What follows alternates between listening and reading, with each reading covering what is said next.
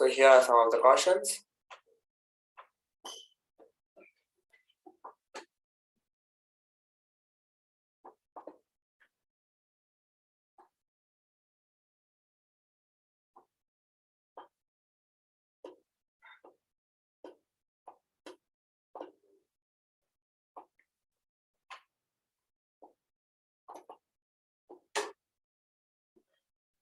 We welcome all Kailasa attending from Kailasa monasteries, gurukuls, temples, ashrams, and centers from around the world. We welcome all the Facebook, Instagram, NTV, Kailasa TV, Hinduism Now TV, Twitter, YouTube viewers, and all those blessed who have Nine Diksha, which is a 2-hour video conference, who are joining us for today's sacred spiritual program, which is the Devi Samadhi Darshan.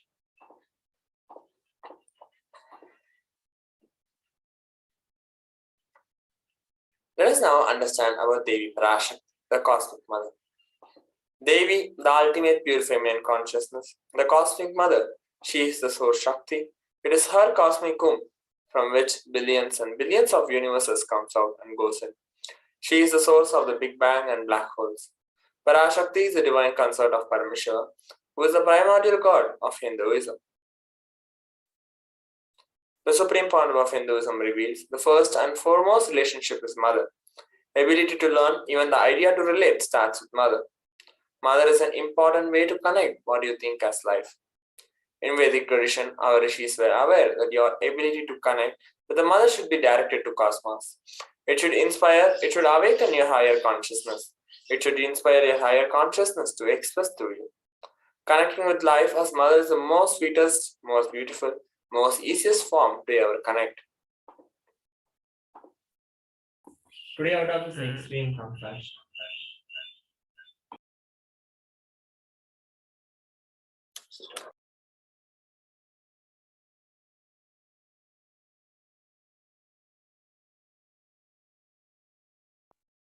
Today, out of his extreme compassion and love, the supreme founder of Hinduism is manifesting Devi Parashakti herself and gracing us, answering all our questions, attending to our prayers, giving boons, healing us, revealing our past, present, and future, delivering profound spiritual truths, and ultimately giving us the experience of Paramashivoham itself. Let us now learn about the Bhava Samadhi Darshan. What is Samadhi? Sama means oneness and Adi means source. Samadhi means being one with the source. Bhava means attitude or aspect. Bhava Samadhi means being one with the source through this aspect. What is Darshan? Darshan literally means to have a glimpse of. In the Vedagamic tradition, it is used to describe the moment when we behold a deity, an avatar, a saint, or an enlightened being, as just seeing such beings can cleanse karmas of lifetimes and create a deep and a lasting transformation in the receiver. Darshan is the powerful superconscious vibration that is present around the avatar at all times. He simply radiates darshan just as the sun continuously radiates light. The auspicious moment, when you are able to catch it, becomes a moment of darshan for you, raising you to the next level of superconscious breakthrough, like hitting the reset button on your very being. The signs of Bhava Samadhi Darshan. The divine cosmic beings are real, and they manifest from Kailasa, which is the enlightened time-space zone, through the deities and incarnations. Divine cosmic beings manifest through the Archavataras, with the deities in the temples, and through the Bhava Samadhi Darshans, which are the Nijavataras, the incarnations. The Bhava Samadhi Darshan is the signs of the Nijavatara manifesting the Supreme Consciousness. Devi Parashakti expresses through being of Rajarajeshwari and manifests as Nijavatar in physical form as Devi Meenakshi. The Archavadara, which is the deity, reflects the consciousness and manifestation, which is the being of the superconscious energy. But human beings are not mature enough to receive the higher level experiences from the Archavatar directly. So the avatar physical embodied form has to come down to bridge the gap and create an experience of the superconscious energy in all of us. Bhava Samadhi awakens your Kundalini Shakti, which is the latent potential energy in every human being. During darshan, the whole brain comes alive, turning into a superconductor of conscious energies that heal, empower, and transform our lives.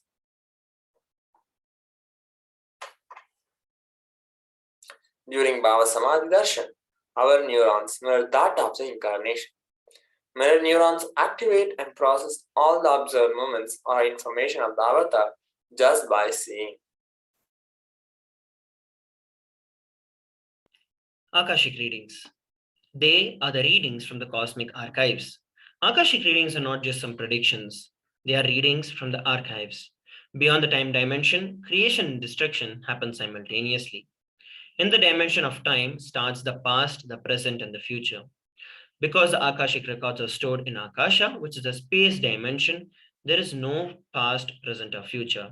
That is why whatever you call as happening, happened, and yet to happen is clearly recorded in the Akashic readings. Let us now learn about the Supreme Pontiff of Hinduism after a short break.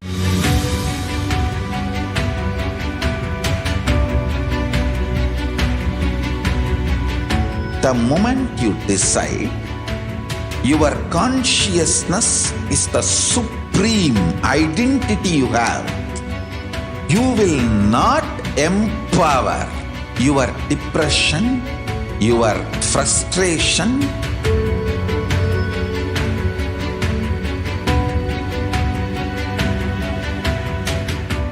deal your problems, whether it is simple headache or depression or the worst suicidal patterns or life negativity, only through consciousness. Don't go for any other solution.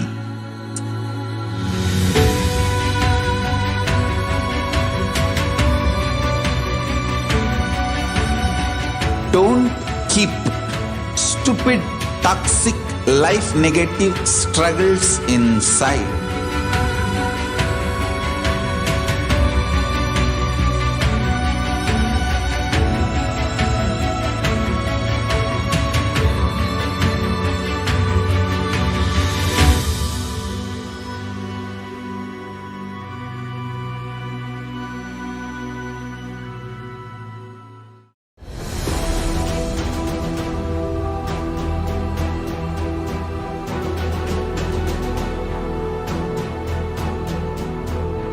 Your consciousness has power at this moment to swallow, digest, clean up all negativity and all toxins.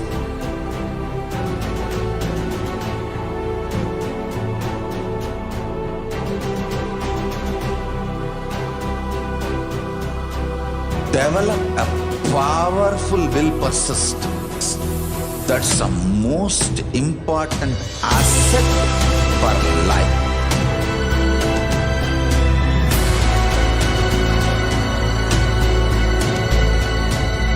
I am not giving you some life positive blah blah. I am giving you the facts of life. I am triggering your consciousness.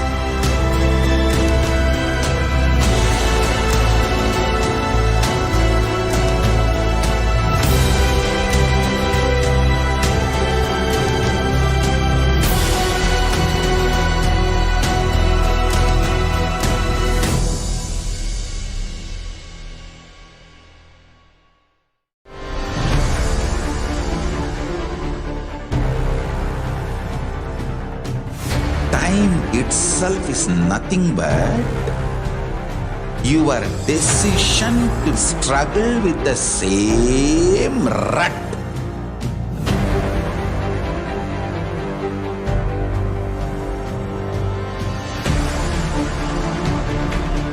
Your decision to struggle with the same rut is time, Kala. Your decision to swallow time is Kala Bhairava.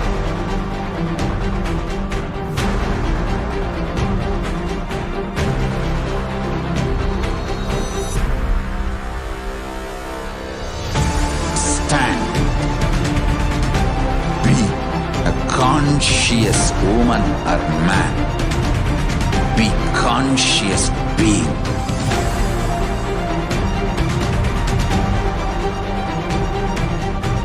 Shrink the time through conscious will persistence. make the future into present by being ferocious with yourself.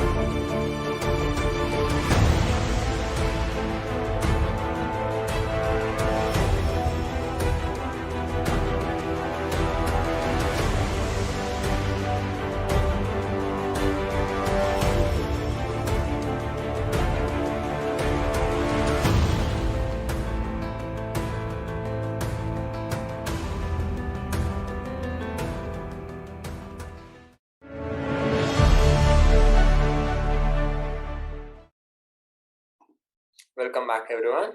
Let us now understand about the Supreme Pandav of Hinduism. The Supreme Pandav of Hinduism, His Divine Holiness Bhagavan Nithyananda Paramashivam, is the 1008th incarnation of Paramashiva, who is a reviver of Kailaasa, a macrocosmic, ancient, enlightened Hindu civilizational nation. Supreme Pandav of Hinduism is the 1008th incarnation of Paramashiva as per Hinduism, recognized by his predecessors who are enlightened masters and adepts. Supreme Pandav of Hinduism has made the science of power manifestation, yoga, and temple-based universities a lifestyle for humanity.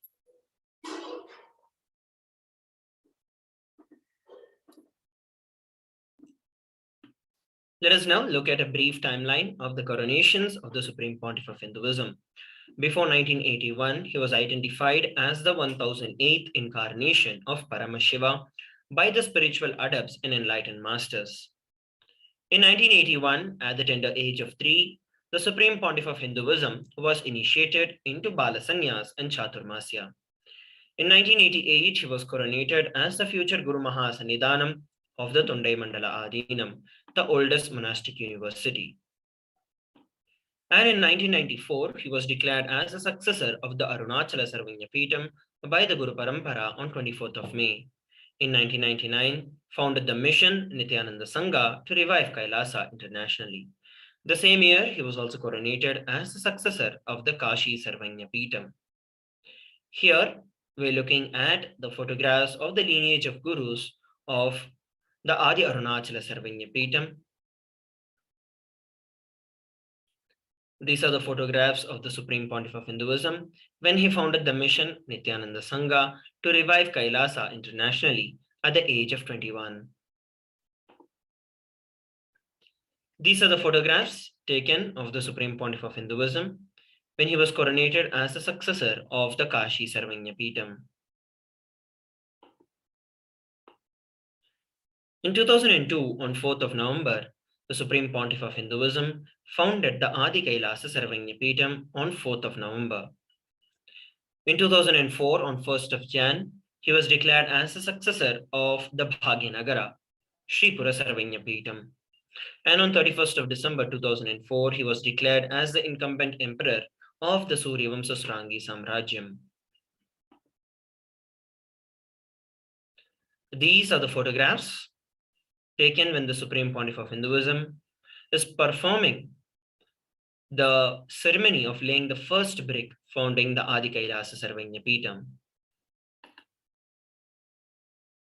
Here we're looking at the coronation of the Supreme Pontiff of Hinduism as the successor of Bhagyanagara, Shri Sarvanya Peetham. Here are the photographs of the lineage of the kings of the Suryavamsa Surangi Samrajyam, of which the Supreme Pontiff of Hinduism is the reigning emperor.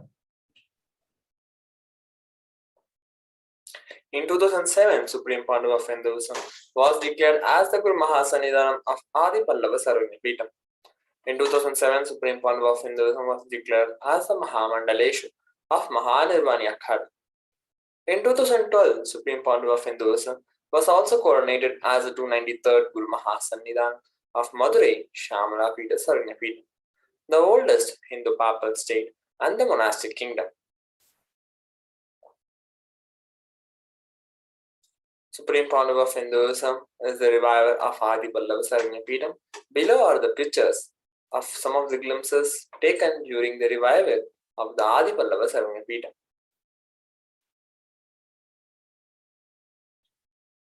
Here are some of the pictures taken during the coronation ceremony as the 293rd Jagadguru Mahasannidhan of Kailaasa on the Shamala Pita Sarvanyapita.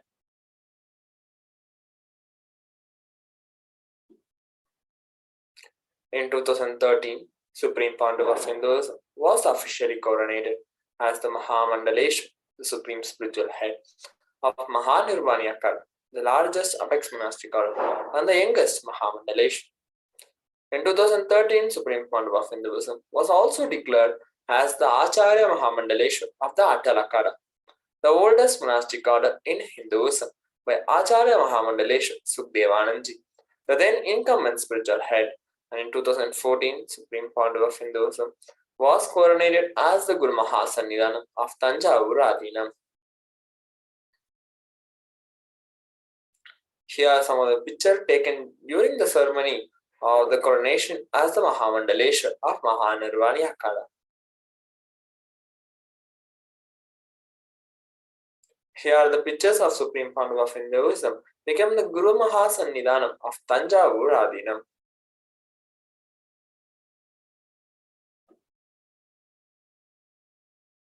In 2014, Supreme Pontiff of Hinduism was coronated as the Guru Mahasannidhanam of Tiruvarur Adinam. In 2014, Supreme Pontiff of Hinduism was also coronated as the Guru Mahasannidhanam of Vedaranyam Adinam. Following the same year, Supreme Pontiff of Hinduism was also coronated as the Guru Mahasannidhanam of Panchanatikulam.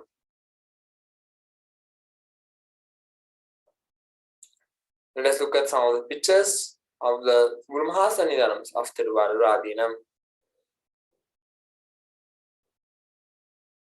Here is the lineage of the Guru Mahasannidhanam of Vedaranyam Adinam.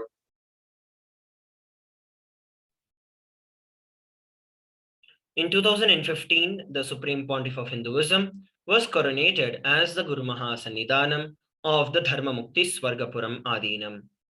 Following which the same year, he was also coronated as the Guru Mahasannidhanam of the Adipita Kolada Matha.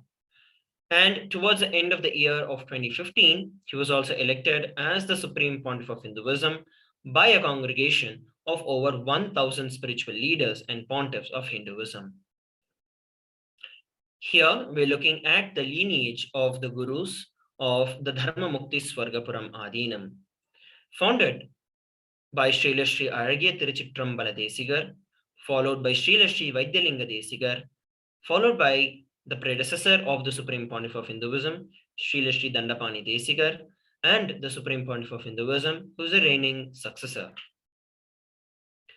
Here, we're looking at the photographs when the predecessor of the Supreme Pontiff of Hinduism crowned the Supreme Pontiff of Hinduism as the successor of the Adipita Kolada Matha and the Guru Mahasannidhanam of the Adipita Kolada Matha. These are the photographs taken when the Supreme Pontiff of Hinduism was elected as the Supreme Pontiff of Hinduism by a congregation of over 1,000 spiritual leaders and adepts in Hinduism. Next, we're going to be looking at some of the global initiatives by the Supreme Pontiff of Hinduism after a short break. Please stay tuned.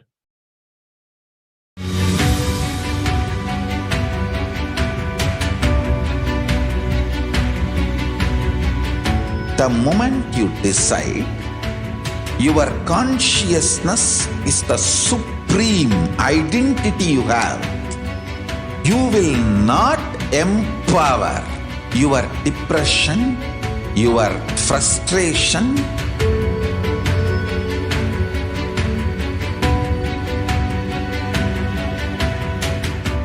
deal your problems, whether it is simple headache or depression, or the worst suicidal patterns, or life negativity?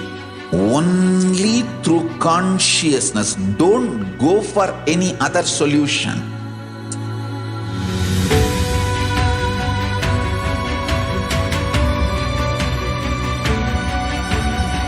Don't keep stupid, toxic, life negative struggles inside.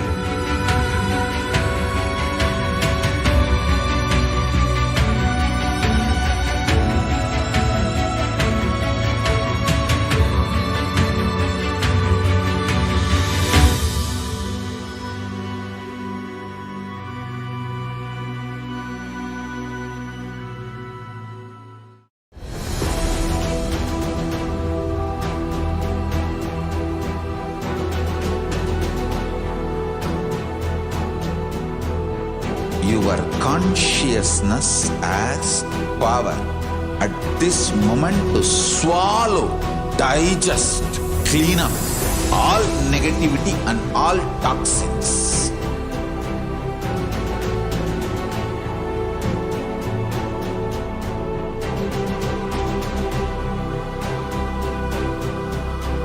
Develop a powerful will persistence. That's the most important asset for life.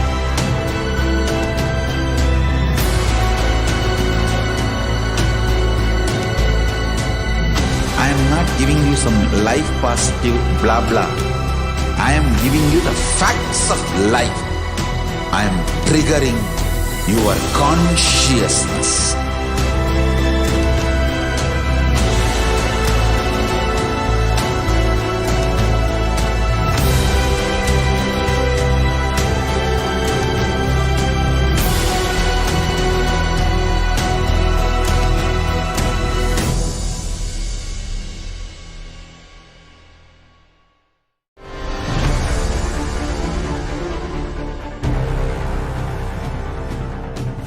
Time itself is nothing but your decision to struggle with the same rut.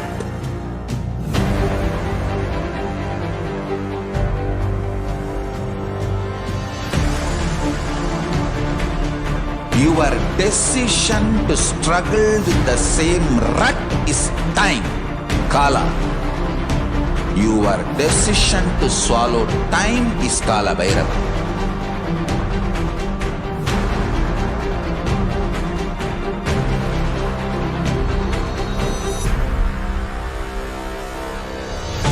Stand. Be a conscious woman or man. Be conscious being.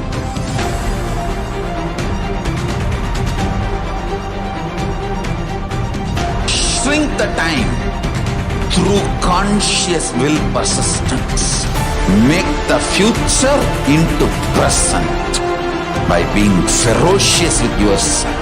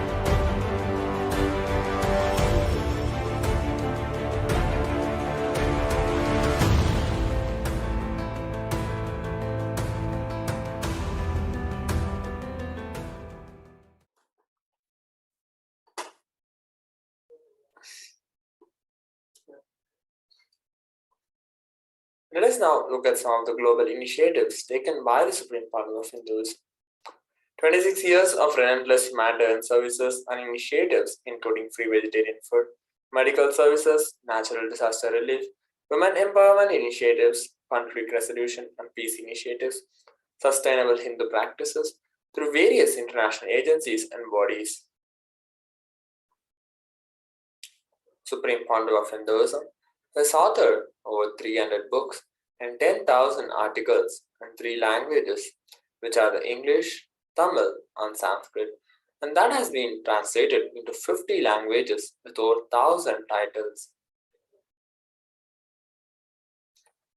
Over 20 million books have been copied and articles has been sold, read, and downloaded worldwide.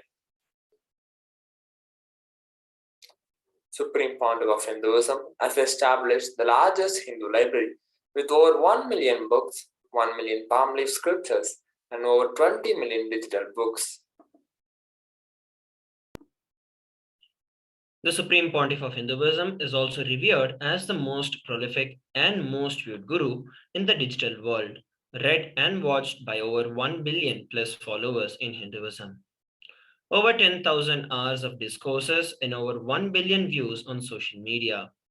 He has been respected as the commentator of all the sacred scriptures such as the Upanishads, Bhagavad Gita, Shiva Sutras, Yoga Sutras, Ashtavakra Gita, Jain Sutras, etc. He has also been honored as the leader of Hinduism, the most awarded, internationally recognized Hindu leader. The Supreme Pontiff of Hinduism has also been acclaimed as one of the top 100 spiritually influential living personalities by Watkins Mind, Body, Spirit magazine. The Sovereign Order of Kailasa, led by the Supreme Pontiff of Hinduism, Bhagavan Nithyananda Paramashivam, and the Nithyananda Order of monks, nuns, and Hindu diaspora, are working for global peace and to give superconscious breakthrough to humanity.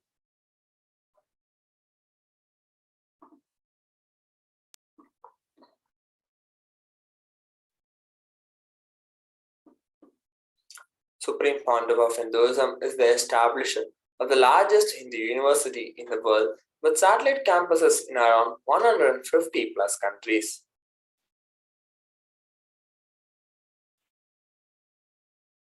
Supreme Pontiff of Hinduism is the establisher of 1,000 plus Kailasa enlightenment ecosystem all over the world. Supreme Pontiff of Hinduism is also the founder and reviver of over 100 plus Sarvanya Peetams. Let us now enter into the next segment of today's Bhavasamadhi Darshan, which is the manifestation of the extraordinary Shaktis of Paramashiva.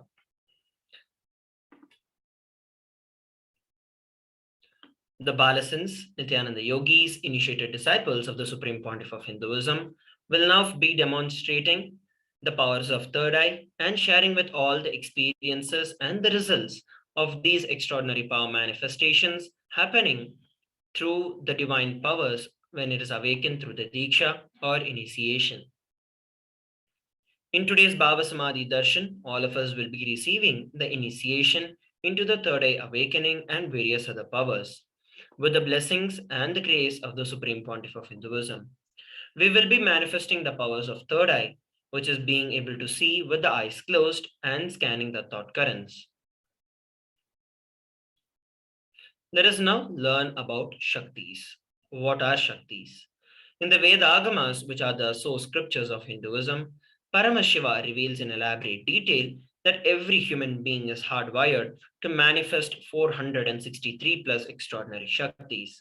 Manifesting powers are described as a science, a system, and a method for human beings to explore various states of consciousness. The Shaktis manifest from the fundamental principle that you are divine and that you need to manifest divine, not that you are a man and that you need to reach divine.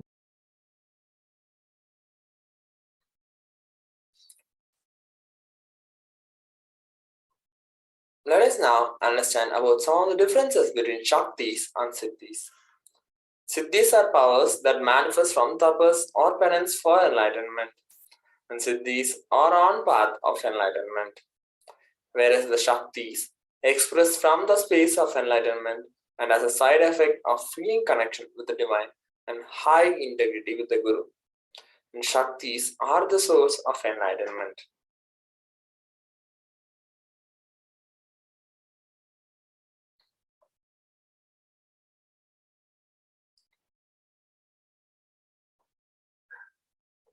Siddhis are not permanent and Siddhis may divert you from enlightenment, whereas the Shaktis of Paramashiva manifest through ordinary human beings in an extraordinary way after the initiation from the avatar, and Shaktis are permanent.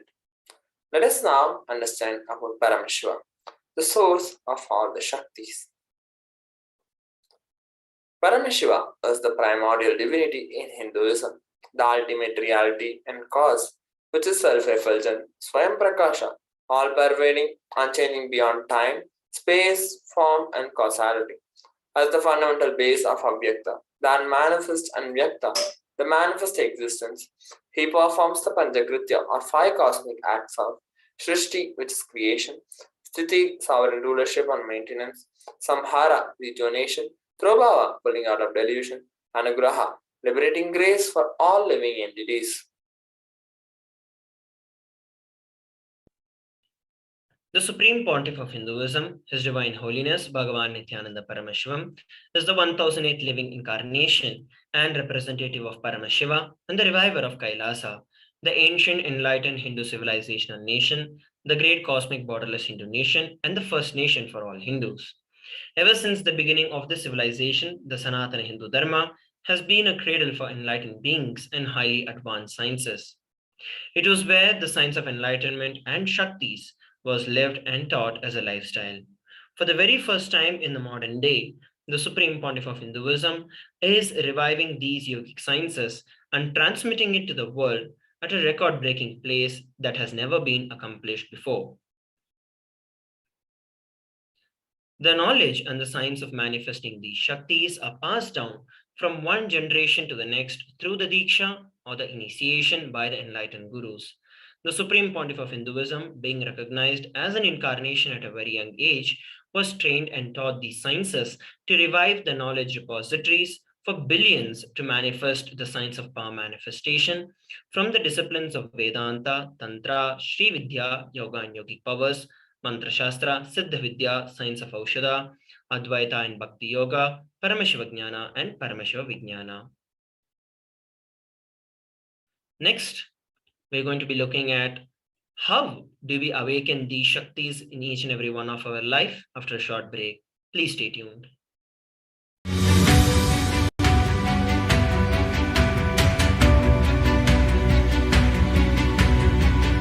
The moment you decide, your consciousness is the supreme identity you have.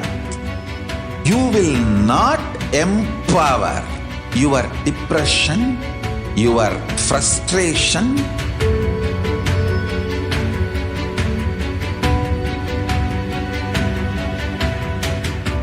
deal your problems, whether it is simple headache or depression or the worst suicidal patterns or life negativity, only through consciousness. Don't go for any other solution.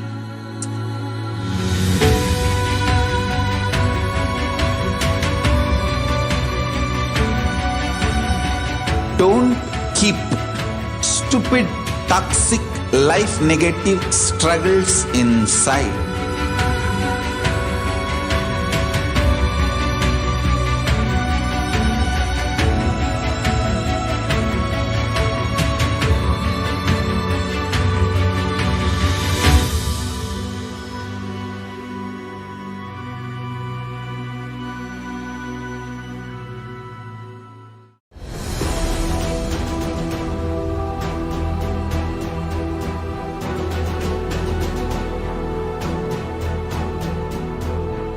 Your consciousness has power at this moment to swallow, digest, clean up all negativity and all toxins.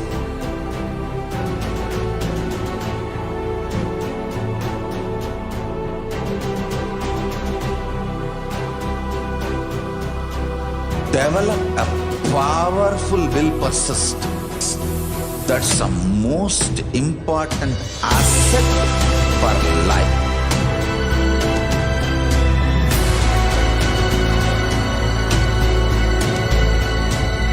I am not giving you some life positive blah blah. I am giving you the facts of life. I am triggering your consciousness.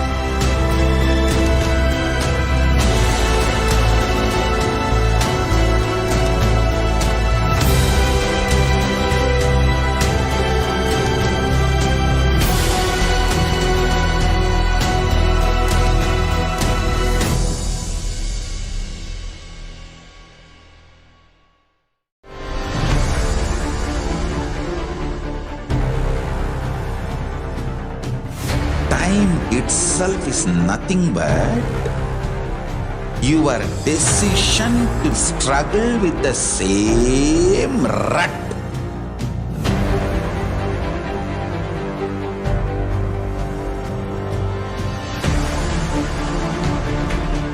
Your decision to struggle with the same rut is time, Kala.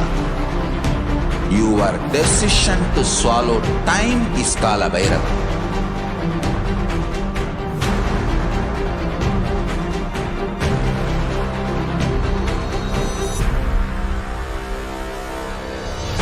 Stand. Be a conscious woman or man. Be conscious being.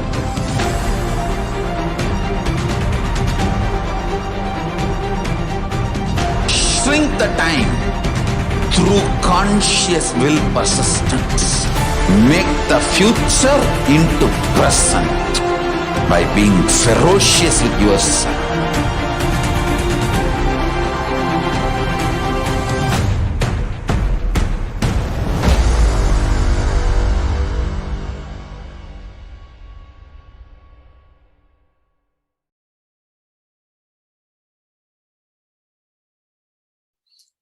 Let us now understand about manifesting Shaktis. Every ultimate truth, Jnana, which is mapped into your consciousness as Prajna, which manifests as possibility and power of every being as Prajnana. Let us now watch a beautiful video on the science of initiation.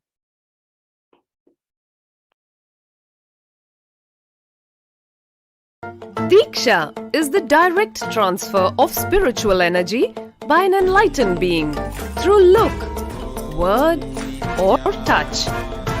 The traditional Vedic book Navaratneshwara states, Sarva samapi dikshanam muktihi phalamakhanditam avirodhat bhavantyeva prasangyastu bhuktayah. The main benefit of all initiations is moksha, enlightenment. As a side effect, health, wealth, leadership and well-being happen. And in Rudrayamala Tantra, Shiva says, Devi diksha vihinasya na siddhihi na cha sadgatihi tasmad sarva prayatnena guruna dikshito bhavet. The one who is not initiated does not attain liberation nor a better future. So by all efforts, one should get initiated by Guru. What is the science of initiation? Neuroscience has proved that the process of initiation floods the brain with energy. This is the superconscious energy of Kundalini, our own highest inner potential energy. As the Kundalini flows from the thalamus to the cortex, it sets up a powerful energy loop within the brain, which awakens the latent non-mechanical parts which we have never used before. With increasing levels of coherence, the whole brain comes alive, turning into a superconductor of conscious energies that heal, empower, transform our lives, bliss and fulfillment. Initiation creates high awareness, visualization, creativity. It also slows the aging process and improves the immune system. Kundalini awakening, healing experience, levitation, teleportation, materialization. Experience the power of initiation through a range of exclusive programs. Yes. So we saw a beautiful video where we learned about the science of initiation. Let us now look at the next, how this science of power manifestation is authenticated through the four aspects of evidences or pramanas. The first is the Shastra Pramana, which are the eternal and unchangeable truths that are revealed in the source scriptures. The next is the Apta Pramana, which is the experiences and the results of Aptas or authorities of Hinduism. The next is the Atma Pramana, which is the personal experience of the Supreme Pontiff of Hinduism. And the next is the Pratyaksha Pramana, which is the empirical evidence from observation and scientific experimentation.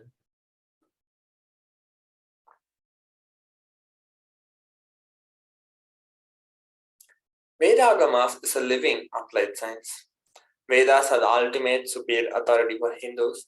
Vedas are pure science, where the ultimate truths are explained. Agamas are the scriptures where the applied technology, the applied science is expanded. Vedas and Vedagamas are given the status of Shruti, as they are directly revealed by Paramashiva. They are the ultimate, eternal, unchangeable truths, and a reference cited from the Shastra or source scriptures is called the Shastra Pramana.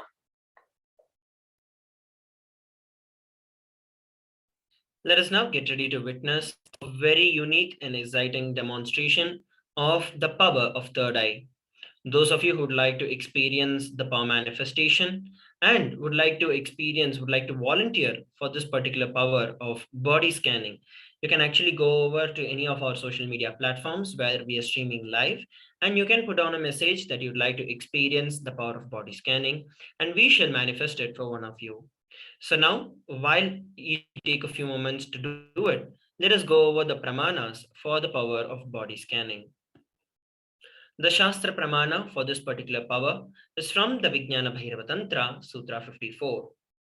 Swadehe jagato vapi sukshma sukshmatarani cha tattvani yani nilayam dhyatvante vyajyate para.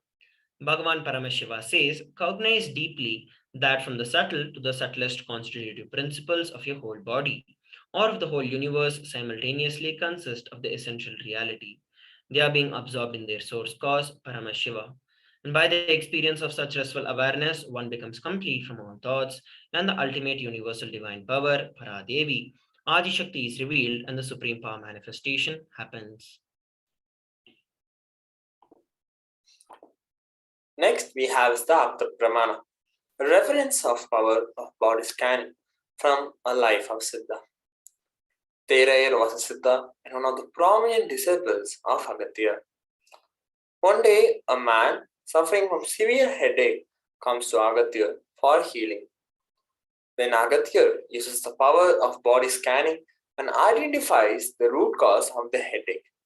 And he reveals that there is a small tere, a type of frog, sitting in the person's brain. Then Agastya immediately instructs Teraya, his disciple, to perform an open head surgery and remove the frog. After the surgery is completed successfully, the person is healed and cured of the headache. Thus, he gained the name Teraya. Next, we have the Atma Pramana. On 22nd December 2019, Supreme Founder of Hinduism, His Divine Holiness, Bhagavan Nithyananda Paramashivam, revealed how Swamiji uses the power of body scanning. Paraphrasing in his own words, only when I had the multiple compound hand fracture, I was forced to go for surgery and therefore for medical checkups related to that. At that time, they detected heavy metal quantity in my different organs. It was revealed that I had been poisoned without our knowledge. I immediately used diagnostic methods instead of medical facilities to study the body condition due to the poisoning. Through body scanning, I found out what the problems, imbalances had happened and where balance has to be done. So I used allopathy as a second opinion to verify my findings. Here we are looking at the Sakshi Pramana, which is the experiences and the results of these extraordinary power manifestations happening through the initiated disciples of the Supreme Pontiff of Hinduism. Now we are going to be entering into this power manifestation. We have a volunteer, we have Itzen, who is asking for the power of body scanning. So what I'll be doing now is chanting the Mahavakya, Om Nithyananda Paramashivoham, establishing myself in the space of oneness with Swamiji and revealing whatever Swamiji is showing. So all of you also around the world who are watching us live and participating in this program, you all can sit straight with your head, neck and spine in a straight line. Let us remember Swamiji in our third eye and chant the Mahavakya. Om Nithyananda Paramashivoham. Om Nithyananda Paramashivoham. Om Nithyananda Paramashivoham.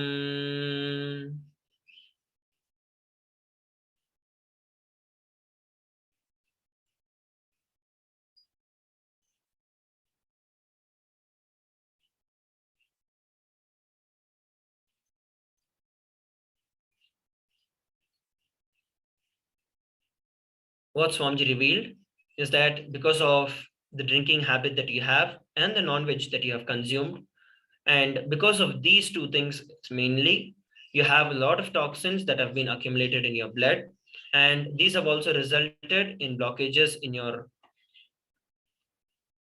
these have also reflected as blockages in your veins and arteries. And you've also had a previous surgery with your heart where one of these blockages had to be removed. And also, this has been a reason for you to have high blood pressure and also hypertension, which directly is reflecting in your day-to-day work, and is because of which you're not able to focus on any one particular job and is causing a lot of anxiety. Swamiji revealed for you to attend the Paramashivoham Level 3 program, the upcoming program, and it's only through the initiation and the healing of Swamiji that you can experience the completion and you can get free from this pattern. So this is what Swamiji revealed. You can share with all of us how you're able to relate with this by posting your message on our social media platforms. So with that, we are coming towards the conclusion of this particular segment of body scanning. Let us now move on to the next segment of today's Bhava Samadhi Darshan after a short break. Please stay tuned.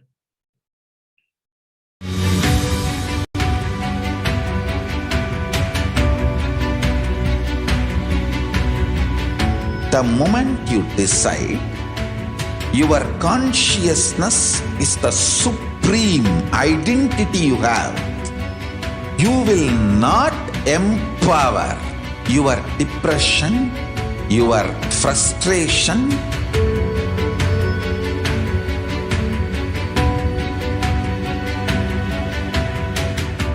deal your problems, whether it is simple headache or depression or the worst suicidal patterns or life negativity, only through consciousness. Don't go for any other solution.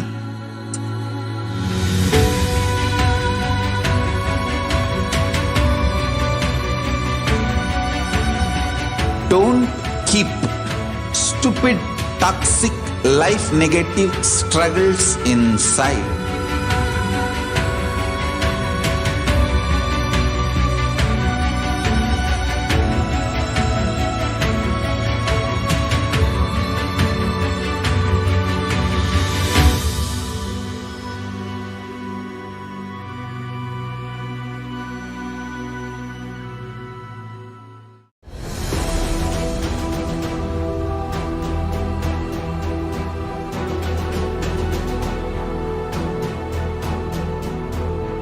Your consciousness has power at this moment to swallow, digest, clean up all negativity and all toxins.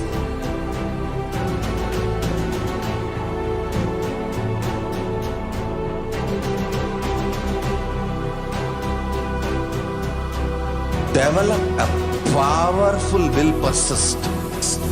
That's the most important asset for life.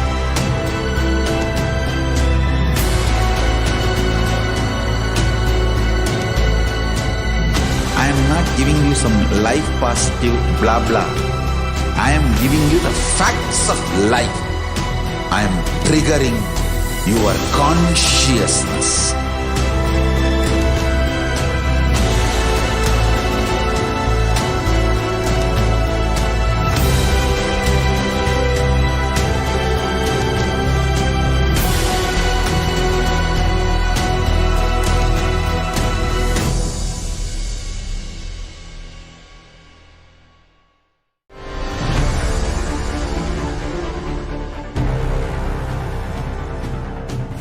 Time itself is nothing but your decision to struggle with the same rut.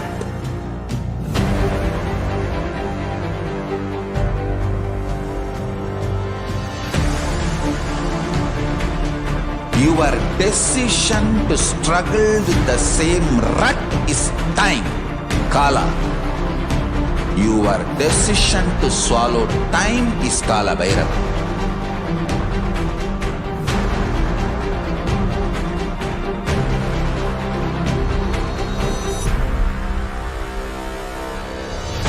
Stand. Be a conscious woman or man. Be conscious being.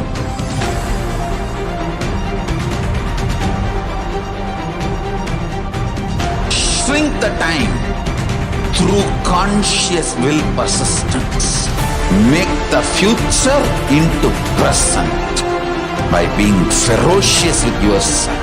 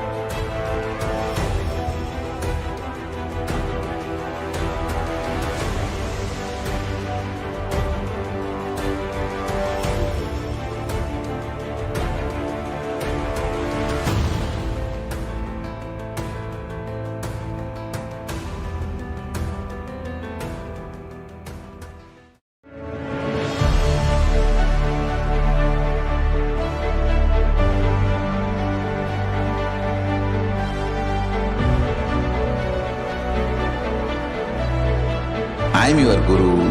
I will make you enlightened. It's my commitment.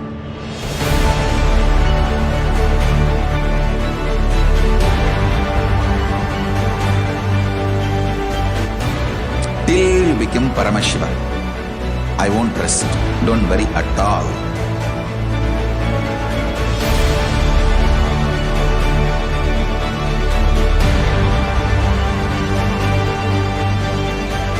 To all my disciples, I give you this as a boon. I'll swallow everything with which you are stuck and liberate you all.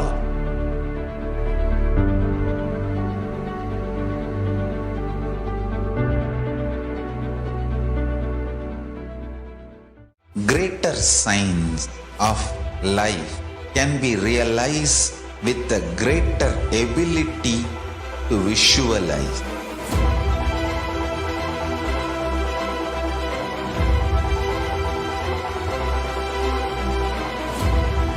Greater science is the equivalent word for Hinduism.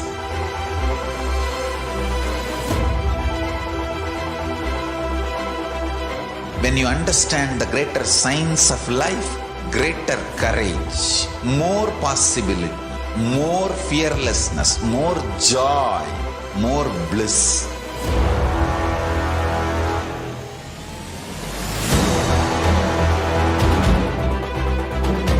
When you visualize Paramashiva with 25 heads, 75 eyes, 50 hands, your consciousness becomes ferocious, and that ability to visualize, you will get involved in everything deeply.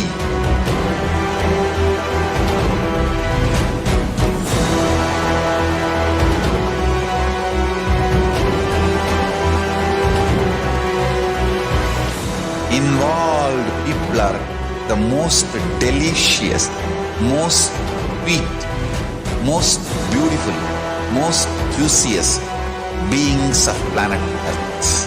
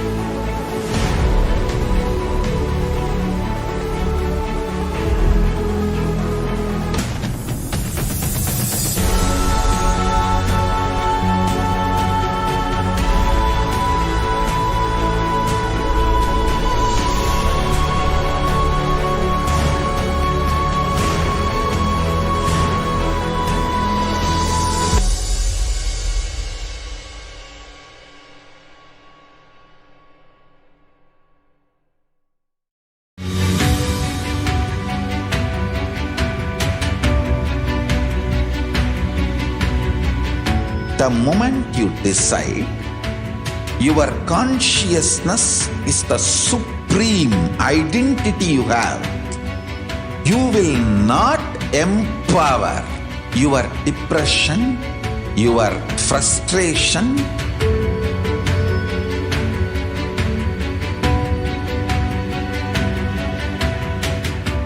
deal your problems, whether it is simple headache or depression or the worst suicidal patterns or life negativity, only through consciousness. Don't go for any other solution.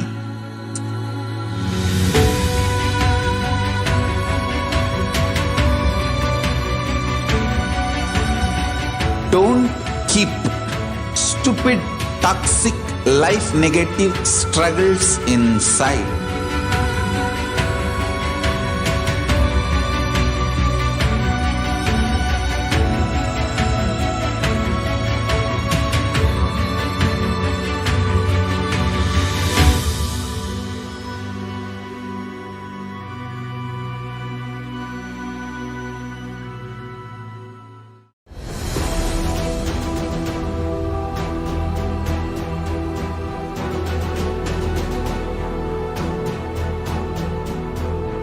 Your consciousness has power at this moment to swallow, digest, clean up all negativity and all toxins.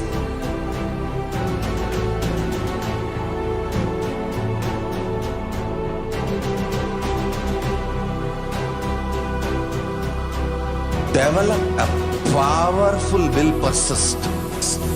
That's the most important asset for life.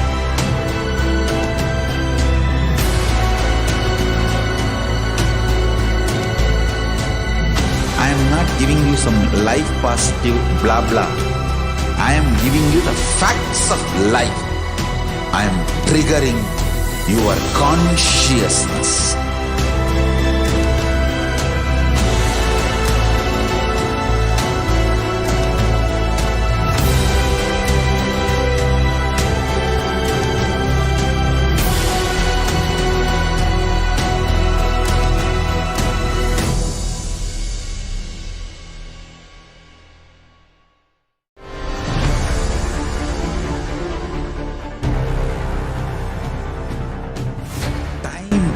yourself is nothing but your decision to struggle with the same rut.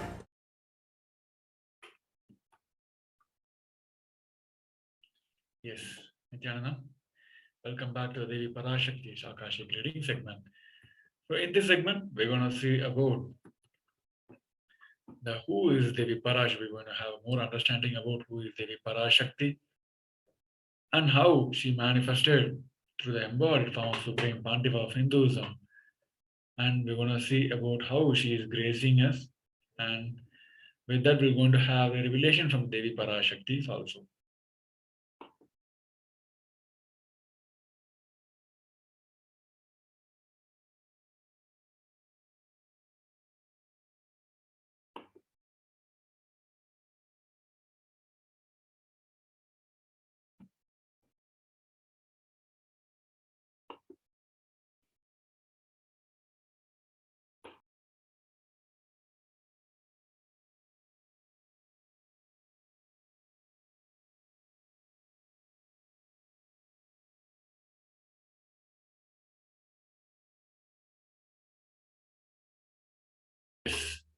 So one of the unique contributions to spiritual consciousness from the Vedic tradition is this sacred feminine worship. Even if everything from what Vedic tradition gave is lost, then just if this sacred feminine tradition is there, then the whole thing can be revived because that is the seed. Hinduism has at least 10,000 sampradayas. Even if all the sampradayas are lost for some reason, and only this one sampradaya, the Devi worship, remains, the whole thing can be brought back because the whole thing is centered on this, the mother worship. Mother worship carries the blueprint, the hologram of the whole Vedic tradition.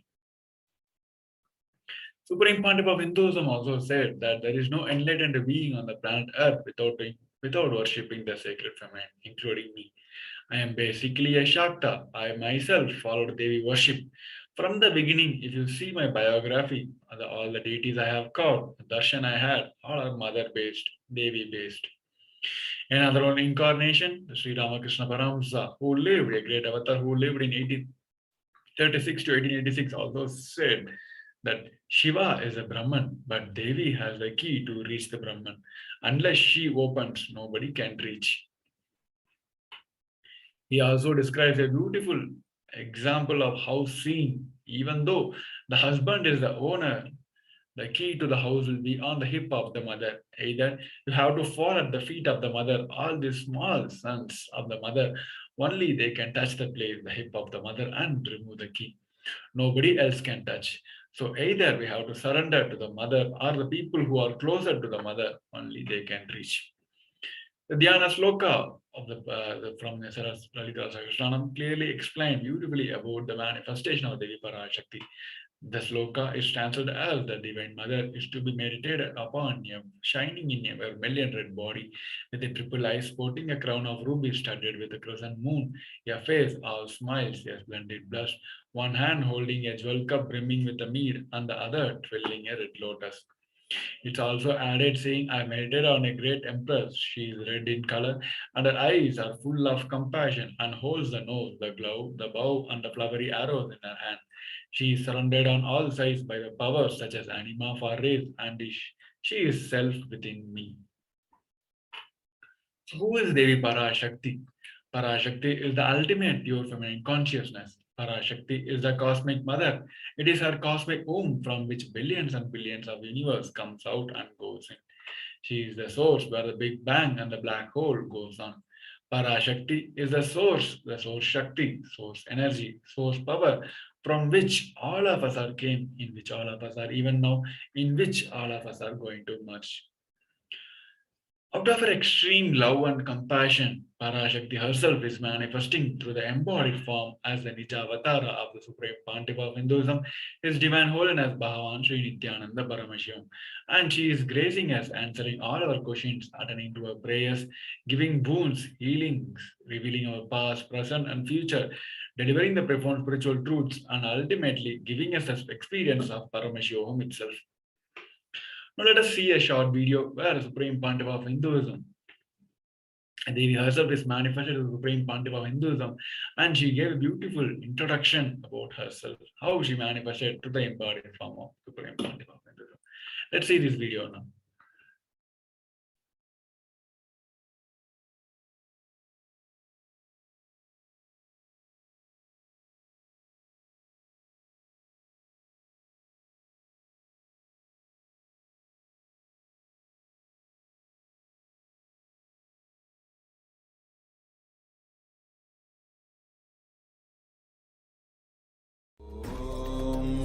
Nithyananda Paramashivoham.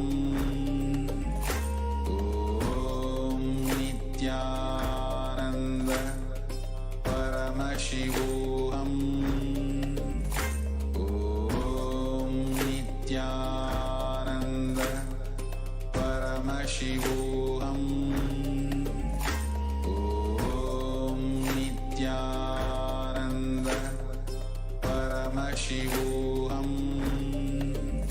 Om Nithyananda Paramashivoham. Om Nithyananda Paramashivoham.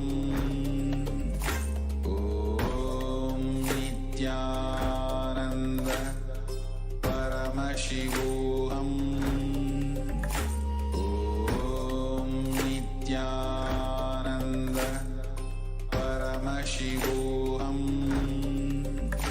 Om Nithyananda Paramashivoham.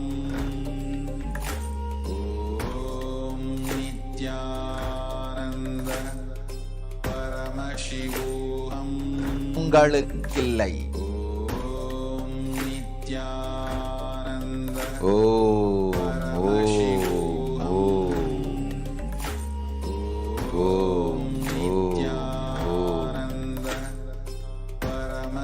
ஓமெனும் ஓங்காரத்து உட்பொருளாய் மலர்ந்து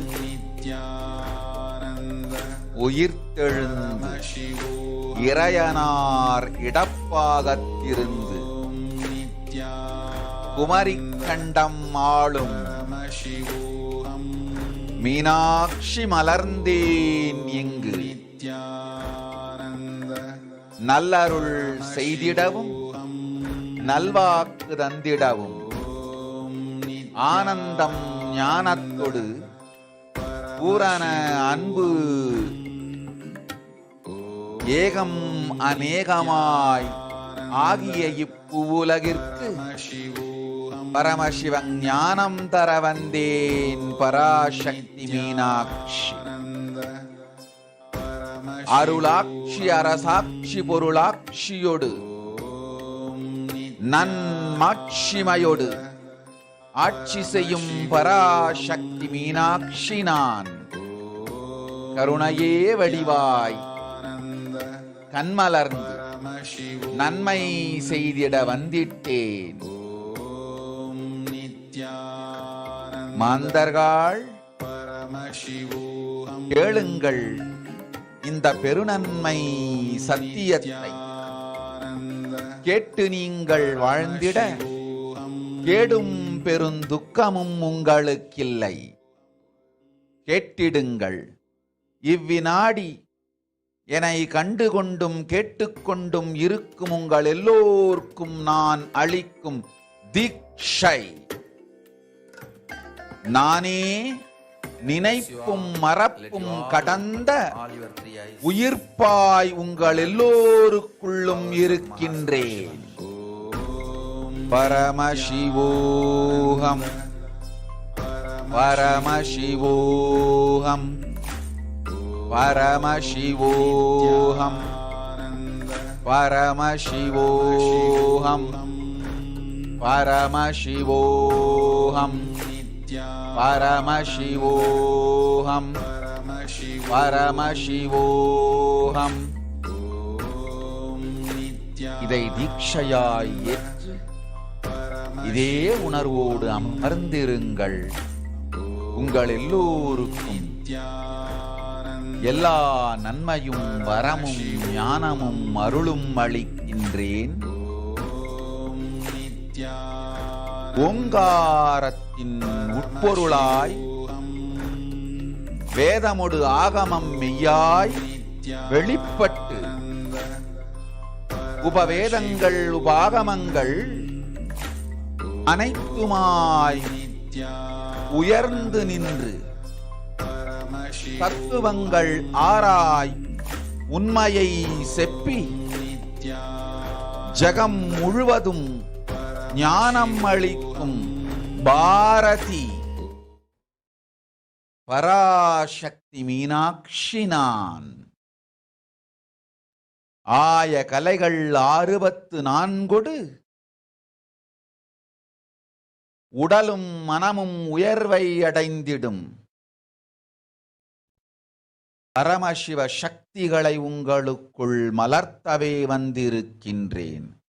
அஷ்ட சித்திகளும் அஷ்ட கன்மமும் ஆதி சக்தி பரமேஸ்வரியாய் மலர்ந்து உங்கள் அத்துணை பேருக்கும் ஆனந்தம் அளிக்கின்றேன்.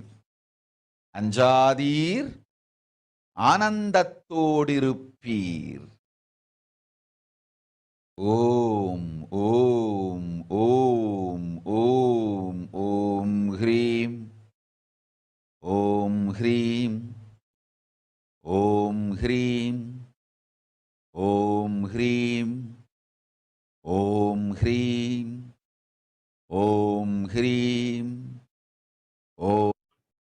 Now let us see the rough translation of how Devi has manifested through the embodied form of Supreme Pontiff of Hinduism in the words of Devi herself.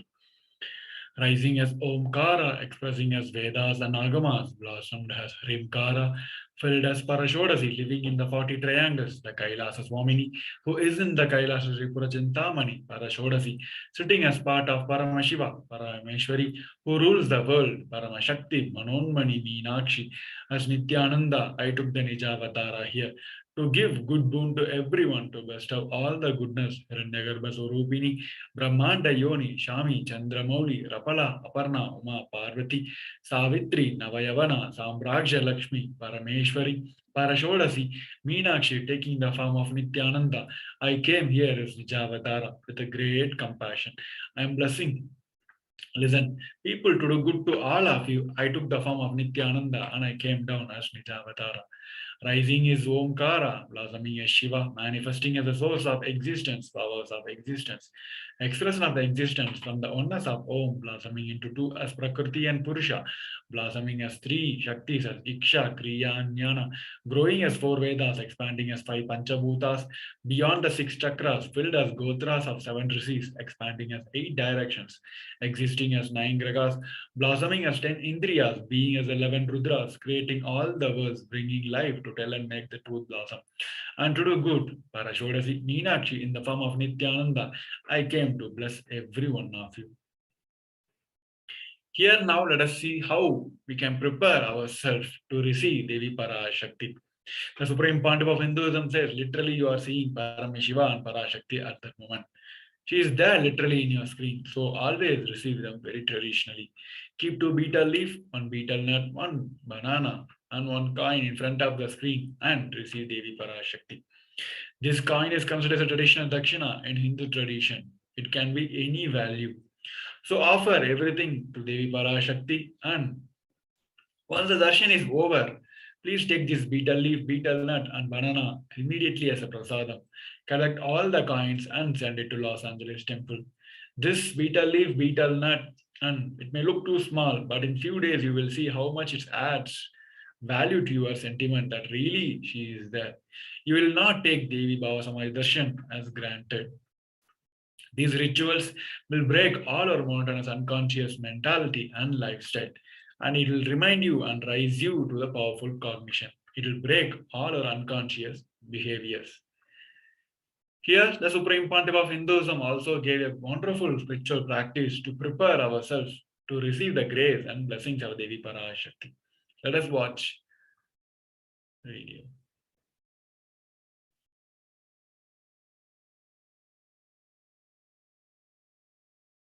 I wanted to give you one sacred secret to all of you. Do this Panchabhuta Yoga. See, whenever you want to ask any question to Devi and receive the answer, on that day, do this Panchabhuta Yoga. Means, apply only mud on the body and take bath. Don't apply any chemical on the body to take bath. Just that Puttuman means that anthill mud. Only that apply on the body and take bath. Don't apply anything else. That is mud.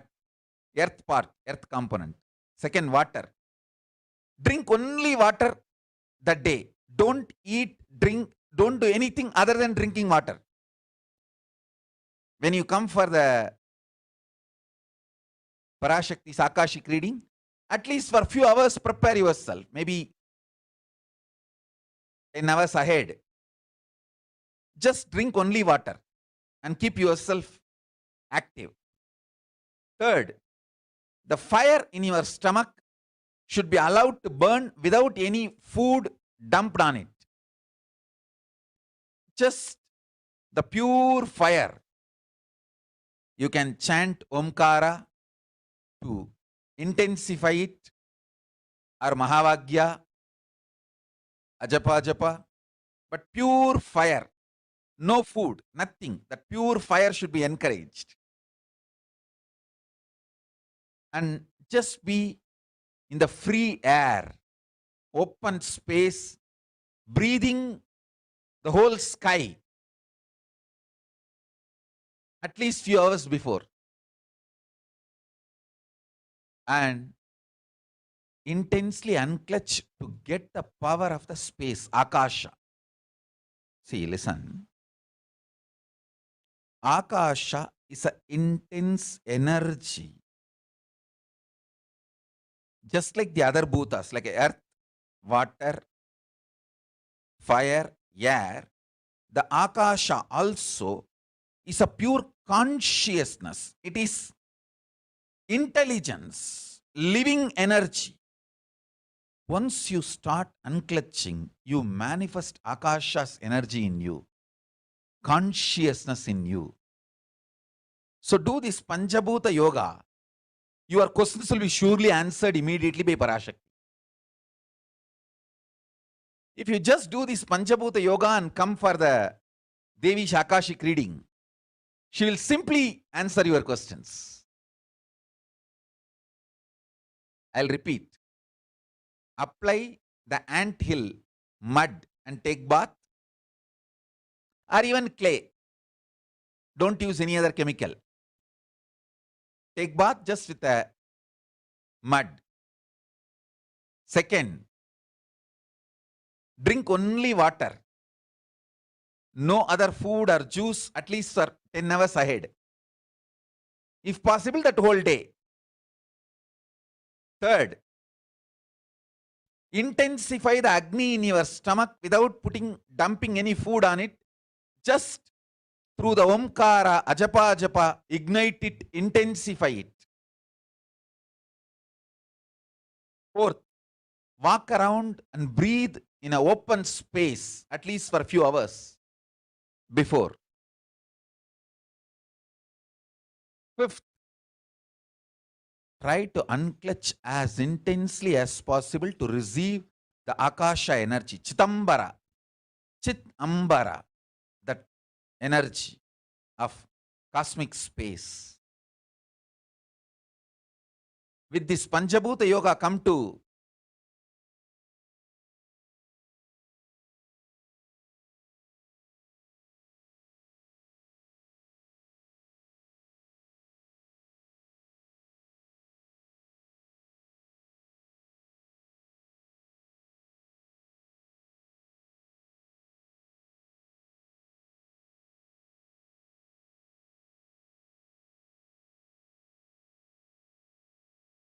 Parashakti's Akashic reading.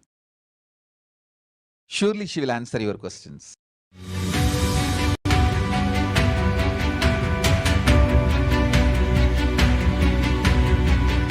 The moment you decide, your consciousness is the supreme identity you have.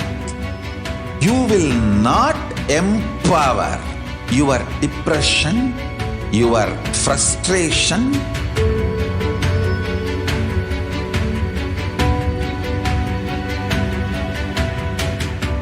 deal your problems, whether it is simple headache or depression or the worst suicidal patterns or life negativity, only through consciousness. Don't go for any other solution.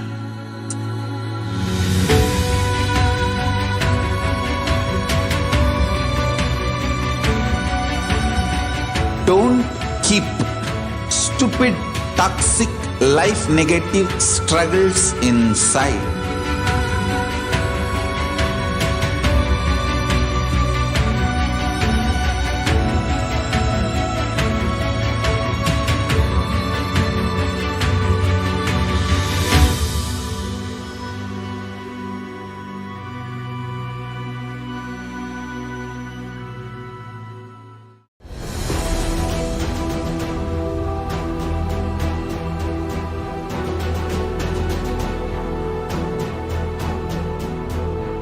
Your consciousness has power at this moment to swallow, digest, clean up all negativity and all toxins.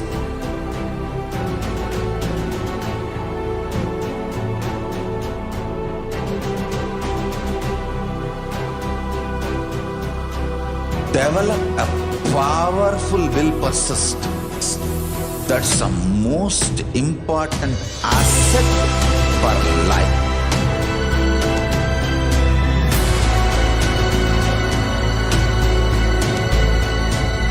I am not giving you some life positive blah blah.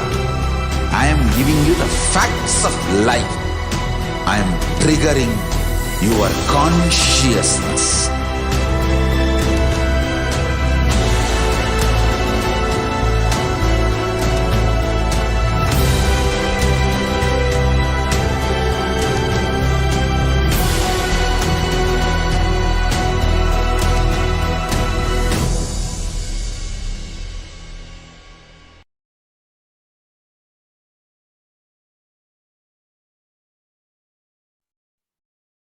Nithyananda, everyone. So now we will move into the segment where we are going to listen about the revelation by Devi Parashakti. These revelations are very important for all of us to understand the upcoming situations during this pandemic. So through this we will also be aware of what is going to happen in the past, and not only that Devi is revealing about just about the upcoming situation and pandemic, but also she will be giving us the solution on how to protect ourselves.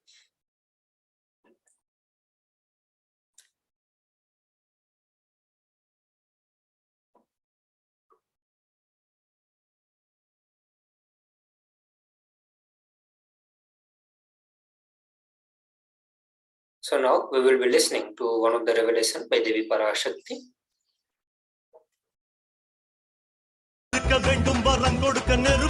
Om Om Om Om Om Om ஓங்காரத்துயர்ந்து பாங்காய் வேதமொடு ஆகமமாய் வெளிப்பட்டு ரீங்காரமாய் மலர்ந்து பரஷோடசியாய் நிறைந்து 40 முக்கோணம் வாழும்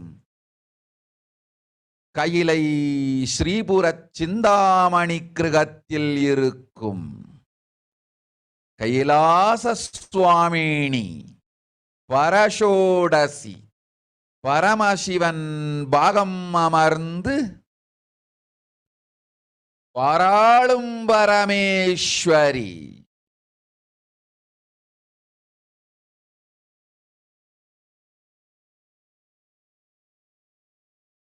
பரமசக்தி மனோன்மணி, மீனாட்சி, நித்யானந்தனாய் நிஜாவதாரம் கொண்டேன் இங்கு எல்லோர்க்கும் நல்வரம் தந்திட எல்லா நன்மையும் அருளிட. ஹிரண்ய கர்ப்பஸ்வரூபிணி பிரம்மாண்டயோனி சாம்பவி சந்திரமௌலி ரபலா அபர்ணா உமா பார்வதி சாவித்ரி நவயவனா சாம்ராஜ்யலக்ஷ்மி பரமேஸ்வரி பரஷோடசி மீனாட்சி நித்யானந்தனாய் உருக்கொண்டு இங்கு நிஜாவதாரமாய் வந்தேன். அருட்பெருங்கருணையினால் அருளுகின்றேன் கேளுங்கள். மக்களே, உங்கள் எல்லோருக்கும் நன்மை செய்யவே நாம் இங்கு நித்யானந்தன் வடிவு கொண்டு நிஜாவதாரமாய் இறங்கி வந்தோம். இந்திய நாட்டு மக்களே, கேட்டுக்கொள்ளுங்கள், நன்றாய் கேளுங்கள். காலம் காலமாய் அவதார புருஷர்கள் வந்து மலர்ந்து உலகிற்கு நன்மை செய்யும் மிக பெரும் ஞான பூமி பாரதம். இருக்கின்ற ஒரு பாரதத்தை இழக்க இயலாது மக்களே. ஞான கர்ப்பத்தை மலடாக்க இயலாது. வாழையடி வாழையென ஞானிகளும் அவதார புருஷர்களும் வந்தே தீர வேண்டும், வாழ்ந்தே தீர வேண்டும், மலர்ந்தே தீர வேண்டும். உலகிற்கு அதுவே உத்தம நன்மை. ஒரு சில கயவர்கள் மாயையில் சிக்கி செய்திட்ட சதிகளால் உலகை பலி கொடுக்க ஆகாது. சிருஷ்டி நஷ்டமடைய கூடாது. பிரபஞ்சம் அழிந்துவிடக் கூடாது. பிரளயத்து இருந்து இந்த பிரபஞ்சத்தை காக்கவே பெரும் கப்பல் நானொன்று செய்தேன். அதன் பெயரே ஆதி கைலாசம். ஆதி கைலாசம் இந்த பிரபஞ்சத்தில் இருக்கும் ஞான சக்திகளை ஒன்றாய் திரட்டி பிரளயத்திலிருந்து மக்களை காத்திடவே நாம் செய்த கப்பல். துரோகிகள் சூழ்ச்சியாலும் விரோதிகள் ஆட்சியாலும் வழியின்றி கப்பலை விட்டு மாலுமியே ஒதுங்க வேண்டிய காலம் வந்ததையா. அதனால்தான் ககனம் கொந்தளித்து பேரழிவை நோக்கி சென்று கொண்டிருக்கின்றது. மக்களே, அறியாத தனத்தினால் மாயையில் சிக்கி குழந்தைகள் தவறு செய்தாலும் பிரபஞ்சம் அழியாது காக்க வேண்டியது பராசக்தி, பரமசக்தி பரஷோடசி மனோன்மணியின் பொறுப்பென்பதால் சத்தியங்கள் சிலவற்றை சொல்லுகின்றேன். நன்றாய் கேட்டுக்கொள்ளுங்கள். அடுத்த சில மாதங்களில் 1000 அல்ல, லட்சம் அல்ல, கோடியில் உயிர்கள் பலியாகும். இந்திய நாட்டினில் கோடியில் உயிர்கள் பலியாகும். உண்மையை சொல்லுகின்றேன், நன்மையை சொல்லுகின்றேன். தேடிக்கொள்ளுங்கள் உங்கள் வாழ்க்கைக்கு பாதுகாப்பை. ஆதி கைலாசத்தை நிர்வகிக்கும் அன்பர்களே, நன்றாய் கேளுங்கள். 12 ஆண்டுகளுக்கு முன்பாக வரப்போகும் இந்த மாபெரும் பிரளயத்தை தெரிந்து கொண்டு உலகில் இருக்கும் எல்லா ஔஷத சக்திகளையும் ஒன்றாய் திரட்டி நவபாஷாணத்து நிறுத்தி ஆனந்த லிங்கமாய் வைத்திய சரோவரத்தில் ஸ்தாபித்து வைத்தேன். வருகின்ற குரு பூர்ணிமையோடு 12 ஆண்டுகள் அந்த ஞான ரசவாதம் பழுத்து முதிர்ந்து முழுமையான நவபாஷாண லிங்கமாய் மலர்ந்து விடுகின்றது. வருகின்ற குரு பௌர்ணமியில் இருந்து வருகின்ற எல்லோரும் அங்கு வந்து நவபாஷாண தீர்த்தத்தில் தீர்த்தமாடிச் செல்ல அனுமதியுங்கள். அதற்கு வகை செய்யும் விதத்திலே நல்ல முறையிலே எல்லா நன்மையும் செய்து வையுங்கள். இந்த தீர்த்தத்தில் தீர்த்தமாடியோர்க்கும் அந்த தீர்த்தத்தை அருந்தியோர்க்கும் கொரோனா கொடுந்தொற்று வராது, மரணம் இல்லை, துக்கம் இல்லை.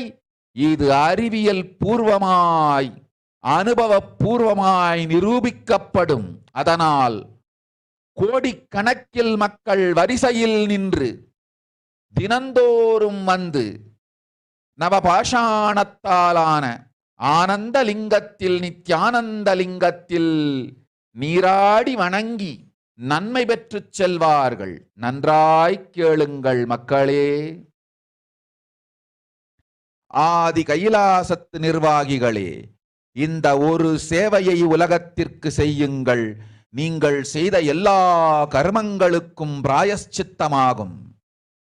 நல் அமைதியும் ஞானமும் யோகமும் உங்களுக்கும் கிட்டும், உலகத்திற்கும் கிட்டும்.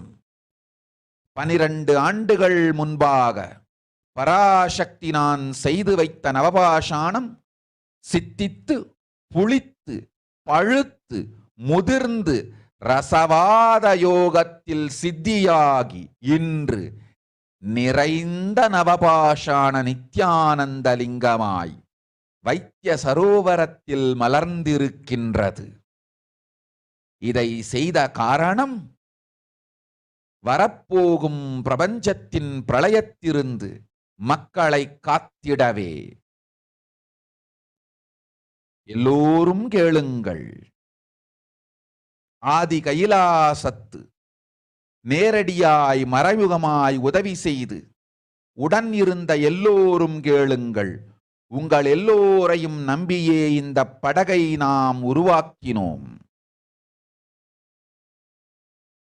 இந்த பெரும் சேவையில் எல்லோரும் வந்து பாகமாயிருந்து கொரோனா வராதவர், வந்தவர், வந்து நீங்கியோர் இவர்கள் எல்லோருக்கும் மாபெரும் மருந்து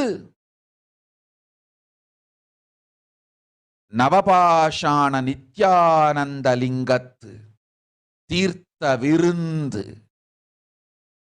எல்லோரும் வந்து நல் நீராடி தற்காப்பும் பெற்று நோய் கண்டவர் நோயும் தீர்ந்து நன்மையெல்லாம் அடைந்திட இந்திய நாட்டு மக்களே, உங்களால் இயன்றதை செய்திடுங்கள். உங்கள் எல்லோர்க்கும் நல் பாதுகாப்பும் உண்டு, நல்லதும் உண்டு. என்னை இழந்தாலும் என்னை நீங்கள் மறுத்தாலும் உங்களை நான் காப்பேன். அஞ்சாதீர்கள். பெருங்கருணை பேரருளால் நான் செய்து வைத்த கப்பலை உபயோகித்து இந்த ஆழிப் பிரளயத்தின் பெருங்கூத்து ஊழிக் கூத்திலிருந்து உங்களை காத்துக் கொள்ளுங்கள். உண்மையை சொல்லிவிட்டேன், நன்மையை சொல்லிவிட்டேன். பிராயஷ்சித்தம் வேண்டுமென்றும் காப்பாற்ற வேண்டுமென்றும் கதறிய பக்தர்கள் எல்லோருக்கும் பெருங்கருணையினால் தீர்வை தந்து விட்டேன். அன்பர்களே, பக்தர்களே, சீடர்களே, என் சொல் கேட்கும் நேர்மையான தொண்டர்களே, புயல் என புறப்படுங்கள். ஆதி கைலாசத்திற்கு தேவையானதெல்லாம் உடனடியாய்ச் செய்து வரப்போகும் மக்களுக்கெல்லாம் அன்னதானம் செய்து அவர்கள் நல்லபடி வைத்திய சரோவரத்தில் தீர்த்தமாடி நவபாஷாண மருந்தையே விருந்தாய்க் கொண்டு நோயிலிருந்து தற்காப்பும் பெற்று உயிர்காப்பும் பெற்று நல்லபடியாய் வாழ்ந்திட தேவையான சேவைகளை செய்யுங்கள். இதுதான் உங்கள் எல்லோருக்கும் பிராயஷ்சித்தம்.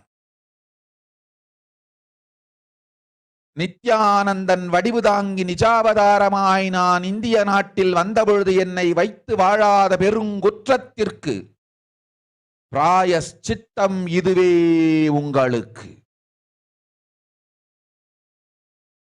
இதை யாவது செய்து, இது ஒன்றையாவது செய்து உங்களையும் காத்துக்கொள்ளுங்கள், நாட்டையும் காத்திடுங்கள். கோடிகளில் உயிர்கள் போகப் போகின்றது என்பதை நேரில் காண்பீர்கள். கண்ட பிறகுதான் நான் சொல்லும் வார்த்தையின் சத்தியமும் உண்மையும் உங்களுக்கு புரியப் போகின்றது. அழிவதற்கு முன்வந்து நவபாஷாண மருந்தை விருந்தாய்ப் பெற்று மரணத்திலிருந்து உங்களை காத்துக் கொள்ளுங்கள். மக்களே, இது ஒன்றே வழி. ஓம் ஓம் ஓம். பெருங்கருணை பேரருளால் அன்னை பராசக்தி அருளினேன் சத்தியத்தை. இந்த ஒரு சத்தியத்தை உடனடியாய் புரிந்து கொண்டு உங்களுக்கும் உலகத்துக்கும் நன்மை செய்து கொள்ளுங்கள். ஆதி கைலாசத்து நித்யானந்த லிங்கத்தின் எல்லைக்குள் ஆருக்கும் கொரோனா கொடுந்தொற்று தீண்டாது. இந்த சத்தியத்தை அனுபவபூர்வமாகவும் அறிவியற்பூர்வமாகவும் முழுமையாக நீங்கள் புரிந்து கொள்வீர்கள். இது நிரூபணமாகும்.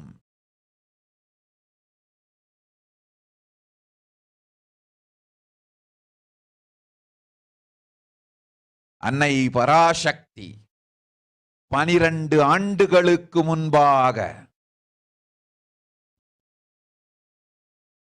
உள்ள ஞான ஔஷத சக்திகள் அனைத்தையும் பிரம்மாண்ட யோனி ஹிரண்ய கர்ப்பத்திலிருந்து கொண்டு வந்து உருவாக்கி வைத்த நவபாஷாண லிங்கம் இன்று பிரளயத்திலிருந்து காக்கும் பெரும் கப்பலாய் உங்களுக்கு ஊதாவும். என இழந்தாலும் நான் செய்து வைத்த இந்த ரசவாத ஞானத்தின் துணை இழக்காமல் உங்களை நீங்களே காத்துக்கொள்ளுங்கள். இது ஒன்றே வழி. மக்களே, இது ஒன்றே வழி. ஓம் ஓம் ஓம் ஓம் ஓம்.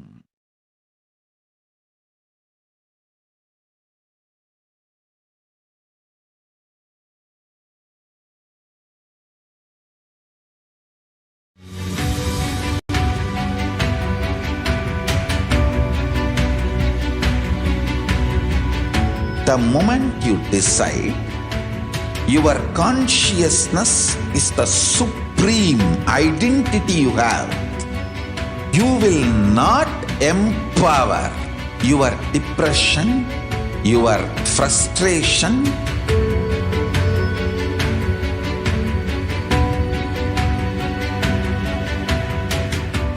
deal your problems, whether it is simple headache or depression or the worst suicidal patterns or life negativity, only through consciousness. Don't go for any other solution.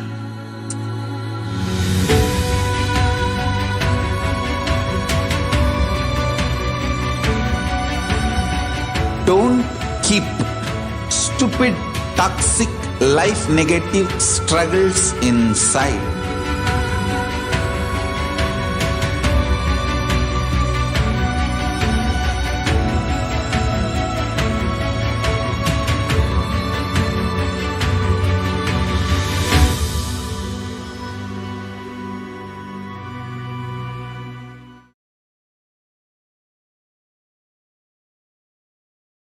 Nithyanam everyone. So after the Devi Parashakti revelation, now we'll be looking into the rough translation given by Devi Parashakti.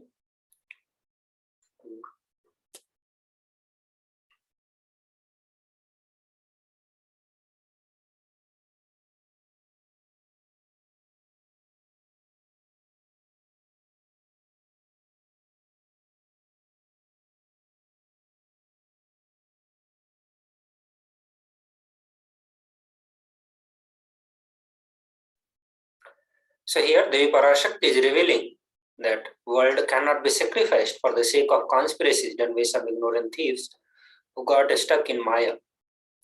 Srishti should not have loss, cosmos should not have destruction. To save the cosmos from the huge pralaya, I made a huge ship. Its name is Adi Kailasa. Adi Kailasa is the ship that will gather all the enlightened power of the cosmos.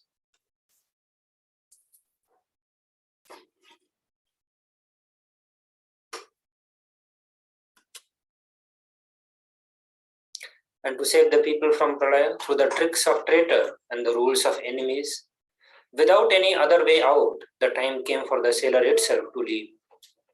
That is why the sky is boiling and moving towards huge destruction.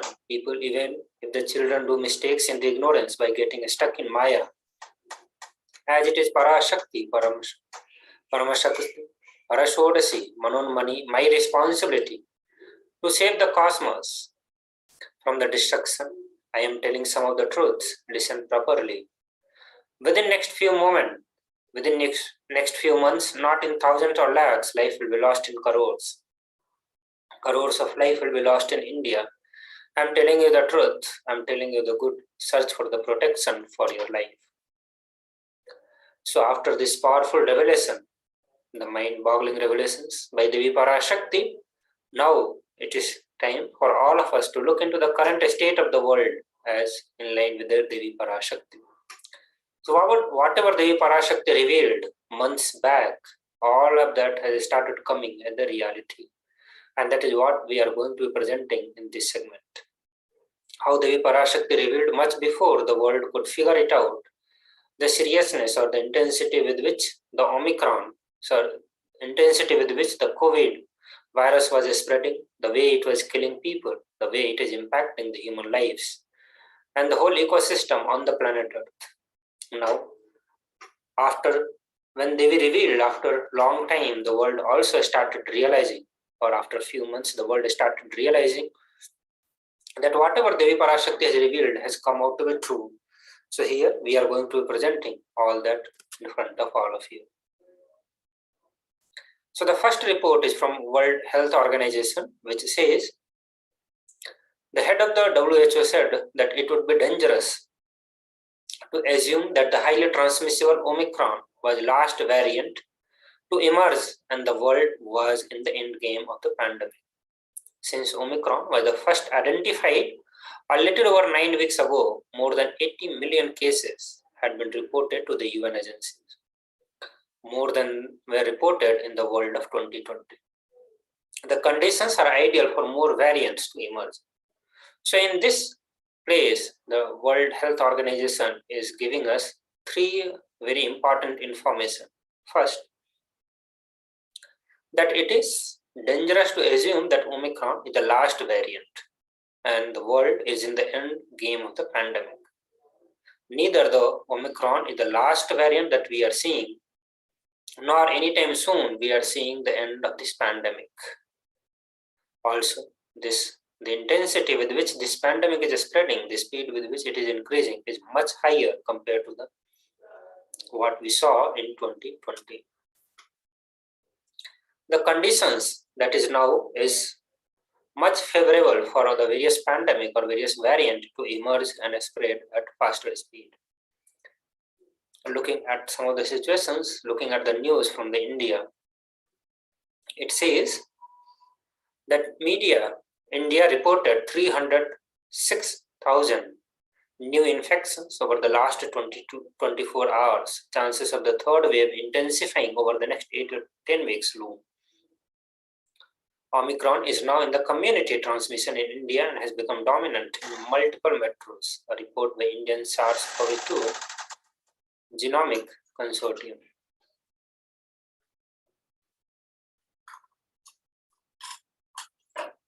So here, as Devi Parashakti had revealed that the life will be lost in crores, not just in lakhs and thousands. So the reports is coming, which is showing the truthfulness of all the revelation. Here we are seeing just in the beginning of the third wave of the corona, third wave of the Omicron, the number of cases are surpassing all the previous records. We are able to see the numbers in the beginning of Omicron, which we saw at the end of the wave 2. So in the wave 2, in the peak of the wave 2, we saw little less than 400,000 cases. Now this Omicron, this is the beginning. And in the beginning itself, we are seeing more than 300,000 plus cases. And also it has become a community transmission in India. That means it is going to be spreading at much more faster speed now. But as soon as any pandemic becomes the community, it goes into the community transmission stage. That means the chances of its spreading is much higher.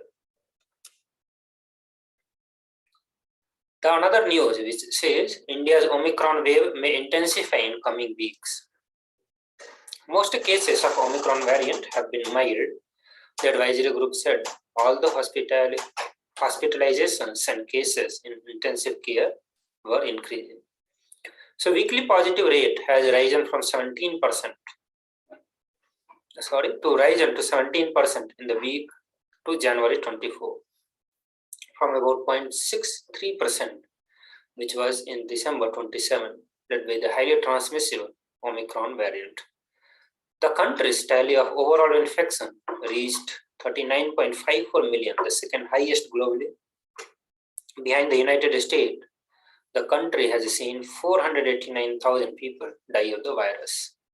So here also the various other reports are all pointing towards the same result, the same conclusion, that this Omicron virus is very serious, not just for India but other parts of the world also. As we all are aware that this Omicron variant was found in one of the African nation, has now spread all across the world, and it has gone to the community transmission stage in India. So as India was expecting that it could reach up to 1 million cases a day in the month of May, June. In the January itself, we are seeing it close to the 300,000 plus cases. The country tally of overall infections has also gone very, very high, and which is approximately 40 million cases. And this is just the second highest after the United States of America. The various other reports which say the first Indian study provides evidence of Omicron variants community transmission. So now we'll look into what is community transmission, as we are continuously saying that this Omicron is in the community transmission stage. SARS-CoV-2 is a virus that spreads from one person to another person. The source of infection thus can be tracked by retracing the people an infected person met in the last few days. This is the standard way of contact tracing as being practiced by the administrations. Community transmission is not a new concept. It implied a massive spread of the infection where the source can't be tracked as the virus is widespread in the community. It is a situation when it is not possible to track who gave the infection to whom, as everybody more or less had the infection. So as we are aware, in the first wave of corona, we were able to trace back the source of transmission. We were able to find out which person could have impacted the next person. But now, the community transmission stage means it is almost in the air, almost it is in every single person who is there. Every other person could be responsible for the transmission of disease from one person to other person. That means it is a massive spread of infections where source is very difficult to track, or it may not be possible to track the source itself to find the person who has spread the transmission, who has spread the infection at all.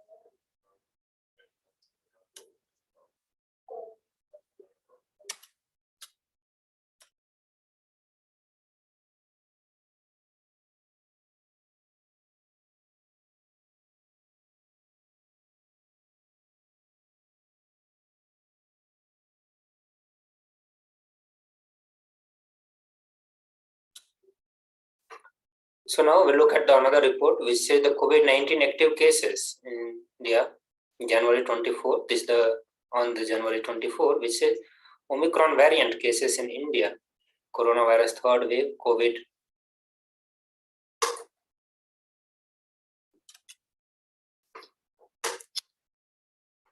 There is another report which says that Omicron forms nearly 75% of recently submitted samples to GISAID. The Omicron variant of COVID-19 was found in nearly 75% of the recent genome sequencing. Test results submitted by India to a global database in the January, compared with about 19% in the end December. People familiar with the matter said that which shows the fast rising presence of the highly transmissible variant in the infected population. The sequencing result reflect the trend that the Omicron variant is gaining prominence over Delta, especially in the cities that are worst affected. A government official said on the condition of anonymity, but that does not mean Delta is not present anymore within the community. We are also getting samples positive for the Delta variant, therefore people need to be very cautious. So this report says, through this report we will be able to find out how fast the Omicron is spreading in the community. In the month of December,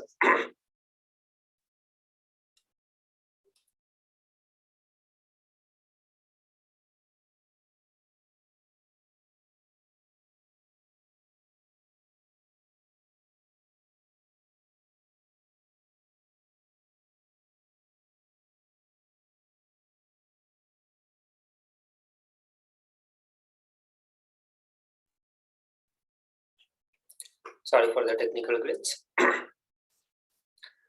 So the Omicron variant in December, when the genome sequencing was taken, the test was submitted. When these tests were conducted, the results showed that only 19% of people had the Omicron. But just in the month of January, in less than a month, it has now become up to 75%. Some of the reports are also saying it to be 80%. 85% cases are from Omicron only. So with these reports, we are able to come to this conclusion on the speed with which this Omicron is spreading in the community. Also, the scientists are saying that when we are getting a high percentage of Omicron, that does not mean that we do not have the Delta variant. Means we are also getting the samples positive for Delta variant. Therefore, people need to be very careful.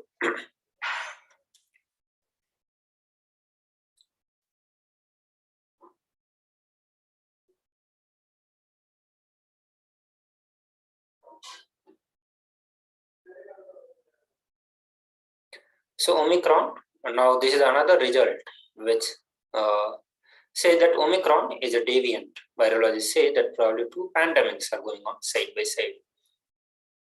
So scientists are exploring whether Omicron is a different pandemic altogether.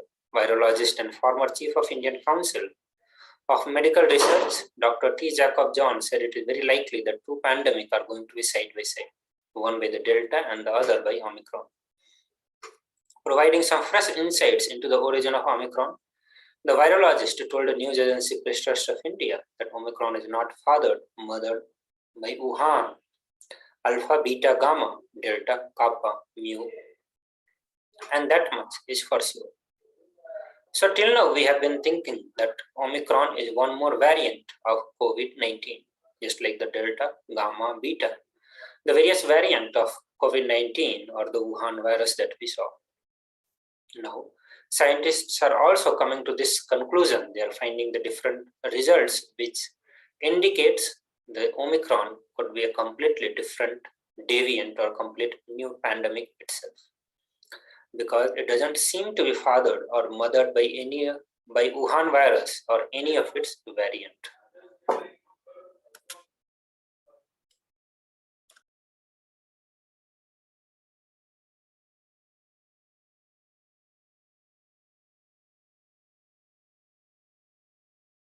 So once we come to this conclusion that Omicron is not a variant, but it's completely different deviant. That means we are having two pandemics going on side by side.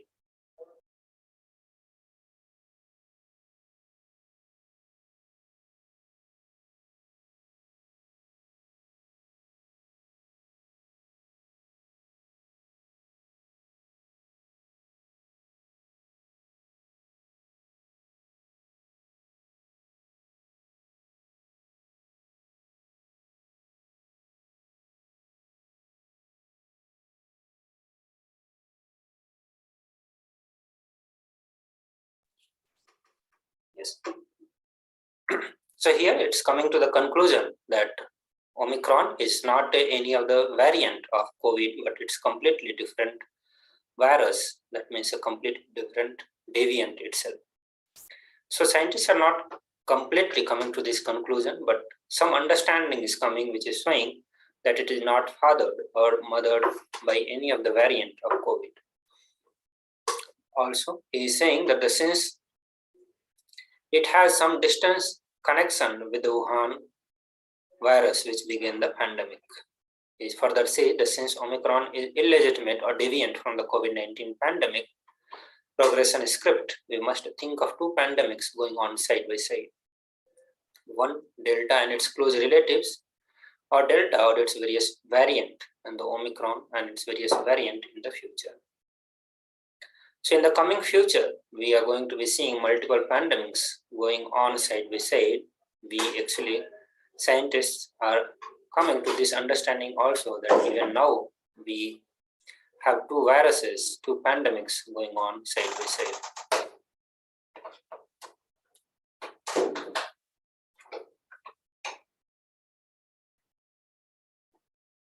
So Omicron wave, this news says that will black fungus make a comeback? And here is what the various experts are saying. As Omicron cases surge across India, return of mucormycosis or black fungus is being dreaded by many. Last year, during the second wave, the rare yet lethal fungal infection caused by a group of mold called mucormycete led to many fatalities in the post-COVID patients. Mucormycosis can cause blindness, organ dysfunction, loss of body tissues, even death if not treated on time. It can affect areas from where it can be inhaled, like nose, sinus, or lung. COVID patients with a high blood sugar level and those on the steroids for prolonged period are said to be in high risk of getting affected by the black fungus. So when the black fungus starts attacking the human being, it will again be another pandemic going on along with the COVID and Omicron and then this black fungus virus. As we already saw some of the fatalities happening due to the black fungus, and the more dangerous part was that it had the very high rate of death in such cases. Even though it did not spread to a larger number of people, but it had a very high death rate. So now coming back to the various other test result done on the genome sequencings in the people impacted by this COVID variants. So it says out of 363 samples sequenced, 320, which is almost 88%, showed the presence of Omicron variant. 8% showed a Delta variant, and less than 1% had the Delta variant, and 2.7% had others. So this is a sharp contrast in the previous genome sequencing conducted last month, in which the latest variant of concern was detected in just 55% of the sample.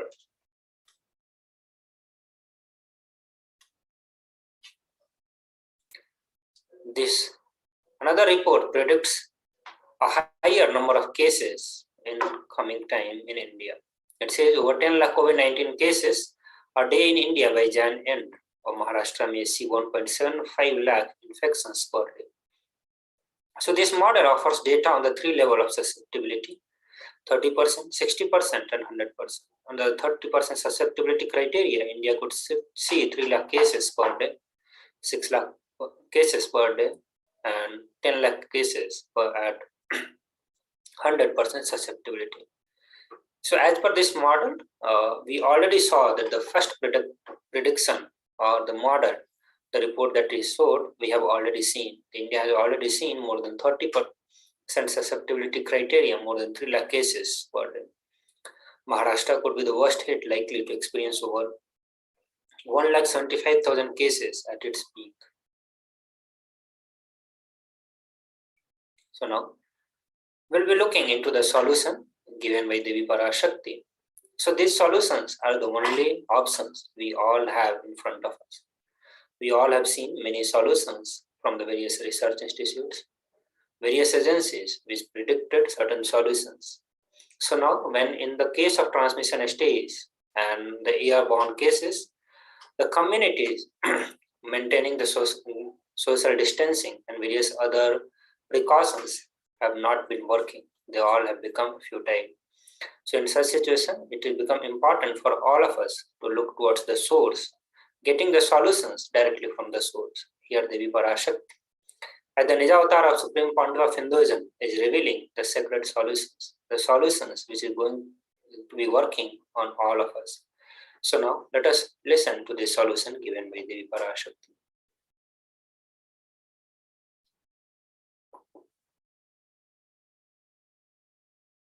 அடுத்த சில மாதங்களில் 1000 அல்ல, லட்சம் அல்ல, கோடியில் உயிர்கள் பலியாகும்.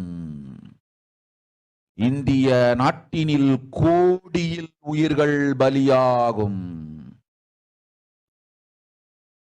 உண்மையை சொல்லுகின்றேன், நன்மையை சொல்லுகின்றேன், தேடிக்கொள்ளுங்கள் உங்கள் வாழ்க்கைக்கு பாதுகாப்பை. ஆதி கைலாசத்தை நிர்வகிக்கும் அன்பர்களே, நன்றாய் கேளுங்கள்.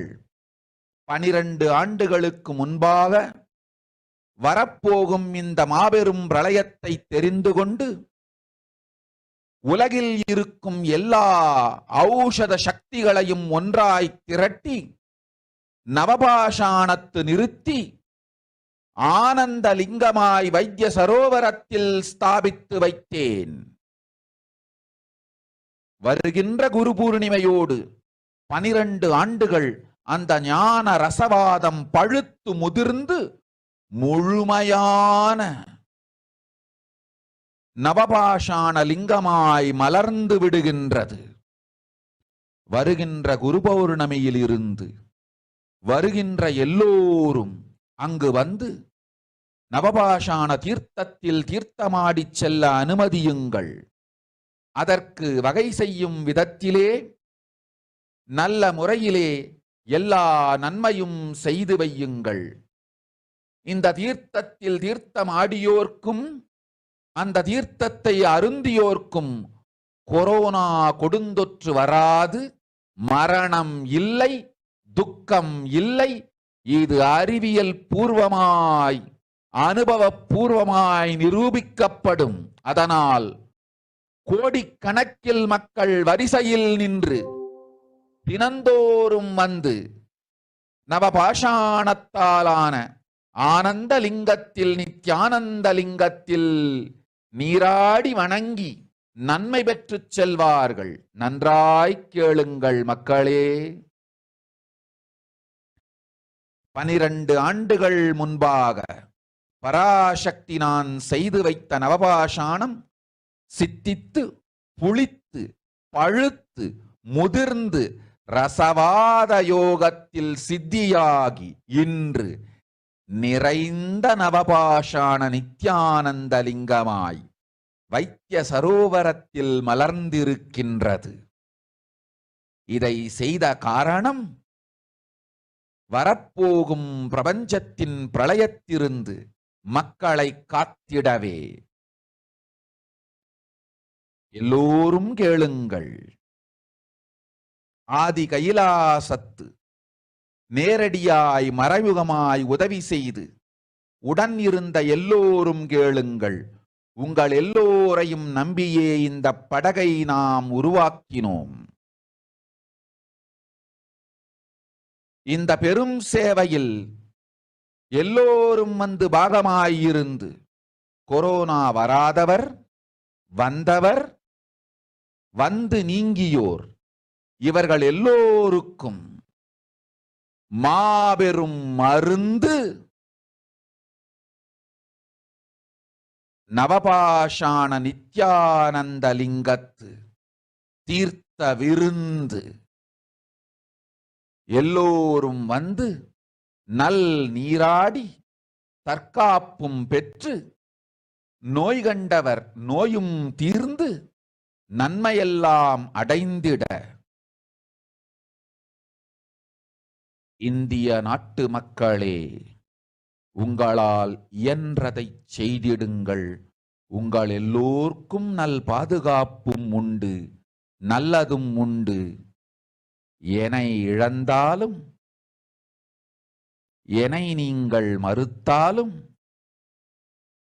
உங்களை நான் காப்பேன், அஞ்சாதீர்கள். பெருங்கருணை பேரருளால் நான் செய்து வைத்த கப்பலை உபயோகித்து இந்த ஆழிப் பிரளயத்தின் பெருங்கூத்து ஊழிக் கூத்திலிருந்து உங்களை காத்துக் கொள்ளுங்கள். உண்மையை சொல்லிவிட்டேன், நன்மையை சொல்லிவிட்டேன்.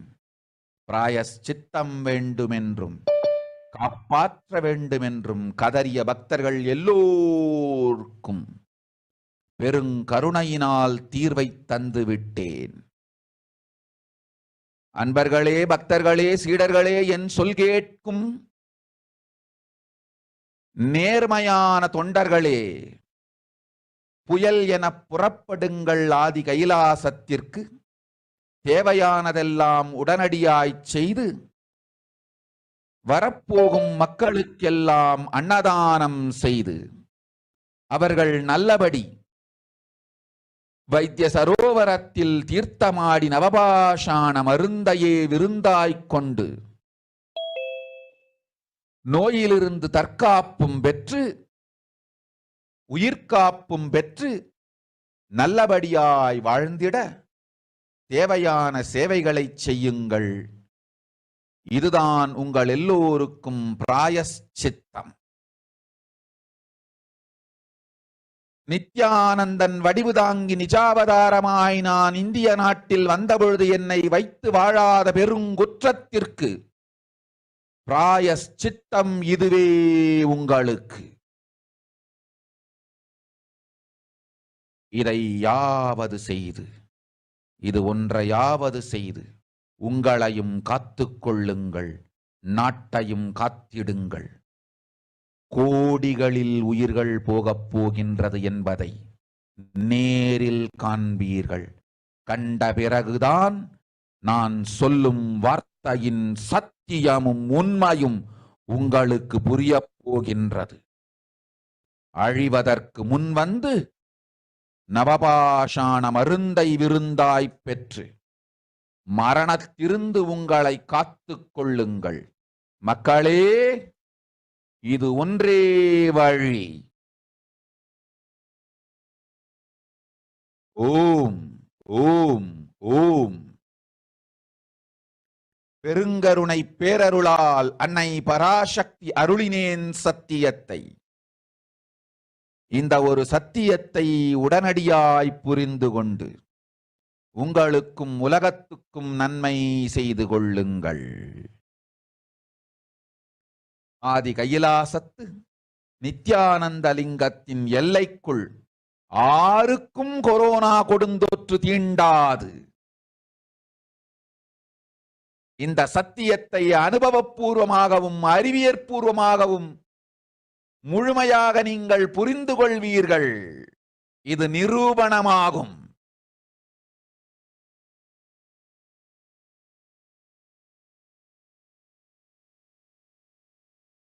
அன்னை பராசக்தி 12 ஆண்டுகளுக்கு முன்பாக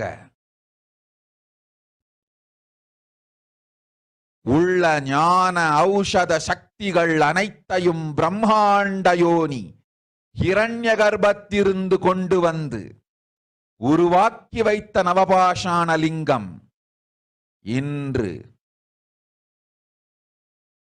பிரளயத்திலிருந்து காக்கும் பெரும் கப்பலாய் உங்களுக்கு ஊதாவும்.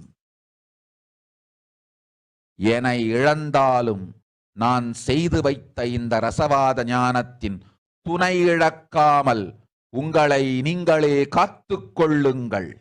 இது ஒன்றே வழி மக்களே, இது ஒன்றே வழி. ஓம் ஓம் ஓம் ஓம் ஓம்.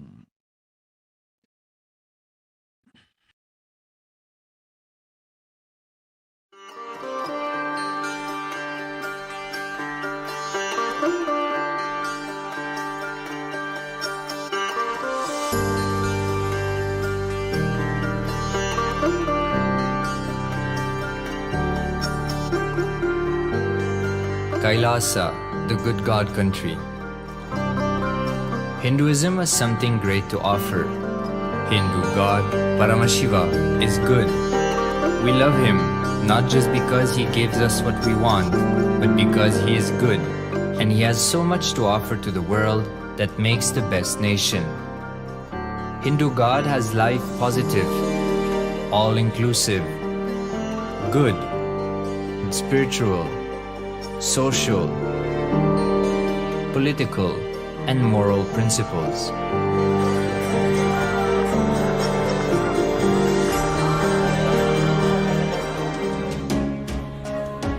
Hindu principles are guaranteed solutions for all the major problems of humanity: resettlement, violence and lawfare, impoverishment, inequality, environmental footprint, pandemic and biowar, disputes, feminist movement, women's rights, child rights, minority rights, linguistic rights, human rights. Because Hinduism has the best to offer to the world, Kailaasa, standing tall since 1994 for the grand narrative of Hinduism, is the good God's country.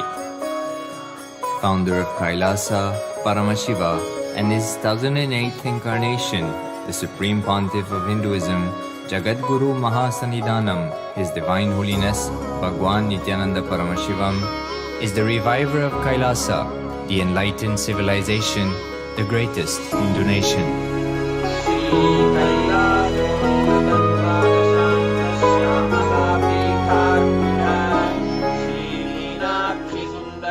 His Divine Holiness was birthed by his predecessors of enlightened masters,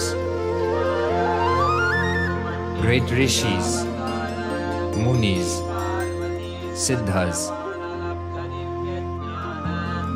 who predicted and recognized His Divine Holiness, Bhagwan Nithyananda Paramashivam, as an incarnation of Paramashiva, as per the science of incarnation described in Hinduism.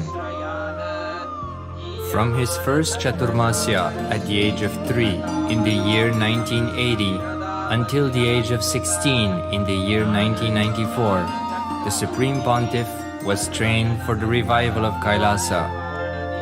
He began reviving Kailaasa from the age of 16 after the coronation on the 25th May 1994.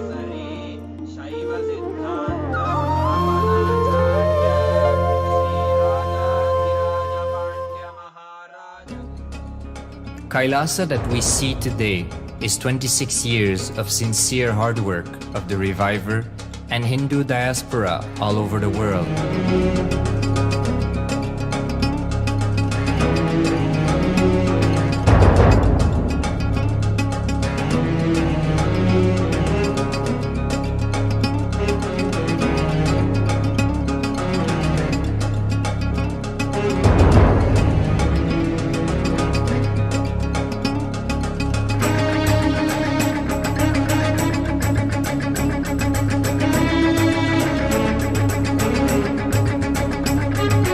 Kailaasa has a potential population of 2 billion Hindus worldwide, with over 100 million applications to its citizenship already applied.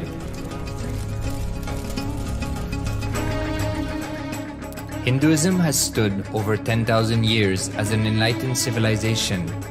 has been a global beacon of spiritual and timeless wisdom, technology, and culture.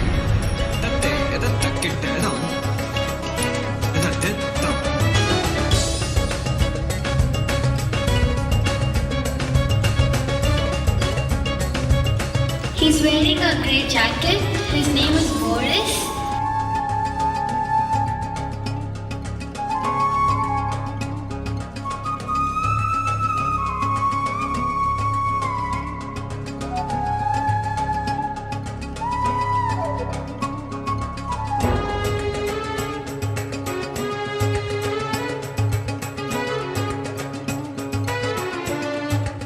The world's ancient civilization produced more than 40% of the world's GDP.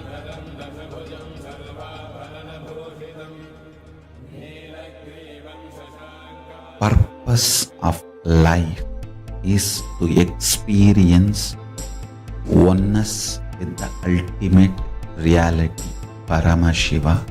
Life exists on the planet Earth for last 40 billion years, and 5 times life faced complete extinction on the planet Earth. But somewhere one DNA, one cell, living organism is thrown out of planet Earth, preserved inside a volcano rock. After millions of years comes back to Earth due to gravity or whatever reason, gets into the ocean and starts the life again. Sanatana Hindu Dharma is the conscious science to give breakthrough to your DNA through natural selection process and to your consciousness through the conscious decision process.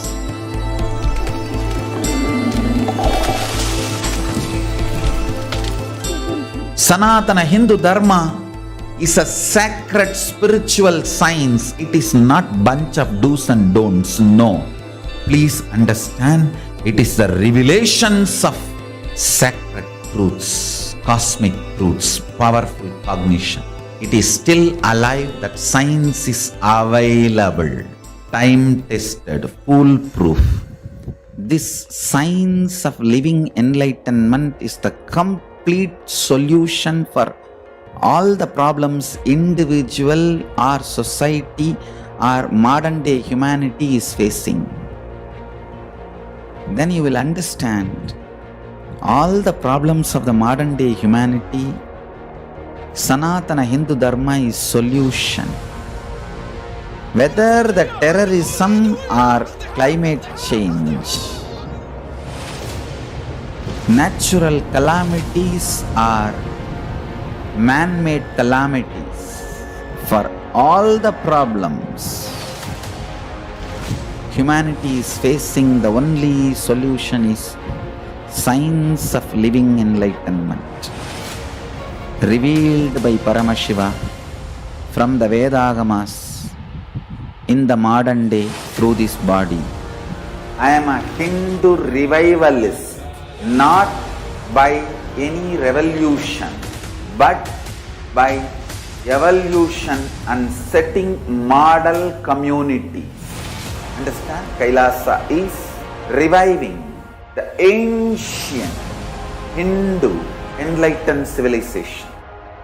Paramashiva manifested this Kailasa Mandala, the enlightenment ecosystem and the lifestyle. I am going to revive this whole enlightenment ecosystem, Kailasa, by creating a model Kailasas all over the world. I will work sincerely and revive this spiritual science, which is the core for enlightenment ecosystem, making you all manifest the state, space, powers, being, superconsciousness and Kailasa of Paramashiva, and making all of us manifest Paramashiva. In a world ravaged by war, ecological destruction, hatred and division, Kailasa stands as a bold vision of human potential, coexistence, organic living, and alignment with nature.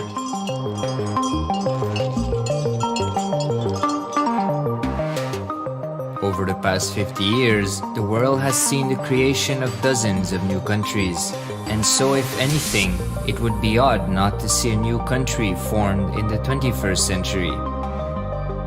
Without the protection of political legitimacy, there is an imminent danger that the great tenets, scriptures, and science of creating an enlightened civilization, which spanned 56 states, 200 kingdoms, 1,700 samsthanas, and 10,000 sampradayas, will be forever lost to humanity. The Hindu diaspora are highly successful around the world. They formed the dispossessed diaspora who has been driven to other countries because they are unable to practice their religion authentically in their own country. They have flourished in countries where they have been allowed to settle with religious freedom. For example, in the United States, Hindus are the most educated and highest earning community, with 77% of them holding a bachelor's degree and 48% having an income of $100,000 or more. Although they are only 1% of the population, Hindus have launched 13.5% of the startups in the USA. They hold leadership, technical and creative positions in companies such as Microsoft, Google, Facebook, etc. This success has been repeated around the world, in the UK, Canada, Australia, etc. James Kirkup, in his 2015 Telegraph article says, British Indians are not just the most successful immigrant group in this country's recent history, but the most successful group of people, full stop. He continues, more extraordinary than the rise in numbers is how it has taken place so harmoniously and profitably for this country and those in it. British Indians, quite simply, are among the most industrious, accomplished, and credible amongst us. The best of British, if you like. The same article says that British Hindus are barely 2% of the population, but 12% of all the doctors. Australia and Canada have understood the ingredients of fast economic growth of the country and are doing everything to attract the educated, rich Hindu community. Hindus are the fastest growing migrant population in Australia. In 2017, 200% more Hindus have received invitation for Canadian Permanent Residency Program. Even now, the Hindu diaspora worldwide are the richest. No divorce, have no cases of drugs and substance abuse, lowest mental disorder, no depression. Hinduism is the only religion which neither converts nor kills. Absolutely non-violent, the elite sect of mankind.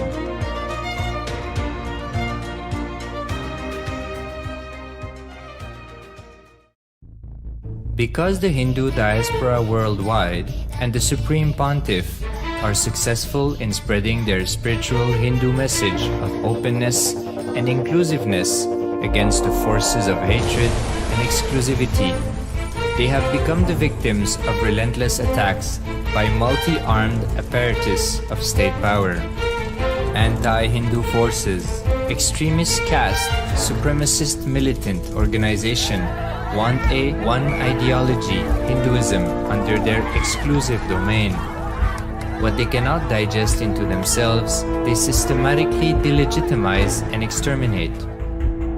Lawfare, assassination attempts, character assassination of the Supreme Pontiff of Hinduism, Jagadguru Mahasannidhanam, His Divine Holiness, Bhagwan Nithyananda Paramashivam.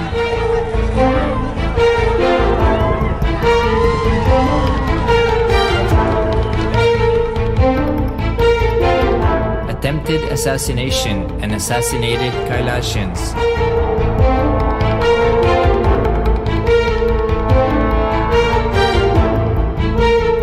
sexual assaults and rape of female monks of Kailasa, objectification, character assassination,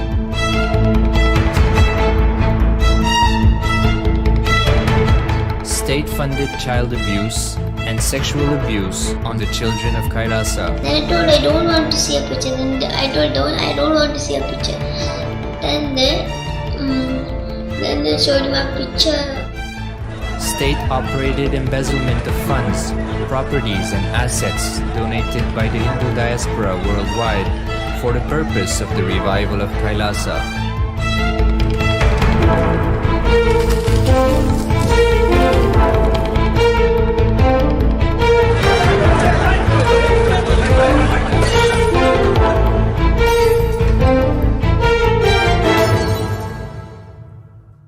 Since 1994 up to until now.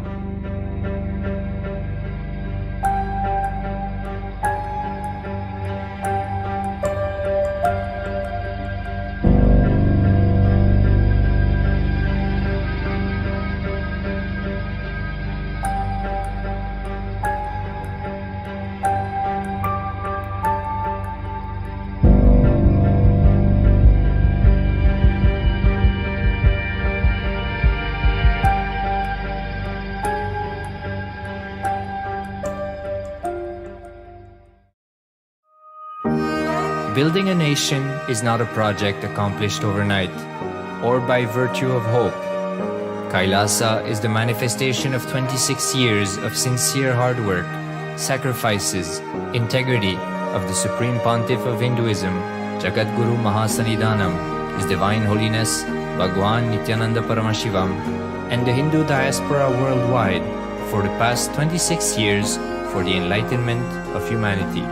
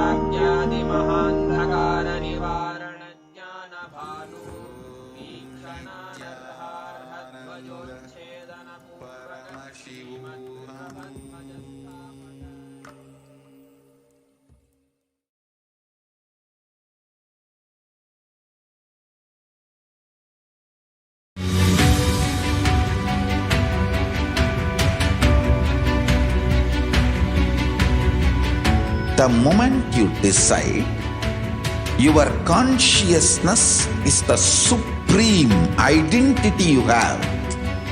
You will not empower your depression, your frustration,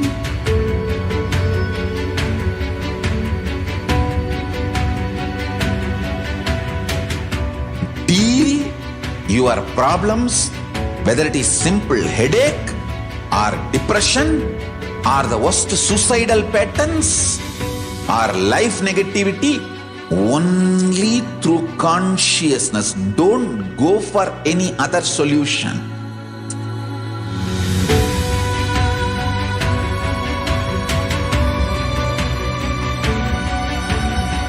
Don't keep stupid, toxic, life negative struggles inside.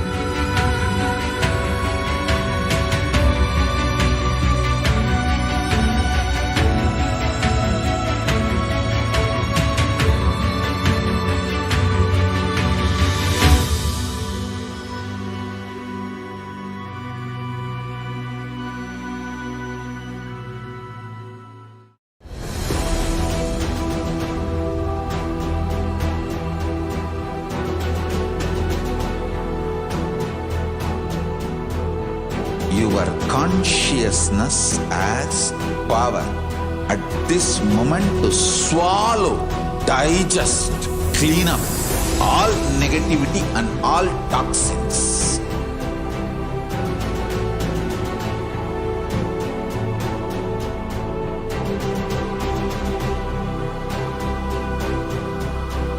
Develop a powerful will persistence.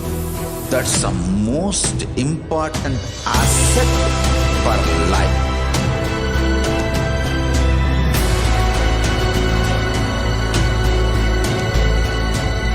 I am not giving you some life positive blah blah. I am giving you the facts of life. I am triggering your consciousness.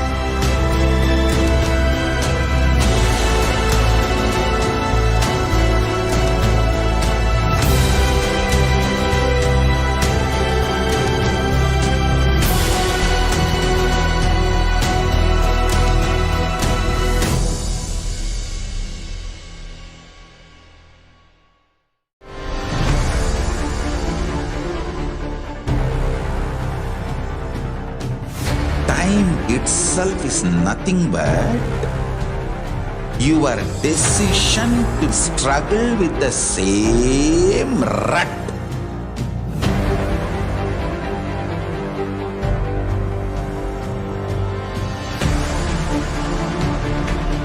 Your decision to struggle with the same rut is time, Kala.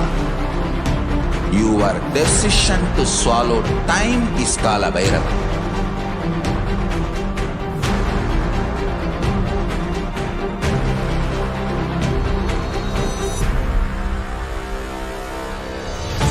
Stand. Be a conscious woman or man. Be conscious being.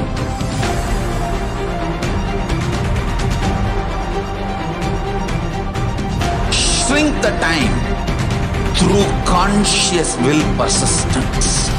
Make the future into present by being ferocious with yourself.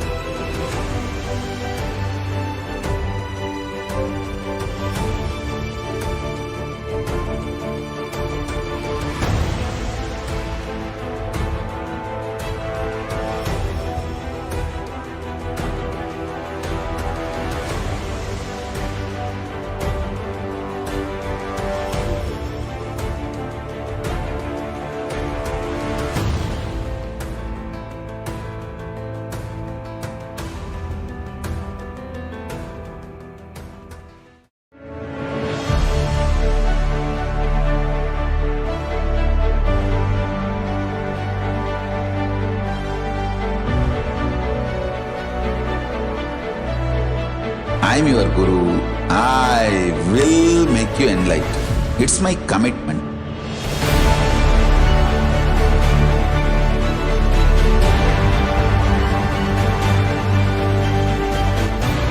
Till you become Paramashiva, I won't rest. Don't worry at all.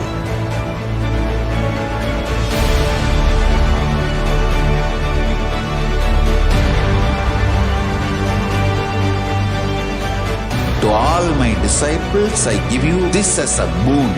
I'll swallow everything with which you are stuck and liberate you all.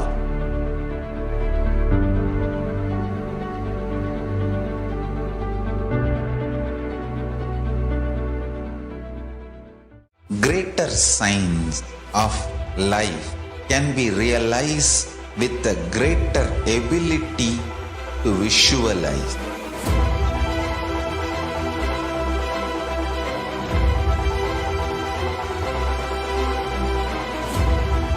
Greater science is the equivalent word for Hinduism.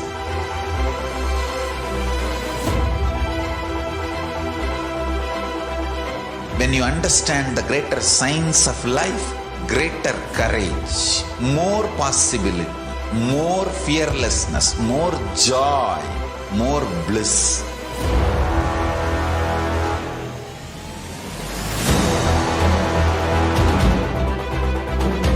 When you visualize Paramashiva with 25 heads, 75 eyes, 50 hands, your consciousness becomes ferocious, and that ability to visualize, you will get involved in everything deeply.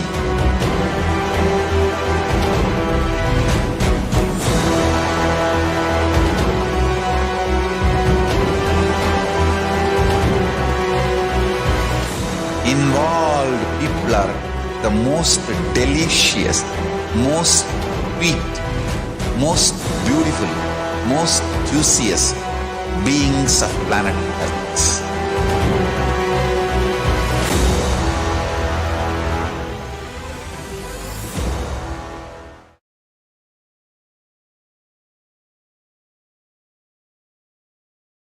Nithyananda, welcoming back all the viewers, all the participants watching us live on Facebook, YouTube, and the various social media platforms. We are now entering into a beautiful segment where we are going to see how we can connect to Devi Parashakti through the social media platforms, through the various social media, the main social media platforms, with all the grace and compassion of Devi Parashakti and of course the Supreme Pontiff of Hinduism. Devi Parashakti and the Supreme Pontiff of Hinduism are available in all the biggest platforms where we can have a chance to ask our questions, our healing blessings, the boons that we require. So let us now move into the first platform, which is the YouTube platform, where all of us can begin with becoming a member. You can click on the join icon. You can head over to Kailasa's SPH Nithyananda, which is the official YouTube channel of the Supreme Pontiff of Hinduism. And once you have reached the YouTube channel, you can then click on the join icon. And after you click on the join icon and become a member of the channel, you will then see the chat opening for everyone.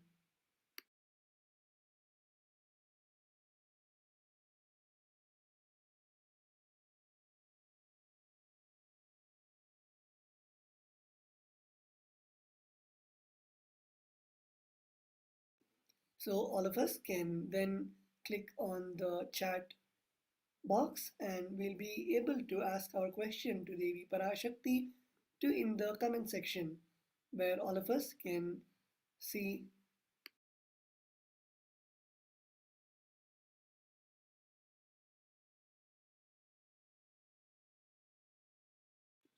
all of us can go to the comment section and then request the boons and blessings.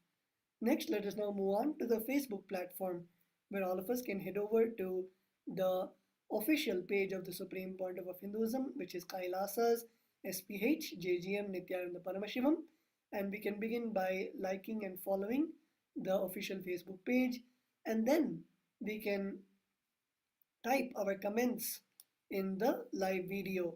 In the video, you can type your comment on how of your blessing requests and the various boons and blessings that you would like to ask to Devi Parashakti and the Supreme Pontiff of Hinduism.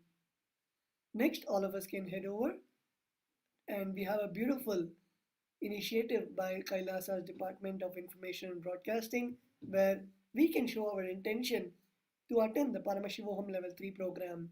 So all of us can update our Facebook cover image to the special Paramashivoham cover to show your intention to attend the Paramashivoham 3 program. All of us can head over to kailasa.org/Paramashivoham, scroll towards the end of the page and download the Facebook cover image and upload it in your own Facebook. So this is how you can show your intention for the Paramashivoham Level 3 program. And the next, let us move on to the Twitter platform.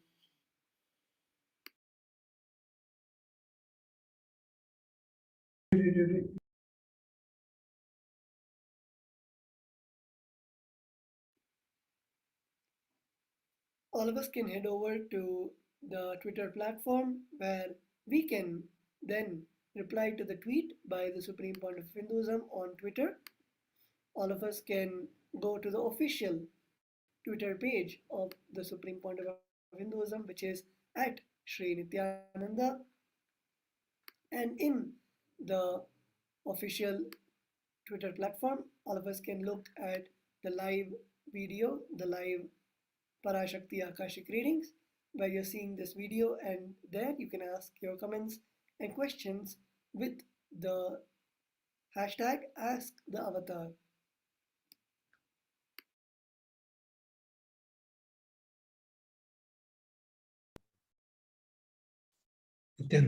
Now we'll look at how to connect to Instagram, and you can ask your questions and comments in Instagram.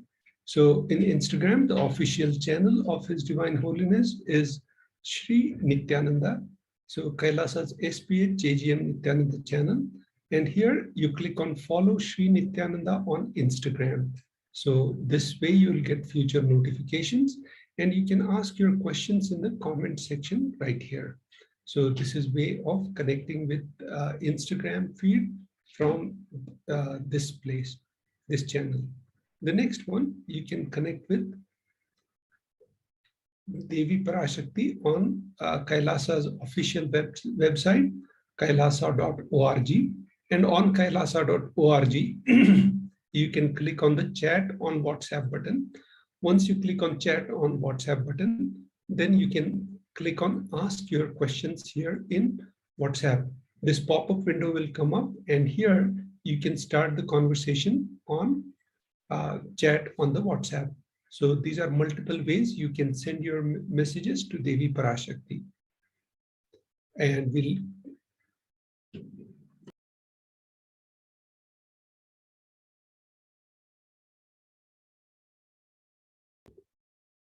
okay. So now we'll enter into the next section of offerings to Devi Parashakti.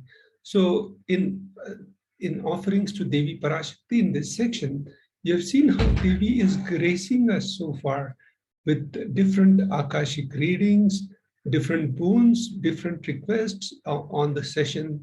And now this is the best way of connecting to Devi Parashakti on social media, and you can ask your questions, comments, and here in the Kriya Pada, you can offer your pujas, your sevas directly to Devi Parashakti. So now we'll look at the different contexts, how to connect to Devi Parashakti. So the first context of offering to Devi Parashakti, the context of connecting with Devi Parashakti is this Shastra Pramana from Srimad Bhagavatam. So the first word, the verse is as follows: Dharmaya yashasethaya kamaya swajanaya cha panchada vibhajan vittam iha mutracha modate. So this is from this Shastra Pramana. This context for offering to Devi Parashakti is from Srimad Bhagavat Purana. So one part should be used for dharmadana, etc. Second, for yasha, public works, which bring fame to oneself. Third, should be reinvested to generate more and more wealth. And fourth, for kama, enjoyment of material things.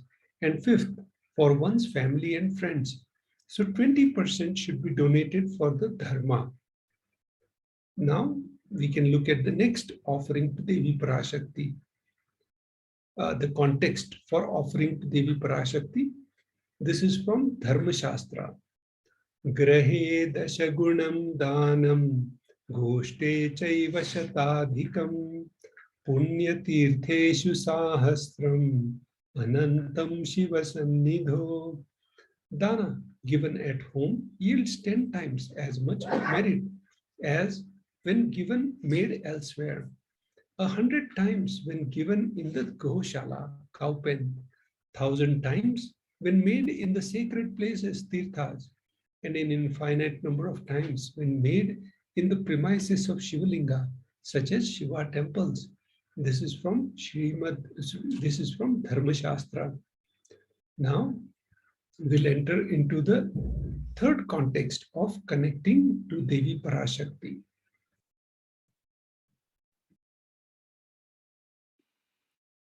Let us now see the Shastra Pramana from the Brahmanda Purana, the verse 55 and 56. Danam trividhamityetat kanishta jyeshta madhyamam tatra naishreyasam jyeshtam kanishtam swartha siddhaye karunyat sarva bhuteshu samvibhagastu madhyamaha.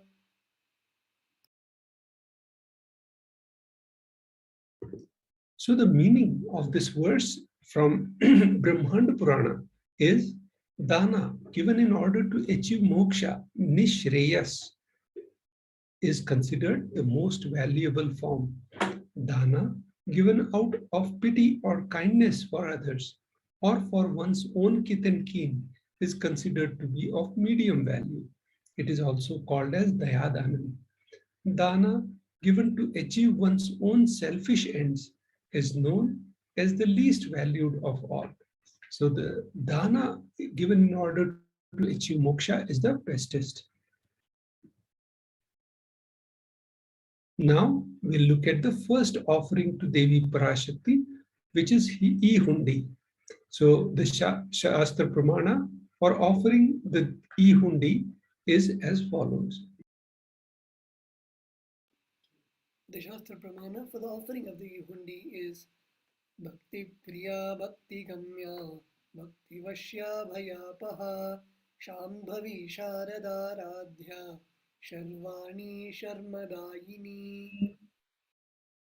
Devi is fond of true devotion, Bhakti Priya, Bhakti Gamya, realized through true devotion. She can be won over through true devotion. She removes all the fears. If there's any fear in the mind of devotees, Devi is sure to remove that fear. It is stated that Devi likes to be worshipped in autumn. Here, it is meant that autumn of our lives, when thoughts turn more and more inwards. The role of divine is known and understood clearly. The need for Devi worship becomes stronger. Shambhavi, consort of Shambhu, Lord Shiva, Sharada Aradhya, means worshipped by Sharda, Saraswati, Sharvani, wife of Lord Shiva. Linga Purana says Lord Shiva is called Sharva in his earth form.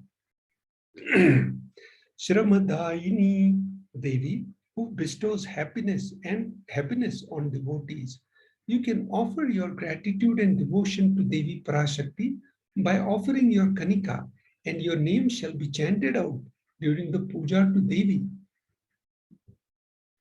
The next offering to Devi Parashakti is Sankalpa chanting, $1 United States. The Shastra Pramana for this is as follows. The Shastra Pramana.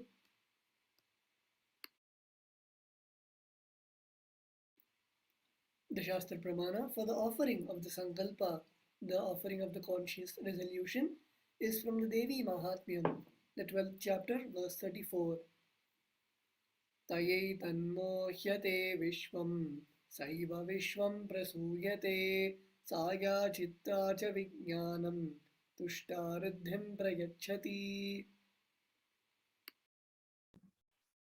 The goddess enchants this universe, and she herself gives the birth to this universe. That goddess, being prayed without the interest in anything, gives that knowledge that leads to salvation and gives wealth in materialistic sense. Devi Mahatmyam, chapter 12, verse 34. The offering for Sankalpa, conscious resolution, blesses the person, offering with all fruition of desires and wishes he is yearning for. So both of the offerings can be done, and once you submit these offerings, they will be chanted in the eastern headquarters in Adi Kailasa, in the Shivalaya, or in front of Devi Parashakti, and your sankalpa, your conscious resolution will become the Shiva Sankalpa. Now we'll enter into the section of significance of divine element gold. So we'll be looking at the gold offerings shortly. Gold is present in all scriptures, Agamas, Vedas, Shrutis, Smritis, Itihasas, and Puranas. In all Hindu scriptures, it is abundantly displayed that gold is the most auspicious, purest metal which purifies our being. In Hindu civilization, everything was built in gold, exchanged in gold. Rituals, feasts were offered in gold bricks. So when one was to be saved from life-threatening illnesses, gold was offered as a ritual fee. Gold was in abundance and used for weighing equivalent amounts of commodities, including cows. Kingdoms were built with huge doors of gold. The streets would have huge columns and huge archways made of gold. Horses, cows were dressed in gold. Hindu civilization thrived on the banks of rivers of gold. Sindhu River, Indus River was called Hiranyamaya, river of gold in Rig Veda. The river Saraswati was called Hiranyavartini in Atharva Veda. Gold is the supreme element for offering gifts to the ones you love and revere. Temples are constructed and paved in gold. Deities are made in gold and decked and adorned in gold because it preserves the enlightenment energy for thousands of years. It lasts forever. The next offering for Devi Parashakti is the Sahasranama Swarna Kasu. Sahasranama Swarna Kasu. The donation for this is 75, 151 or 251 USD. The Shastra Pramana for this offering is MahaParayana Prita. She who likes repetition of her various names. Lalita Sahasranama, verse 731. There is the offering of 1008 names of Devi Parashakti. It's a very special and unique archana offered to the Mahameru of Devi Parashakti. Offer gold coin to Devi Parashakti to manifest any dimension or attribute of hers that you always wanted to imbibe within you. The next offering is Mukta Anguthi, finger ring with pearl.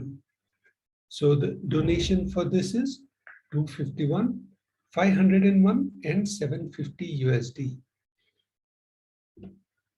The Shastra Pramana for this is as follows. The Shastra Pramana for the offering of the Mukta Angoti is from the Meenakshi Pancharatnam, the verse 2. Muktahara lasat kirita ruchiram purnendu vaktra prabham sinjanno pura kinkini manidharam padma prabhabhasuram sarvabhishta phalapradam girisutam Vani Rama Sevitam Meenakshim Pranatosmi Santatamaham Karunyavaranidhim.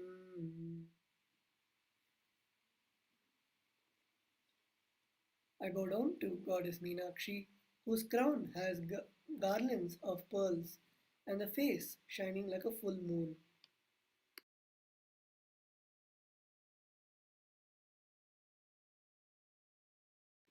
Who wears anklets that are studded with gemstones and has small bells, who is shining like the splendor of lotus, who grants all the wishes, the daughter of mountain, who is worshipped by goddess Vani and Rama. I remain ever bowing to the goddess Meenakshi, the ocean of compassion.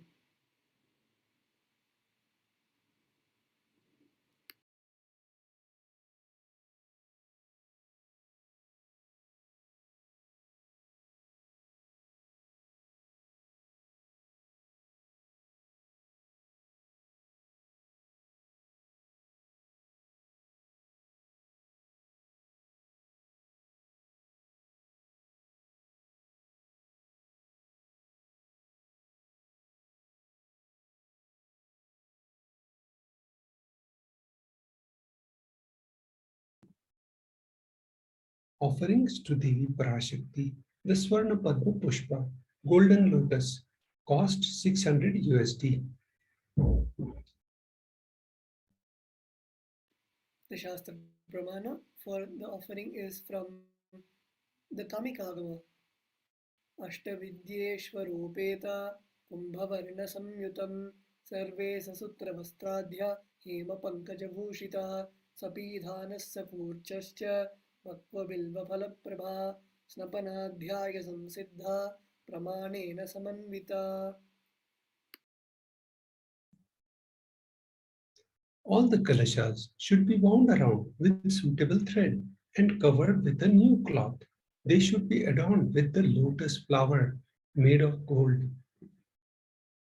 Swarna Padma Pushpa, the golden lotus, cost $600. There are hundreds of scriptural references for using lotus in the worship of Paramashiva. Almost everything in the worship of ultimate involves the consecration of deities of worship or meditating on the mudras and asanas used during the worship involve the lotus flower, lotus leaf, lotus pericarp, lotus petals. The lotus is a divine flower. Shakti of Paramashiva is also called as lotus. Base of Paramashivalinga is lotus. The disciples of Paramashiva is considered as a lotus about to bloom. Offer the gold lotus in any size you wish to and express the gratitude to the tyaga and sacrifice of your mother. Now we look at the next offering of Swarna Methi, gold ring. The donation is $750 and the Shastra Pramana for this is as follows. The Shastra Pramana for the offering of the Swarna Methi is Nakhaditi Sanchanna Namajjanatamo Guna Padadvaya Prabhajala Parakrita Saroruha. You, whose brightness from the toenails destroys the darkness of ignorance from the minds of your devotees who prostrate at your feet. You, whose brightness from your 2 feet overpowers that of the lotus flower too. Offering to Devi Parashakti, Shlokam number 83 of Saundarya Lahari, which states that the nails have been sharpened by constantly being touched by crowns of celestial beings who always prostrate before Devi. Tamo Guna is darkness. In this stotram, tamas is indicative of the ignorance in the minds of devotees, and by constantly prostrating before Devi, their ignorance is removed and they attain knowledge. Swarna Methi, the gold toe ring. The donation is $750. Offer the toe ring to Devi Parashakti, adorning her sacred feet to be in constant gratitude for receiving her blessings in even the most difficult aspects of our life. The next offering to Devi Parashakti is Swarna Mangatika, gold hairline jewelry. This is called Chudamani. Cost $750. The Shastra Pramana for this offering is Sudha Sarabhi Varshini, she who makes nectar flow in all our nerves from Sahasrahara, that is, she who gives the very pleasant experience of the ultimate. The Mangatika represents the nectar flowing from the Sahasrahara chakra, which is fully opened. Offer the Mangatika to Devi and receive blessings of achieving the blissful state of overflowing gratitude and the space of complete completion. Now we'll enter into the offerings to the Guru.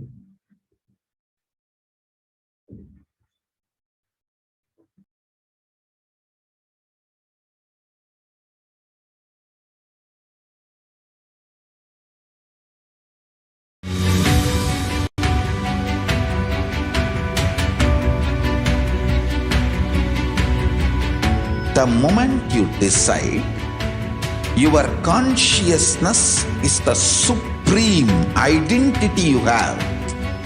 You will not empower your depression, your frustration,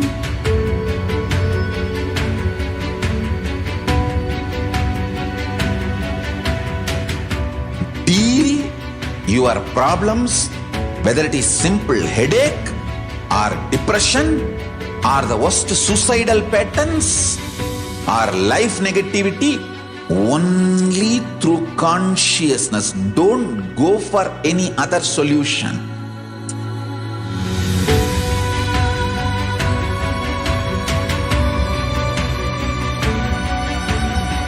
Don't keep stupid, toxic, life negative struggles inside.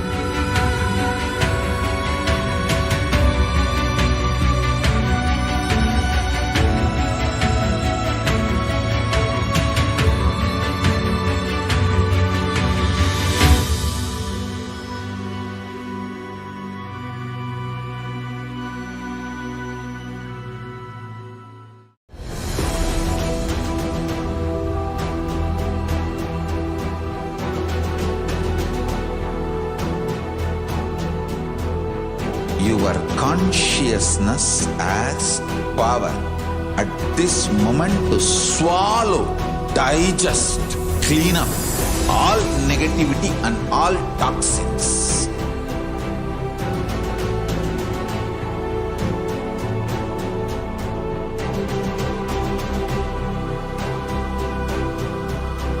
Develop a powerful will persistence. That's the most important asset for life.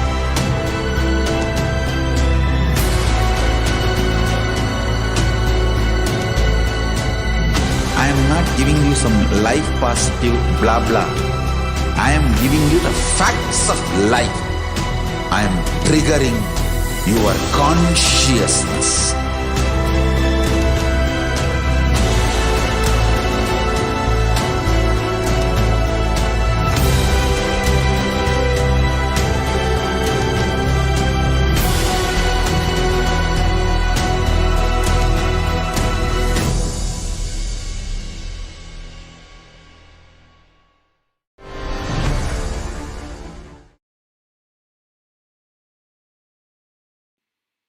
Nithyanandam, welcoming all the viewers and all the participants back.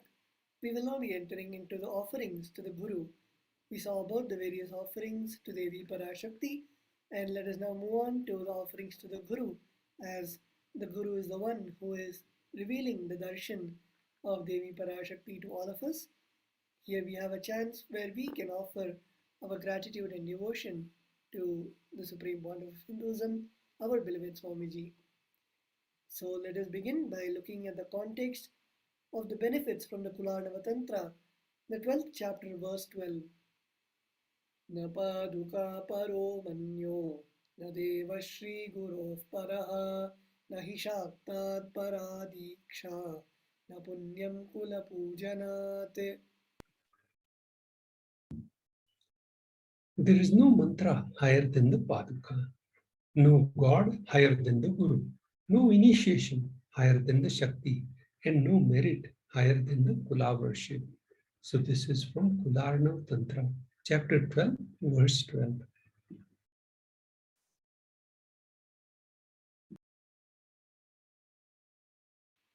We are now looking at the next scriptural reference, the Shastra Pramana from the Kularnava Tantra, the 12th chapter, verse 120. Rikta hastascha nopeyad rajanandevatam gurum phalapushyam baradini yatha shakya samarpayet evam yona chara devi brahmarakshasatam vrajet.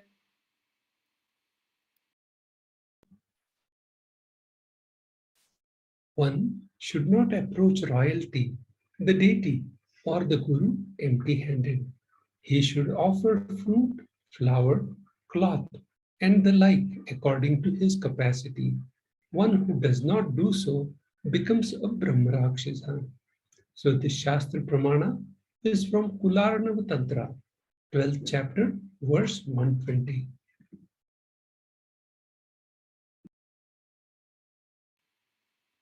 Let us now look at the first offering to the Guru, which is the Pratyakshapada Puja, which the offering amount is 1008 US dollars. And we have the Shastra Pramana for the offering from the Kularnava Tantra, the 12th chapter, verse 5. Koti Koti Mantra Japat, Koti Tirtha Vagahanat, Koti Devachana Devi, Parashri Paduka Smritihi. O Devi, remember this Paduka, which yields infinitely greater merit than billions and billions of mantra japa, billions and billions of pilgrimages, and billions of worships.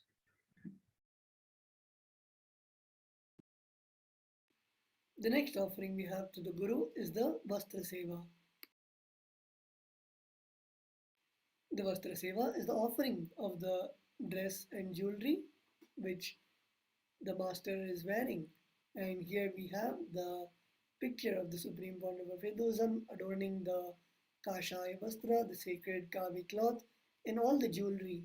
And we have a chance to offer this wonderful offering, and the amount is 1000 US dollars. And if you want to offer the Vastra Alankara, the Vastra and Abharana for the Supreme Pontiff of Hinduism, you can log on to tiny.cc/Devi-offerings, where you will then see how to offer the various offerings to the Guru, and especially the sevas of the Pratyakshapada Puja and the Vastra Alankara Seva. And here we have another beautiful offering, the special program Paramashivoham Level 3, beginning on the 1st of March till the 21st of March 2022. After 3 years, the Supreme Pontiff of Hinduism is himself conducting the program directly, and it is a 21-day program to manifest the ultimate consciousness in all of us. And this Paramashivoham will be manifesting the deeper experiences of the 25 states of consciousness, vertical time zones, and the power manifestation. All of us, all the viewers and all the participants can join us by registering at kailasa.org/Paramashivoham, where you can register for the event and put forward your intention to attend the program, and our acharyas will be happy to help everyone in how you can register and participate in the program. Let us now look at how we can make the offerings to Devi Parashakti. Here we have a short video where we'll be walking you through on how to make the offerings to Devi Parashakti.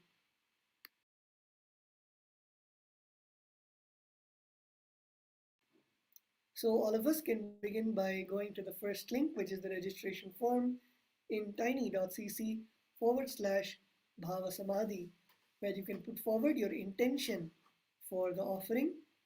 All of us can log on to that link, and you can then fill a very short form, a very simple and short form, where you can then fill in your name, your place, and the Bhavasamadhi Darshan as Devi Parashakti Akashic readings. And once you have filled in the form, you can then move on to the next link, which is tiny.cc/Devi-offerings, where you can then pick the offering of your choice. It may be the Swarnameti, the Swarnamantika, or Swarna Padma Pushpa, whichever seva that you want to offer to Devi Parashakti and the Guru. You can offer the seva, click the seva, and also click the quantity, how many you want to offer for the seva. And once you are done, you can then click on add to cart, which will consolidate all the items.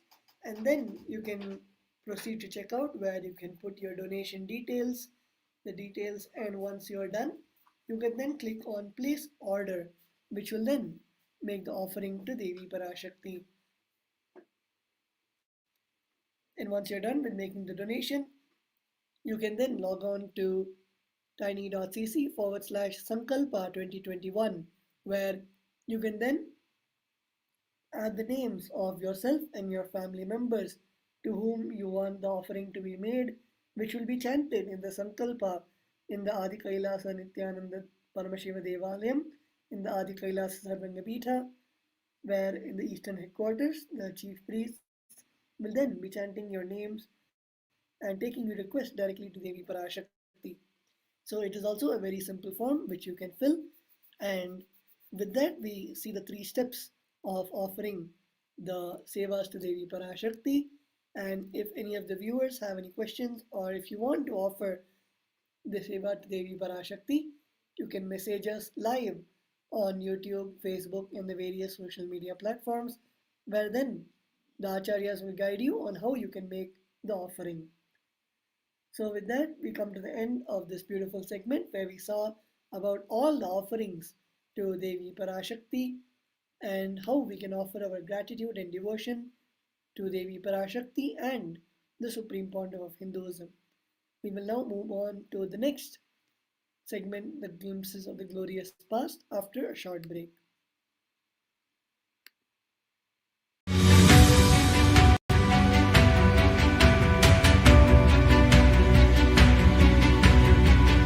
The moment you decide, your consciousness is the supreme identity you have.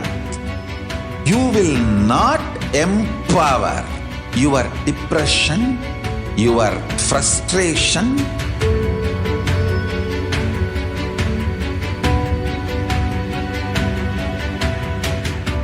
deal your problems, whether it is simple headache or depression or the worst suicidal patterns or life negativity, only through consciousness. Don't go for any other solution.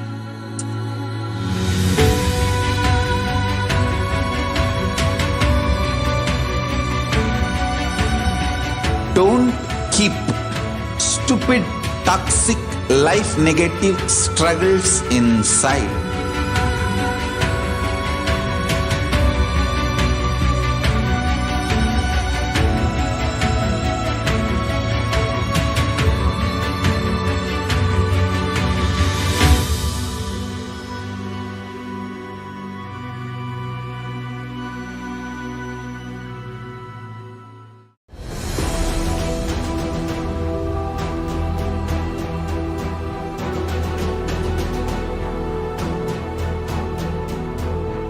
Your consciousness has power at this moment to swallow, digest, clean up all negativity and all toxins.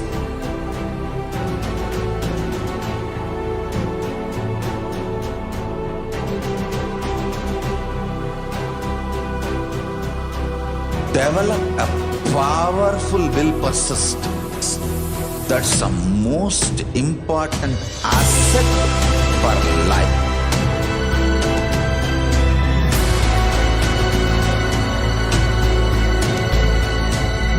I am not giving you some life positive blah blah. I am giving you the facts of life. I am triggering your consciousness.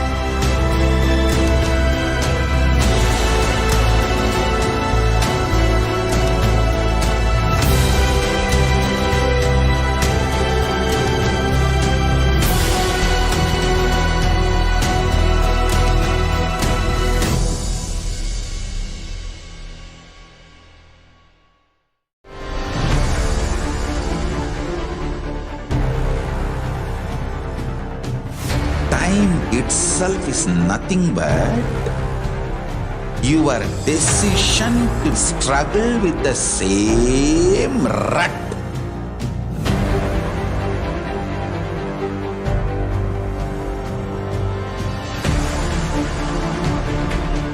Your decision to struggle with the same rut is time, Kala.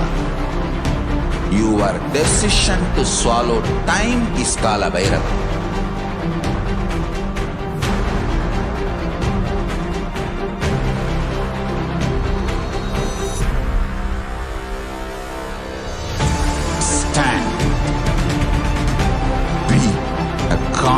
conscious woman or man. Be conscious being.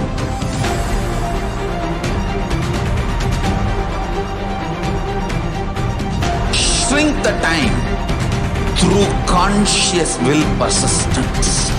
Make the future into present by being ferocious with yourself.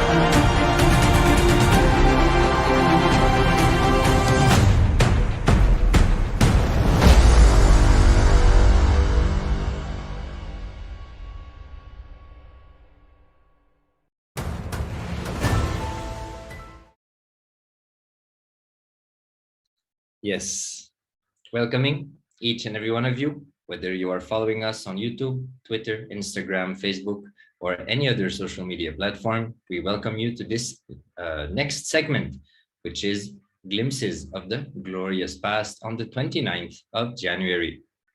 So in this segment, if you do not already know, we go through the years since the Supreme Pontiff of Hinduism started his public life, and we see the various activities and contributions that the Supreme Pontiff of Hinduism has done on this very day in the previous years. A very interesting segment displaying the activism of the Supreme Pontiff of Hinduism in his Leela, in his avataric mission of reviving authentic Hinduism through the establishment of the Shri Kailasa nation, the Enlightenment ecosystem civilizational nation.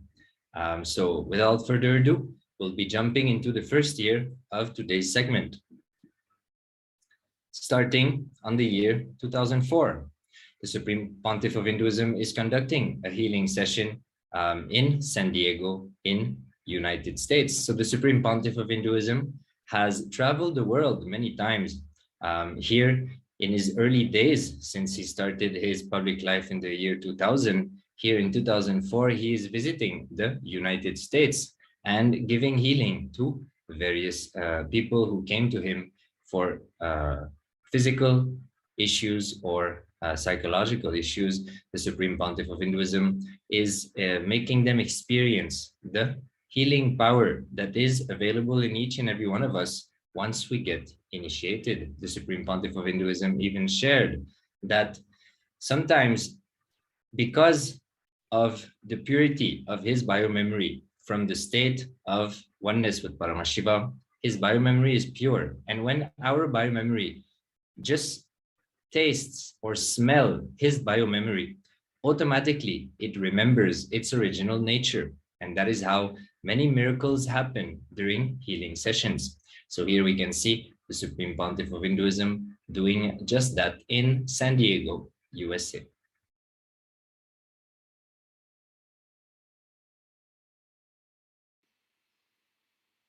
We are now entering into the 29th of January 2007.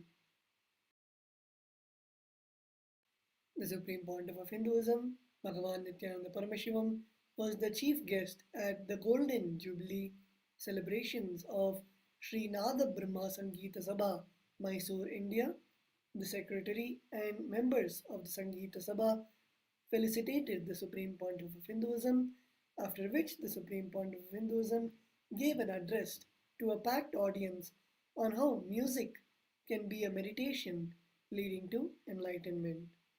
So here we can see one such instance of literally all the main leading places of the world inviting and felicitating the Supreme Pontiff of Hinduism, recognizing the contributions and, of course, the enlightenment of the Supreme Pontiff of Hinduism, and having the blessings of the Supreme Pontiff of Hinduism in many new projects, new ventures. And here we can see one such event, and also we can see the Supreme Pontiff of Hinduism giving the right context to them. The Sangeeta Sabha, which is literally, the meaning is the auditorium of music, where here we can see the Supreme Pontiff of Hinduism giving the right context of why music should be sung and how music is a meditation leading to enlightenment, especially as revealed by Bhagavan Paramashiva in the Vedas as the Sama Veda, which is the base of the music, and how through the Vedic rishis, the music was then made into the music that we know today, and in the meaning of the Carnatic music and the various traditional forms of music that we know today. And just by listening to music or just by singing, that can be a powerful meditation, a spiritual practice, which can lead us to enlightenment as shared by the Supreme Pontiff of Hinduism. So, with that, let us now move on to the next year.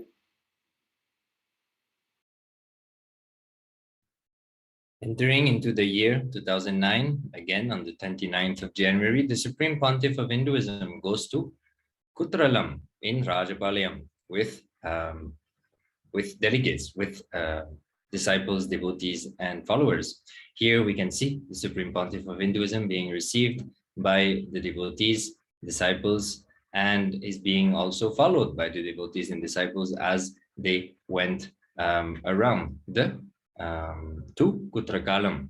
So the Supreme Pontiff of Hinduism, as mentioned, traveled a lot and in various places in India as well as abroad. So here we can see the Supreme Pontiff of Hinduism visiting Rajapalayam and blessing the devotees, enriching them, reaching out to them, and strengthening their feeling connection with Paramashiva and giving them various boons and blessings in order for them to be successful, for their reality to be caused.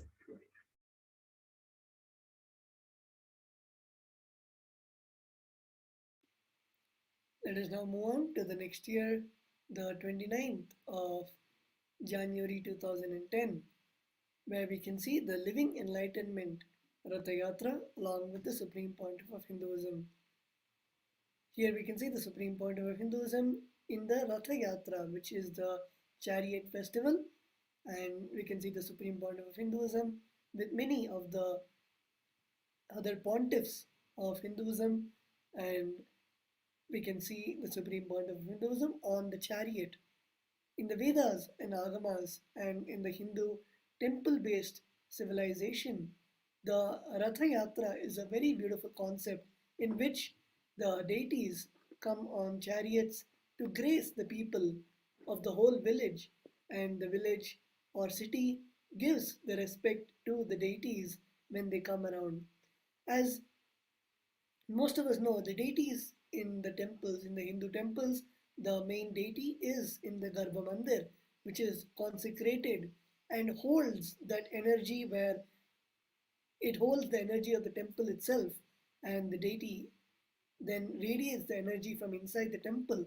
But that deity cannot be moved as it is consecrated and in a special way in which it should not be moved, and it stays, the deity stays in that place to give the blessings of the people. And there is another set of deities which are usually the metal deities. Those are the deities which come out and go in procession, where the deity is taken out in the chariot, and the deity is then carried around the village for the people to see the deity, give the respects to the deity, and literally it is energizing the whole village with the presence of the deity. So similar to that, here we can see the Supreme Pontiff of Hinduism also getting in the chariot, in the Ratha Yatra, the chariot festival in the various cities of southern India.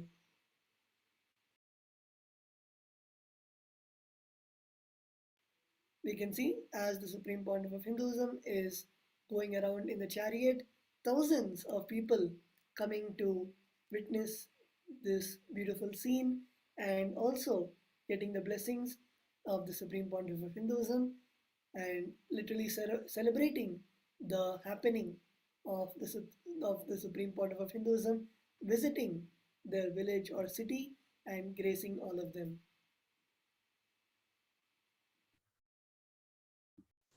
Let us enter now into the 2011, the year 2011, on the 29th of January. The Supreme Pontiff of Hinduism introduced a brand new offering to the world called Enkriya. aimed at physical and emotional well-being and spiritual awakening through Kundalini awakening at the level of an individual. When individuals with such spiritual awakening gather together, they create the an effect, coherence of cosmic consciousness or collective consciousness. This further leads to tangible results at the social level that includes global peace, reduced crime rates, and increased holistic living. In this video, the Supreme Pontiff of Hinduism introduces what Nkriya and how it all came about. In the part 2, he gives the exact instruction of the Kriya itself. So inviting each and everyone to go on Nithyanandapedia on the 29th of January 2011 in order to see this video, the part 1, where the Supreme Pontiff of Hinduism introduces what the Nkriya is all about, and the part 2, where the Supreme Pontiff of Hinduism literally introduces the steps that consist of the Nkriya. So like mentioned, the Nkriya was revealed to the world by the Supreme Pontiff of Hinduism as a way to allow the Kundalini awakening to happen in you in order to improve or raise your physical dimension and emotional dimension to the higher states of consciousness. And as that happens, that will be a great happening for people around you, especially when people experiencing this awakening gather together. It will bring an amazing raise in the collective consciousness. So inviting each and everyone to go listen to these 2 discourses by the Supreme Pontiff of Hinduism and get enriched by this and Kriya, a very powerful contribution by the Supreme Pontiff of Hinduism to humanity in the year of 2011. We can have a short glimpse of an excerpt of this satsang right now. So let us listen to a little bit of what the Supreme Pontiff of Hinduism has revealed during this enlightening discourse.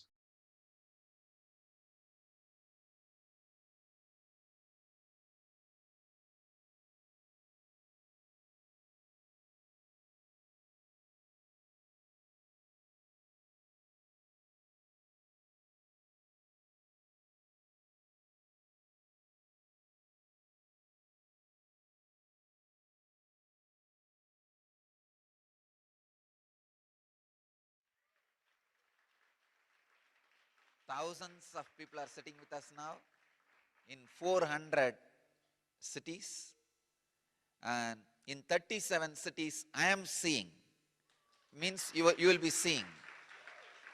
37 cities you will be seeing. 37 cities we have two-way connection, and in 400 cities people are sitting with us around the world for this Nkriya initiation. I welcome you all with my love and respects. During the Pada Puja, I'll be transmitting the experience to you. So, receive the experience. I want all of you to know, your brain can receive and send informations without communication done in an orthodox way, like words or visuals. So just understand this much. Your brain is capable of receiving or sending communication without the orthodox methods like words and visuals. Means without verbal or visual action, your brain can receive and send information. Just remember this one truth, that is enough. You will experience the experience of Nkriya before initiation. Then I'll give you the technique. So I'm changing the trend. Usually technical knowledge, technique, experience. No. Experience, technical knowledge and technique.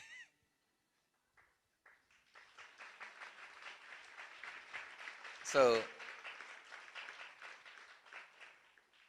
I welcome all the people who are sitting with us. Perth, Australia, Atlanta. These be below. Lock your hands, sit straight.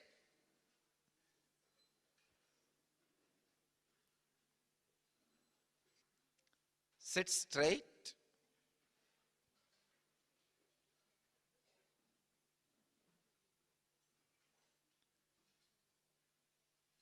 Padmasana or Vajrasana or just Sukhasana.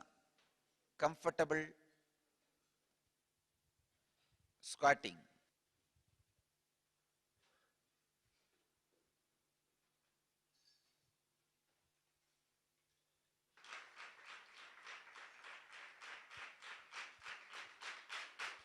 We'll start the initiation.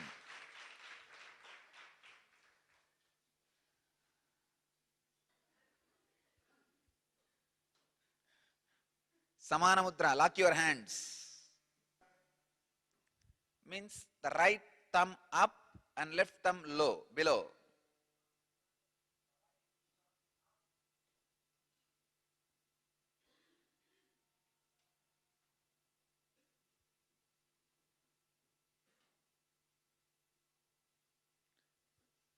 We'll start the initiation process. First step, I'll describe a simple, comfortable squatting,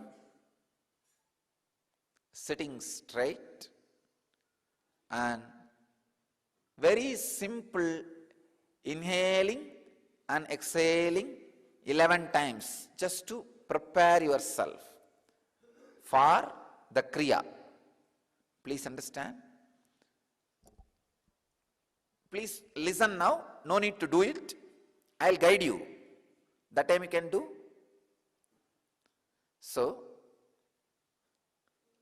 closing one side of the nostril with your thumb and inhaling.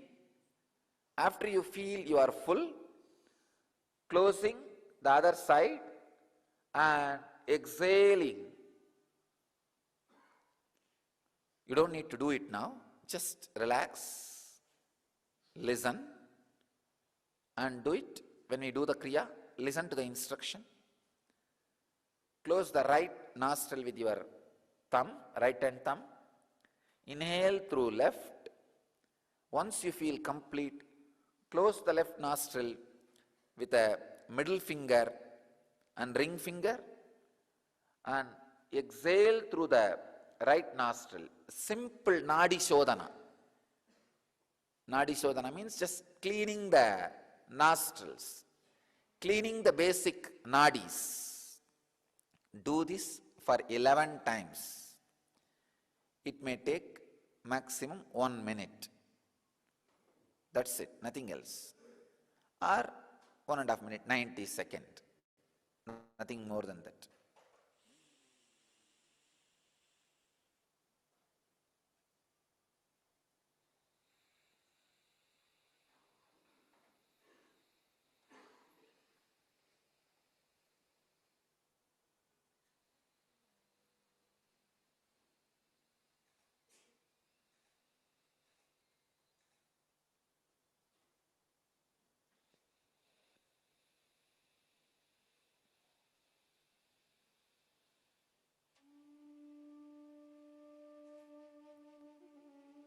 I think I have shown very clearly.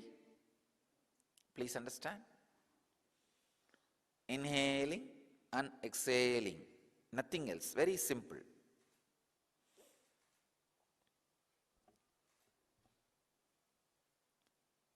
Actually, this is not Kriya itself. It is a preparation for Kriya. The first 3 steps are preparation for Kriya. I'm just letting your body warm up. This is the first step. 11 times. Second step, the Bastrika Pranayama. Please understand. The technical term is Bastrika. Pull your lower abdomen in and up.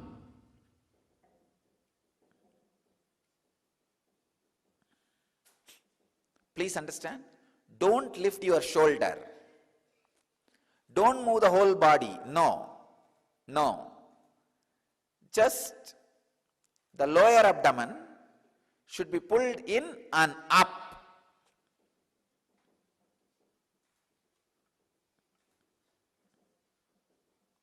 "21 times. Please understand. Again, I am preparing the body. 11 times of Nadi Shodhana, simple breathing, 21 times of Bastrika.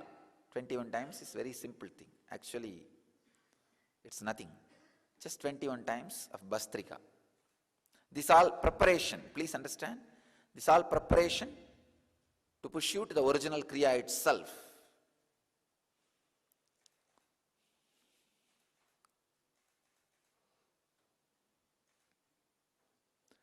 The third step, inhaling as slowly as possible, holding as long as possible, exhaling as slowly as possible, holding the lungs empty without breathing as long as possible. Please understand. I have collected, arranged, compiled various different pranayamas and mudras and postures in this set to give you the maximum benefit, spending less time and less effort. Almost like lazy man's guide to enlightenment. One.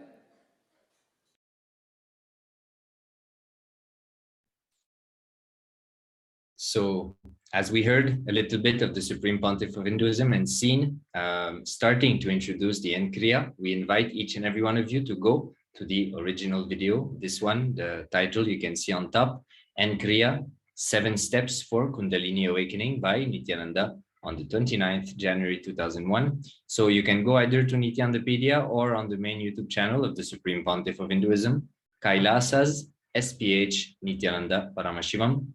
And you will be able to type in this title and access this video.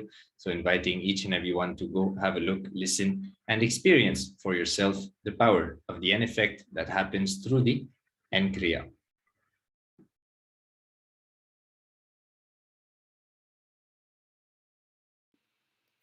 Let us now enter into the 29th of January 2013. The Supreme Pontiff of Hinduism emphasized on the crucial importance of helping others to realize the 4 tattvas, truths of enlightened living, and to manifest them into sattva, material reality. This is the purpose of awakening the Kundalini. When the Kundalini is awakened, the new source of energy becomes available to support the sharing of these tattvas with the whole world. The root pattern of suffering can be erased in people by the implementation of this wisdom. Physical service is helpful as a beginning, free food, education, health, but the real healing flourishes with the transmission of these truths. So here we can see the Supreme Pontiff of Hinduism expanding on the importance of the 4 tattvas and how we can make them into the sattva, which is material reality, as a reality in our day-to-day life. And many of us think that just by doing charity or giving free food, education, we become enlightened, but that is just the beginning. The real healing flourishes when we implement these truths in our own life and we share it with others. The 4 tattvas, which are integrity, authenticity, responsibility, and enriching. We can see the pictures of the Supreme Pontiff of Hinduism conducting the Nithyananda Satsang, the morning Satsang, and also giving the Sarva Darshan, which is the individual blessing to all the devotees who had gathered for the Satsang.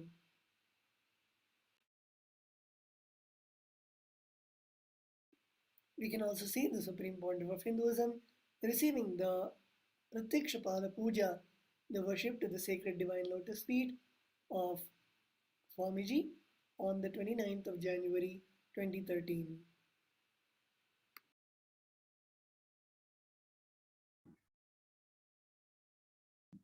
So entering now into the year 2014, we'll be watching a glimpse of a short portion of the video, the Nithyananda TV news that happened on this day, and what the Supreme Pontiff of Hinduism has revealed and is sharing in this video.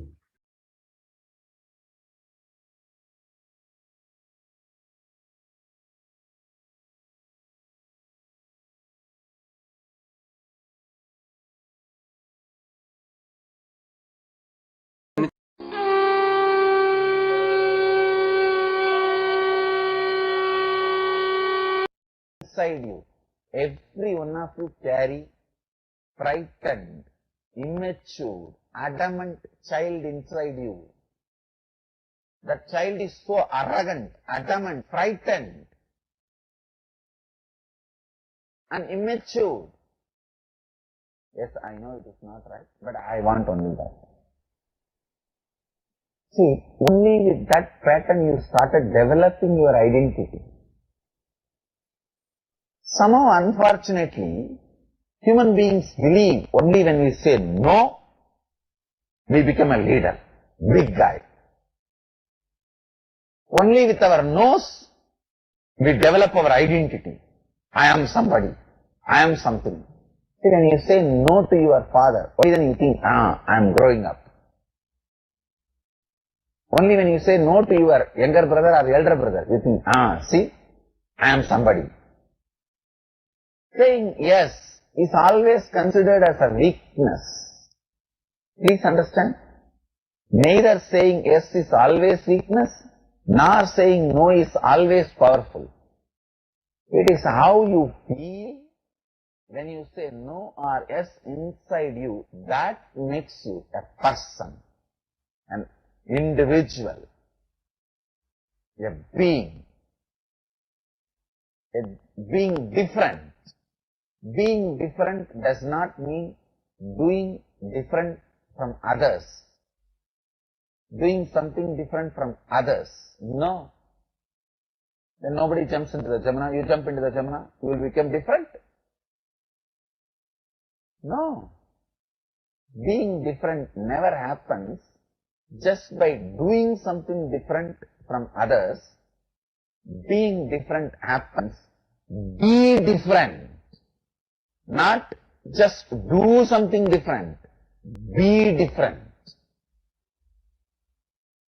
That only will make you being different. Somehow human beings from the time immemorial are being crazy about being different. I have to be different. I cannot be with one of all these. I cannot be one of all these men. I cannot be one of all these businessmen. Whichever field you are. I cannot be one of all these lawyers. I cannot be one of all these journalists. I cannot be one of all these swamis. I have to be different. Understand? Yes, great. Being different is great. Nothing wrong. Being different is your basic instinct because you are unique. Because by nature you are unique. You are uncomparable. You can't be.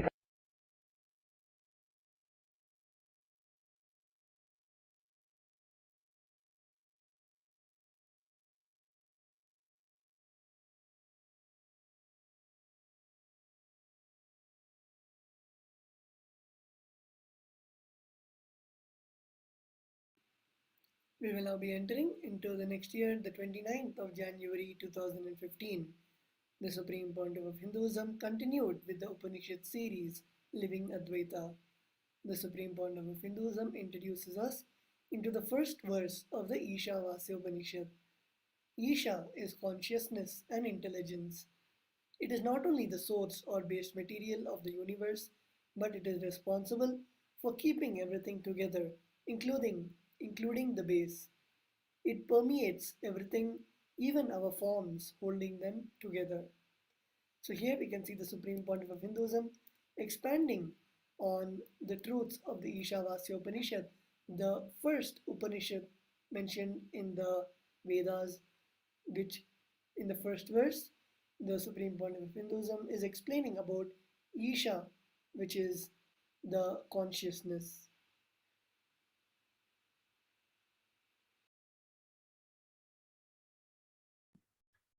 Entering now into the year 2016, we'll see the Supreme Pontiff of Hinduism delivering a satsang again on the Ishavasya Upanishad. In those years, the Supreme Pontiff of Hinduism mapped a lot of the sacred scriptures and the knowledge revealed by Paramashiva in those scriptures into something that we can relate to in today's world with the mind that we have built for ourselves as a collective, as humanity.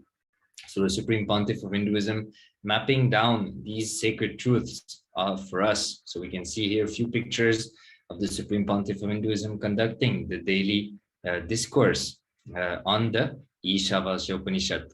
And we can also see in the center some of the delegates who gathered physically in Bangalore, India, in Adi Kailasa, to be live and receive live the Darshan of the Supreme Pontiff of Hinduism.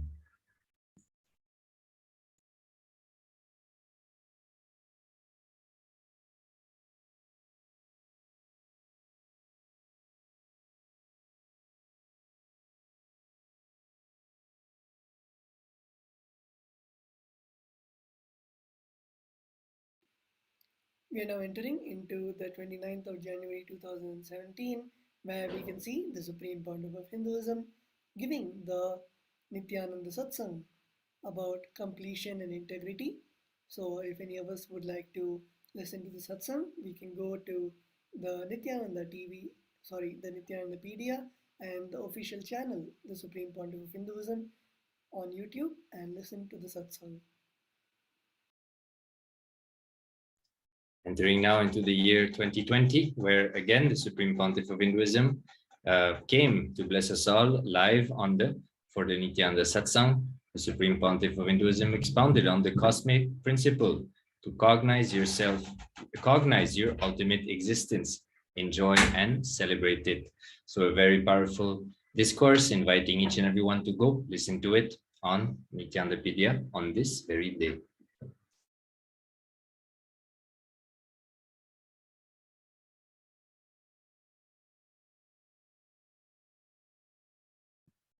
We can also see the year 2021, the Supreme Pontiff of Hinduism delivering the presidential address on vertical time zones. So something that the Supreme Pontiff of Hinduism has been doing for the last 2 weeks in preparing us to the Paramashivoham level 3, which is coming in the March 1st. Here, the Supreme Pontiff of Hinduism started to reveal about the truth about the vertical time zones on the 29th of January 2021. So again, inviting each and everyone to go listen to these discourses given by the Supreme Pontiff of Hinduism. He also received the Maheshwara Puja on that very day, liberating the souls of the departed souls. So with this, we come to the end of today's segment, and we will now be moving to the next segment shortly. So we invite you to stay tuned. And the next segment will start shortly. We thank you very much for being with us for this segment, and we hope to see you for the next program for this same or next segment of the 30th of January, since the Supreme Pontiff of Hinduism started his public life. So thank you very much, and Nithyananda.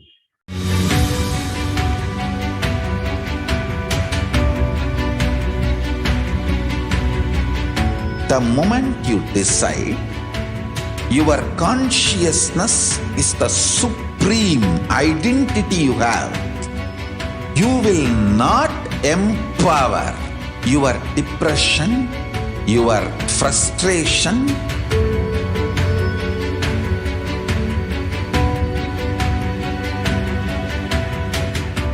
deal your problems, whether it is simple headache, or depression, or the worst suicidal patterns, or life negativity, only through consciousness. Don't go for any other solution.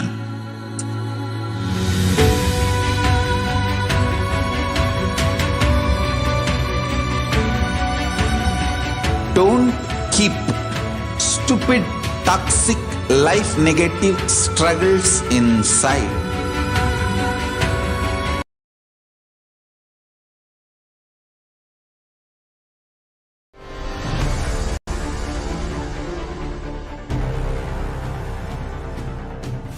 Time itself is nothing but your decision to struggle with the same rut.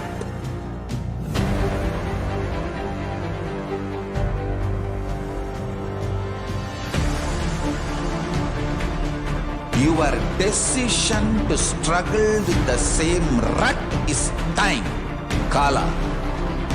Your decision to swallow time is Kala Bhairava.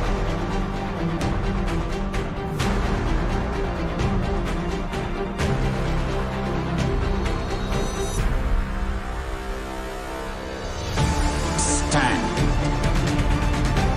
Be a conscious woman or man. Be conscious being.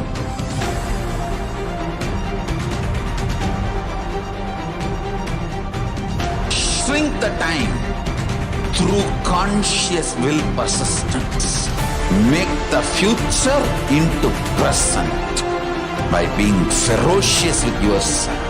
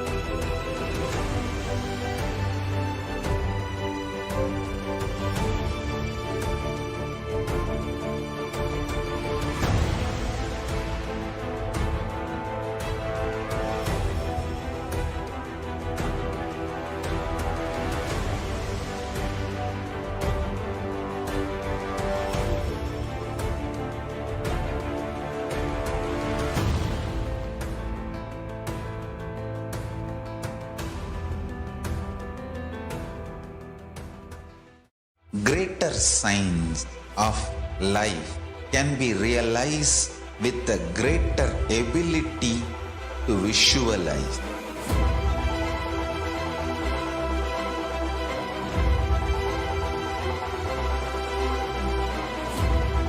Greater science is the equivalent word for Hinduism.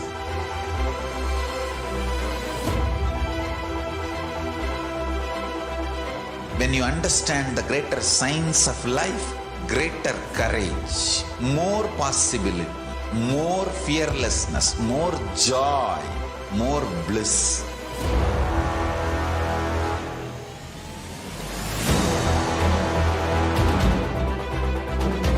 When you visualize Paramashiva with 25 heads, 75 eyes, 50 hands, your consciousness becomes ferocious, and that ability to visualize, you will get involved in everything deeply.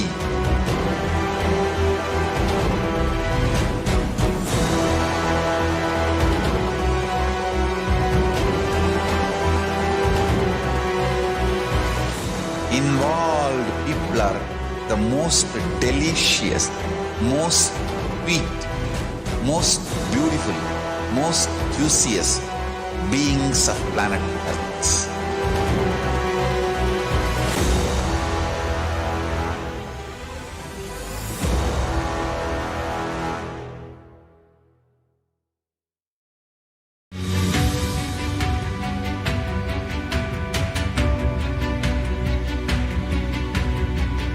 The moment you decide, your consciousness is the supreme identity you have.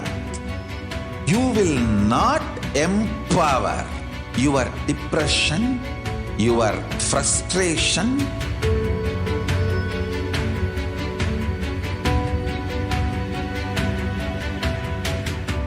deal your problems, whether it is simple headache or depression or the worst suicidal patterns or life negativity, only through consciousness. Don't go for any other solution.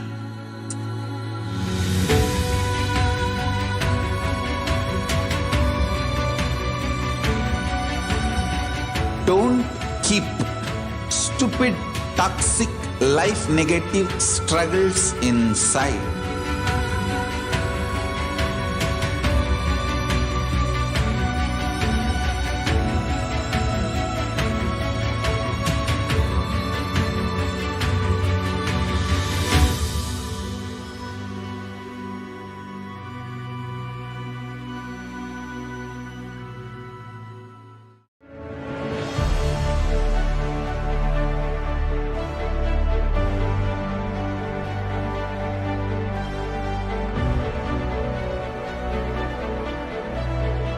I am your Guru. I will make you enlightened. It's my commitment.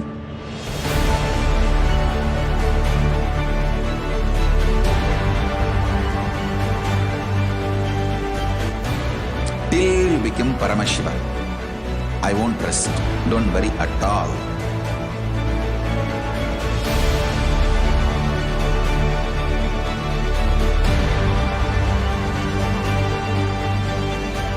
To all my disciples, I give you this as a boon. I'll swallow everything with which you are stuck and liberate you all.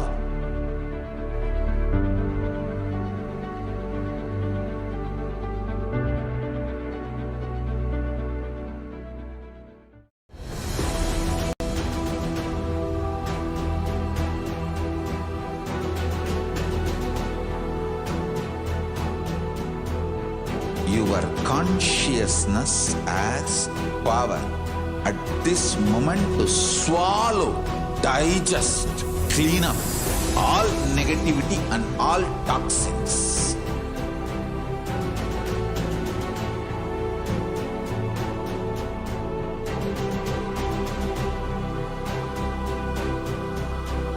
Develop a powerful will persistence. That's the most important asset for life.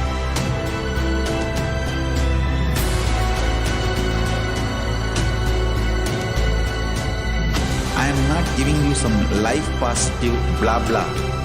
I am giving you the facts of life. I am triggering your consciousness.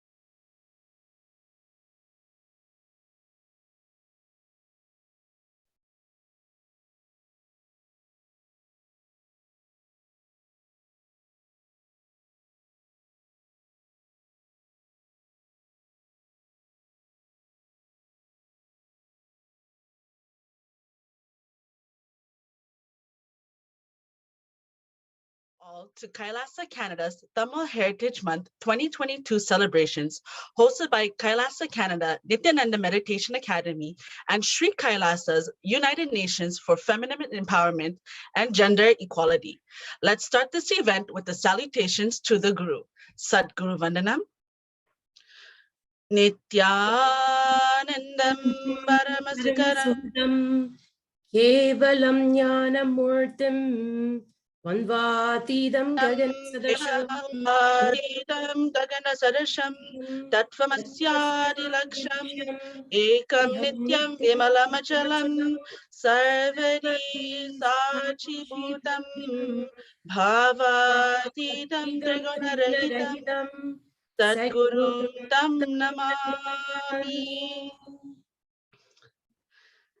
We welcome you all with our love and respects. My name is Ma Nitya Lalitambikananda, and with me, Ma Arbi. We're from Kailasa, Canada, and we'll be the MCs for today's event.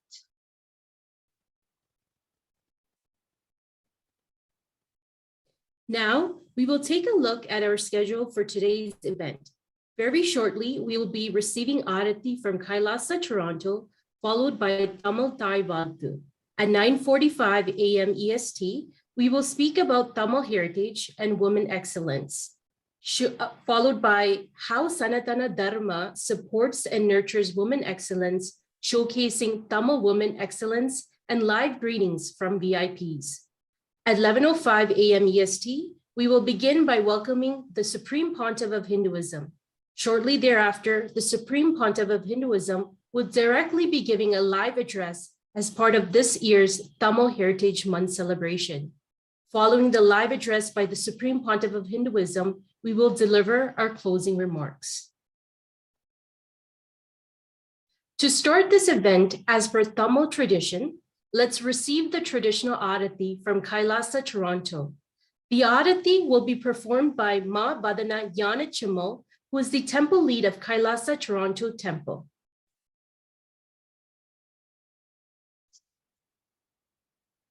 I authentically cognize, which is internally process, understand, and declare the truth that cosmic energy exists. Yes, I authentically cognize, which is internally process, understand, and declare the truth that His Divine Holiness Swamiji Nithyanandeshwara Paramashiva and Nithyanandeshwari Paramashiva Shakti and Ma are the Chinmaya Vigrahas, the embodiment and representation of that very cosmic energy.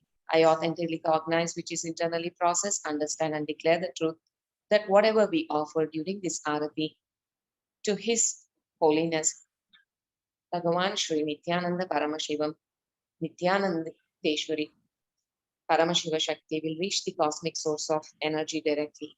Yes. Sadguru Vandanam.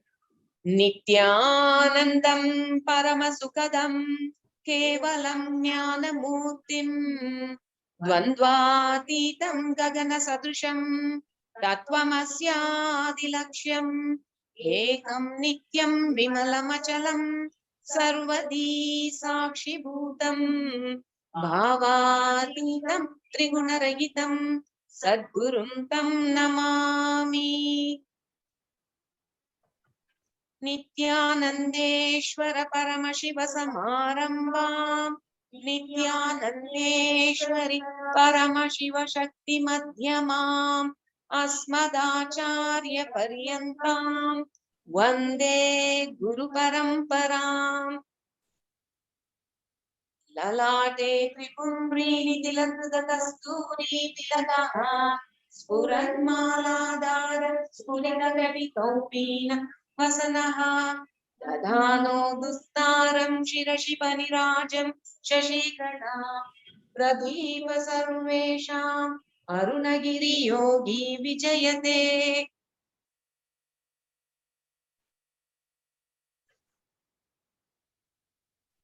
Achadrupaha Om Dhurati Dhura Dhurantam Dhuratayosman Dhurvaditam Dhurvayam Vayam Dhurvamasvam Devanamasi Sannitamam Patritamam Jitsatamam Vannitamam Devahutamamritamasiravidhanam Agashvamatramikratvatva Chakshisha Prekshimabhirma Sandikta Matvahi Gumsikam Bhagavan Shri Nithyananda Paramashiva नित्यानन्देश्वरि परमशिवशक्ति धूपमाघ्रपयामि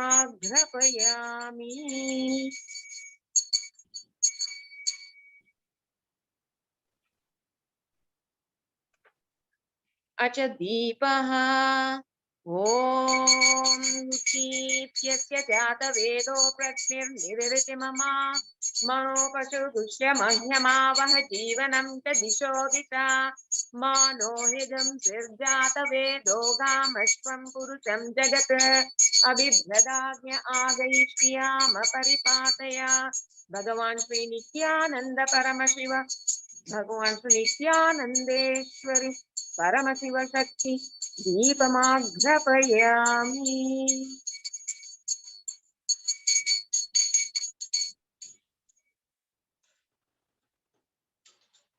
अच नैवेद्यम्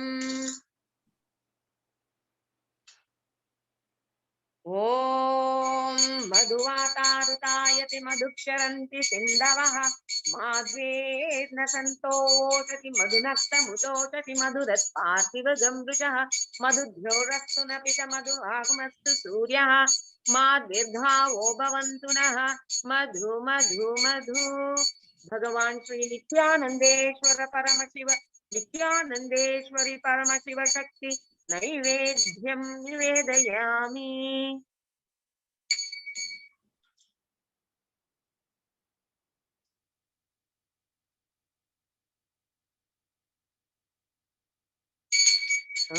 हारार्त्रिकम् ॐ सोमो वायेतस्य राज्यमादत्ते यो राजसान् राज्यो सोमेन यजते देवसोमेधानि रविगुंसि भवति स एतावन्तो वै देवनागुंसवाः स एवस्मै सवान् प्रयश्चन्ति स एनं स्तुवन्ते राज्याय देवसुराज भवति न तत्र सूर्यो भाति न चन्द्रतारकं नेम विद्युतो भान्ति सोऽयमग्निः त्वमेव भान्ताम् अनुभाति सर्वं तस्य भासा सर्वमिदं विभाति कर्पूरगौरं करुणावतारं संसारसारं भुजगेन्द्रहारं सदा वसन्तं हृदयारविन्दे भवं भवानी सहितं नमामि भवं भवानी सहितं नमामि भवं भवानी सहितं नमामि आरात्रिकं समर्पयामि भगवती नित्यानन्द परमशिवशक्ति कर्पूरनीराजनं सन्दर्शयामि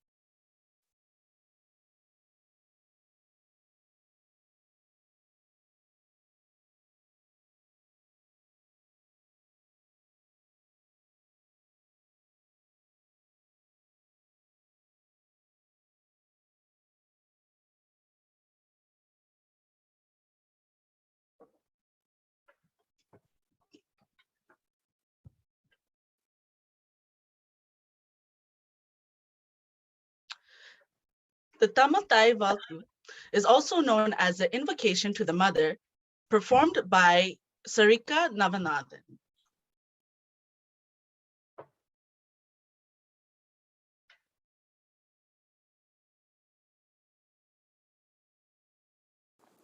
வாழ்க நிரந்தரம் வாழ்க தமிழ் மொழி வாழிய வாழியவே வானமளந்த தனித்து மளந்திடும் வன்மொழி வாழியவே ஏழ்கடல் வைப்பினும் தன்மனம் வீசி இசை கொண்டு வாழியவே எங்கள் தமிழ் மொழி எங்கள் தமிழ் மொழி என்றென்றும் வாழியவே சூழ்களி நீங்க தமிழ் மொழியோங்க துலங்க ஹவையகமே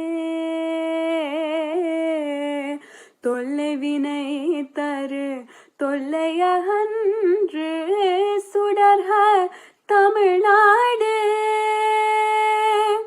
வாழ்க தமிழ் மொழி வாழ்க தமிழ் மொழி வாழ்க தமிழ் மொழியே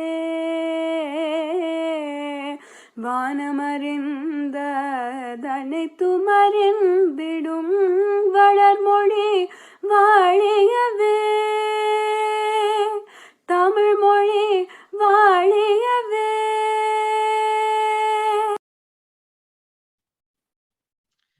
Thank you, Sarika, for your beautiful rendition of the Tamil Thai Valtu. Kailasa, Canada is headed by the Supreme Pontiff of Hinduism, Bhagavan Nithyananda Paramashivam, the reviver of Kailasa. Kailasa Toronto's Nithyananda Meditation Academy started its Canadian roots in 2006. For the past 13 years, it has expanded its reach from East Coast to West Coast. Main service centers are running from Montreal, Ottawa, Toronto, Calgary, and Vancouver. Nithyananda Meditation contributions to Canadian society is authentic Hinduism revival and humanitarian services. Kailasa Toronto's temple was established in 2011 to bring the authentic Hindu practices to the larger Hindu population in Toronto. As part of our outreach initiatives, we have reached and helped thousands of Canadians for mental, physical, and social well-being. All social outreaches was to reduce poverty, increase opportunity for people, and alleviate human suffering and fostering peace and fulfillment for everyone, irrespective of their nationality, religion, race, gender, or economical status.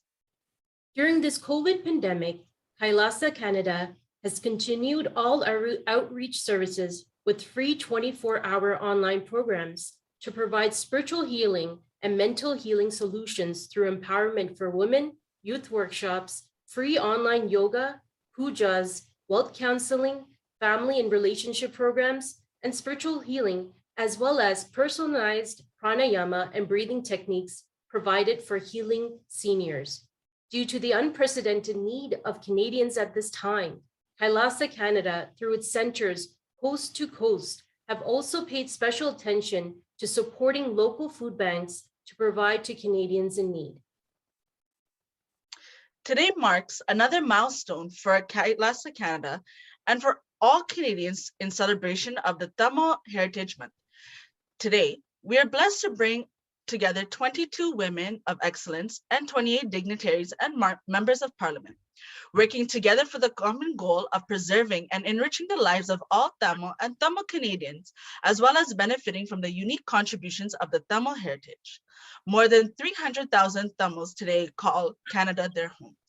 And all of us have the great possibility and responsibility to keep the eternal science and the ultimate possibilities for humanity alive, the great future for Tamil Canadians.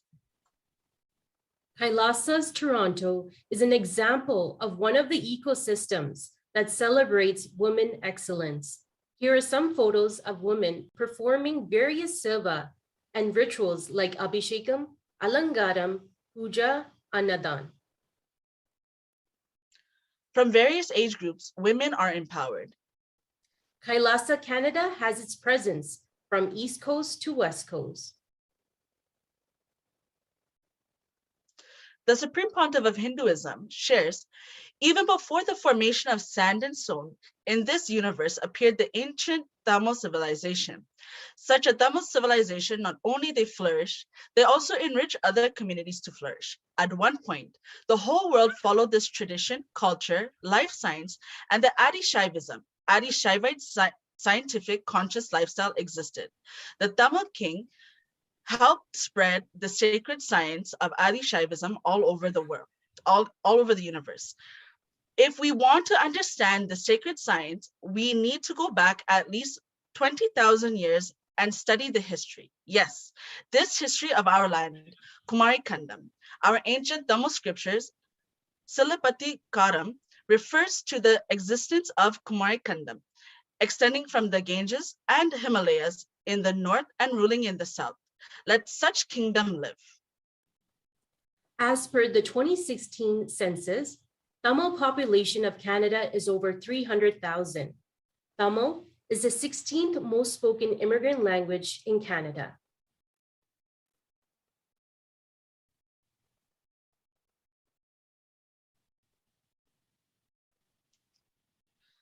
Tamil Heritage Month is celebrated in January to increase awareness and appreciation for all the achievements and contributions of the Tamil community. Canada is proud to be home of one of the largest Tamil diasporas in the world. Tamils began migrating to Canada as early as 1940s. Since that time, Tamil Canadians have overcome tremendous obstacles and have made significant contributions to the growth and prosperity of Canada in politics, health, science, sports, business, and other fields. By proclaiming the month of January as Tamil Heritage Month, many provinces in Canada recognize the valuable contributions that Tamil Canadians have made to Canada's social, economic, political, and cultural fabric.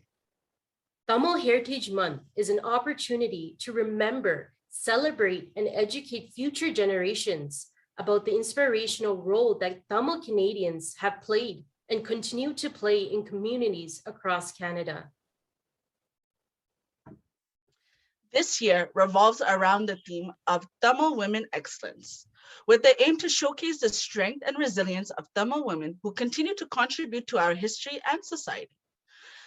Tamil women in our society continue to persevere and work tirelessly to break barriers while building new identities for themselves and every Tamil woman around the world. Today, we will be honoring 22 Tamil women around the world under various categories to highlight their achievements. This gives an opportunity to inspire and educate Tamil women to share their success story and inspire our future generations. Now let's hear a short clip from the Supreme Pontiff of Hinduism, his address on International Women's Day 2021.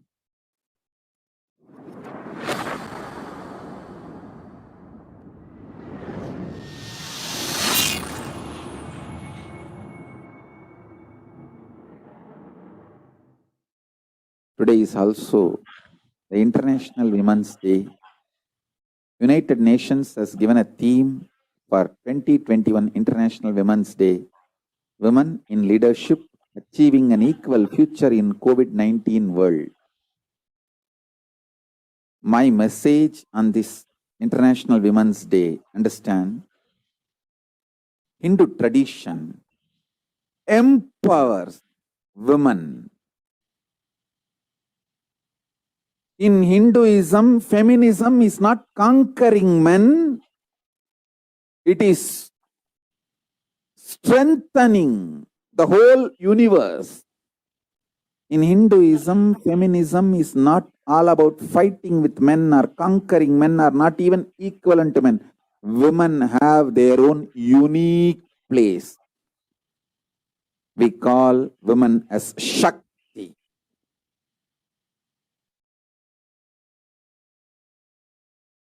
Parashakti. Manifestations of Parashakti. Understand?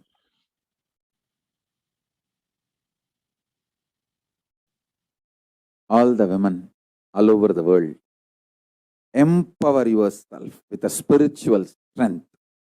Realize your uniqueness and contribute to the world. That is my message on this International Women's Day.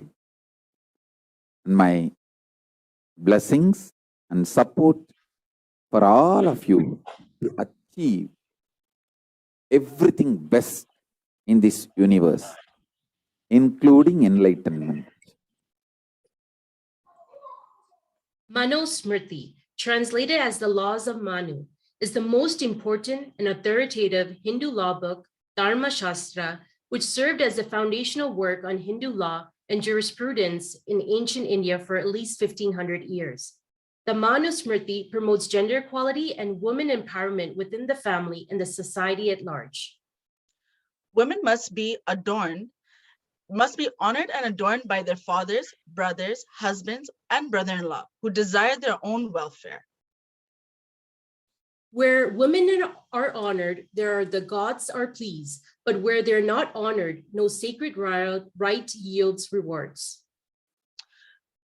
On the presidential address on the 8th of August 2017, the Supreme Pontiff of Hinduism has revealed all big successful houses or organization, I guarantee you there will be a chaste woman on top. Maybe behind the screen, behind the scene, there will be a chaste woman who keeps things together. So here are the next set of events listed for you to have a look.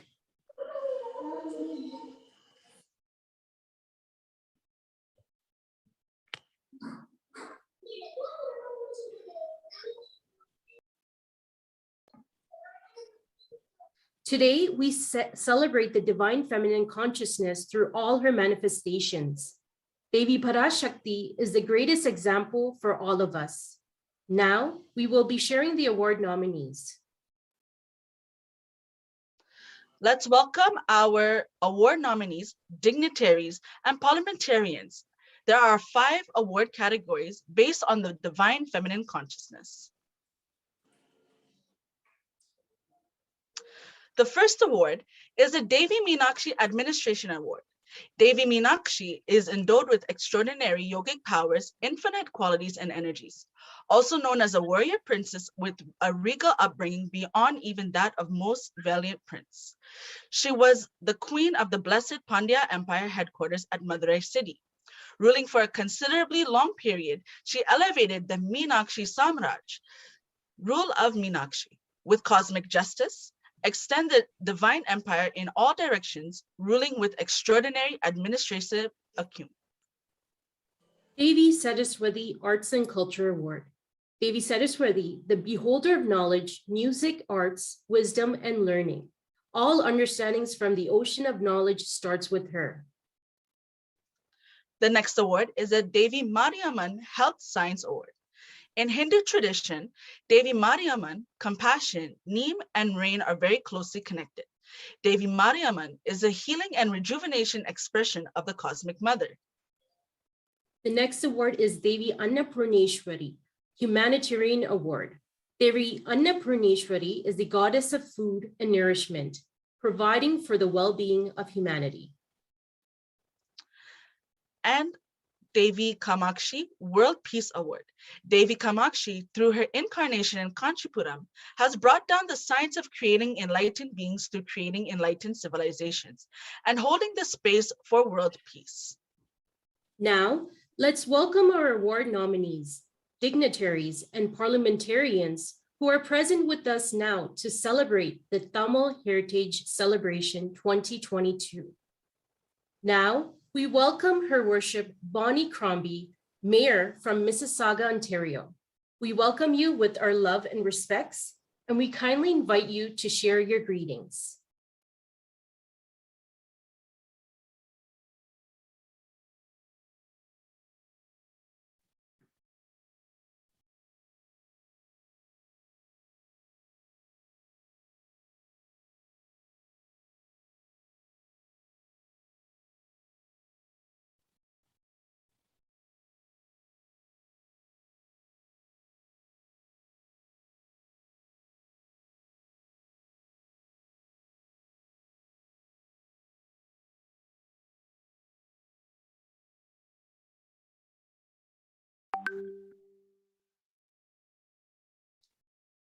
So it looks like Her Worship Bonnie Crombie is not present at the moment. So we will move on to the next speaker, guest. Next, we would like to introduce Maliha Wilson, a Tamil Canadian lawyer who served as the Assistant Deputy Attorney General of the Government of Ontario from April 2008 to November 2016.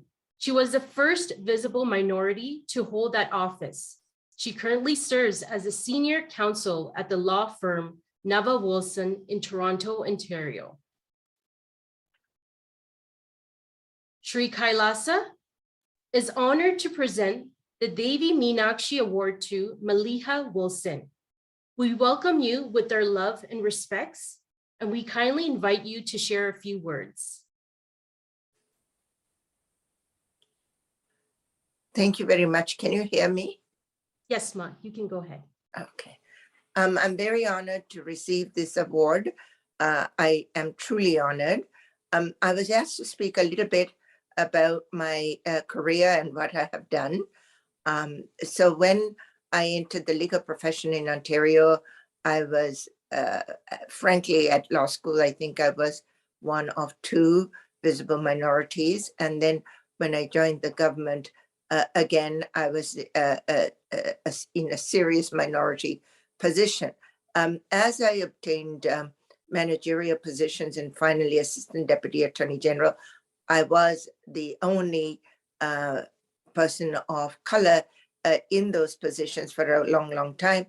And one of my mandates was to open up the Ministry of the Attorney General on the civil side to include more people from different and diverse backgrounds. And looking back, I think I and my team succeeded in doing that. There are a lot of talented people from different ethnic groups, including Hindu and Tamil and South Indian and so on. When I left, I think it was beginning to be a very different place. In addition, my family has devoted itself to the cause of fighting for the human rights of Tamil people. And after I retired from the government, I joined the UNHRC team from Canada and from around the world, where we have continued to advocate for the human rights of Tamil people. So thank you very much. And yet again, I am so honored to receive this award. Thank you so much, Maliha Wilson, for all your amazing contributions in the field of law. Thank you so much. Thank you. Next, we would like to introduce Sarika Navanathan, a recent graduate of the University of Toronto in the Rotman Commerce Program, where she focused on strategy, innovation, and organizational leadership. She's not only a singer who has performed since the age of 4 and is working on releasing music in English and in Tamil. Shri Kailasa is honored to present the Devi Kamakshi Award for World Peace to Sarika Navanathan. We welcome you with our love and respects, and we kindly invite you to share a few words.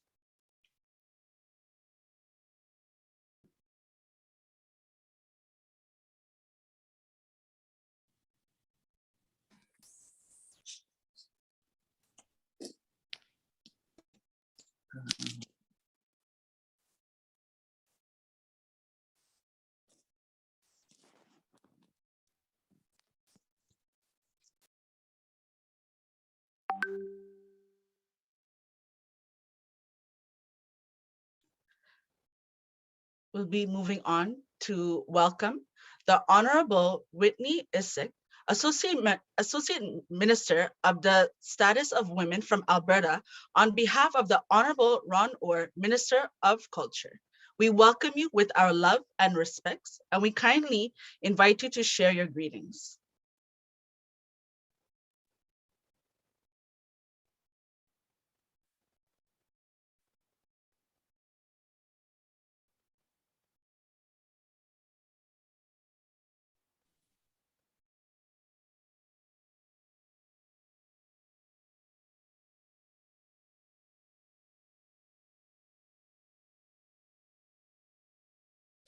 Now we welcome Her Worship Bonnie Crombie, Mayor from Mississauga, Ontario. We welcome you with our love and respects, and we kindly invite you to share your greetings.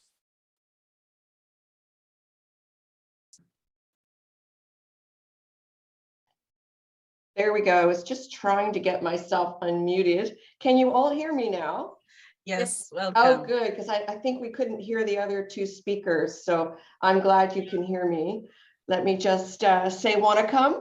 And hello, and I'm so happy to join you virtually this morning to celebrate Kailasa Canada's Tamil Heritage Month celebration. I'd like to start off by extending my warmest greetings to the Supreme Pontiff of Hinduism, His Divine Holiness Bhagavan Nithyananda Paramashivoham, who will be joining us shortly. And I'd also like to acknowledge the leadership and volunteers from Kailasa Canada and Shri Kailasa, Uniting Nations for Feminine Empowerment and Gender Equity. Thank you for hosting this special event that brings the community together to celebrate the contributions that Tamil Canadians have made right across Canada while educating future generations on our vibrant Tamil diaspora. Excuse me. Also want to welcome all of the dignitaries and distinguished guests. I see so many friends on the screen. The Honorable Whitney Isick of Alberta, the Associate Minister for the Status of Women, Mike Hurley, the Mayor of Burnaby, BC, Catherine McGarry, my friend, the Mayor of Cambridge, Francis Scarpaleja, also a former colleague of mine from the House of Commons, the Mayor of Markham, Frank Scarpitti, and Patrick Brown, the Mayor of Brampton. This year, the Tamil Heritage Month theme is Tamil Women Excellence. And today we celebrate Tamil women in our community who continue to persevere and work tirelessly to break barriers while building new identities for themselves and every Tamil woman around the world. I'd like to take this opportunity to acknowledge the 21 Tamil women who are receiving awards today. Congratulations on this incredible achievement, and you are an inspiration to all Tamil Canadians. You have shown that if you work hard, you can break through gender barriers and achieve your dreams here in Canada and around the world. Mississauga is proud to be home to a vibrant, active, and engaged Tamil community with over 10,000 of our residents of Tamil descent. Every day, women and men of Tamil descent make important city-building contributions to our community as public servants, volunteers, educators, artists, and successful business owners. Excuse me. We are truly lucky to have such a strong Tamil presence here in Mississauga. And I'd like to thank you for choosing Mississauga as your home and for bringing your traditions and heritage here to our city, making it a more vibrant and diverse community for all of our residents to enjoy. I also like to thank the Tamil community for your generosity, the generosity that you have displayed throughout the pandemic. Organizations like Kailaasa Canada have stepped up to raise funds, donate meals to those most needed, and supported our seniors during COVID-19. Tamil Canadians have played a very important role in our country and will continue as we work together forward. I once again want to thank Kailaasa Canada and Shri Kailasa for Uniting Nations for Feminine Empowerment and Gender Equality, and of course for inviting me here today. And thank you for all the great work you do to support our community. And I again would like to extend my very best wishes for a very happy Tamil Heritage Month. And I hope you all have a great celebration. Nandri, thank you. Thank you so much for your warm wishes and greetings.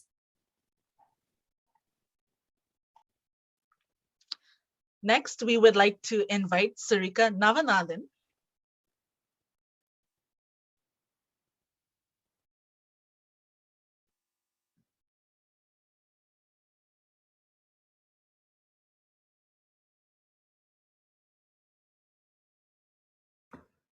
Hello, can everyone hear me? Welcome. Yes, we can hear you. Awesome.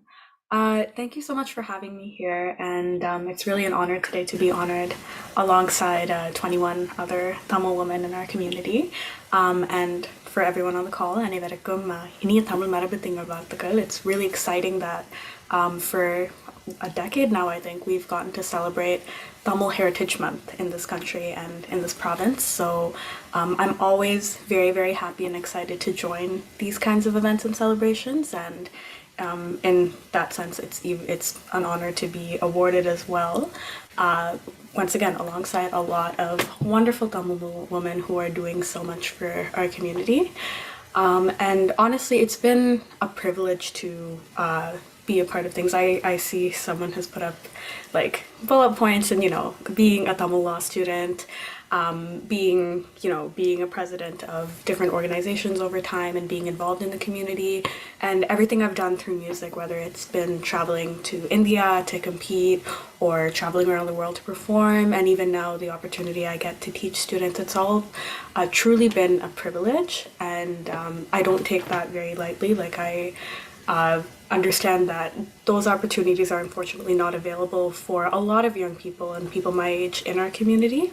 So, it's as a young person who is still figuring things out, I'm still a student, I'm still very much in school, and I'm still searching for those opportunities to figure out what is the best way I can give back to my community, and I'm continuing to learn and have my worldview shaped by that. I think it's important to be mindful of my privilege and, make sure that I use that to help other people and to make sure that young people feel like they can find a space for themselves as well and appreciate their Tamil identity, and especially when it comes to women, make sure that they can feel empowered to take on whatever they want to, despite a lot of the societal barriers and things that they face in our community, right? So I think initiatives like this, awards where you're recognizing women, and the whole theme of Tamil Heritage Month this year being recognizing Tamil women's excellence, it has been just wonderful to see. I don't know if anyone else has been around too much to different other events, but I've sat in and listened on several panels and wonderful events this month, and it's just been great and continuously impresses me how amazing Tamil women are. So honestly, just thank you so much for this award, and thank you so much for putting this initiative together where you're awarding Tamil women. Once again, I'm very, very honored to be here, and thank you so much. Thank you for your warm wishes, and we wish you success on all your future endeavors. Thank you so much.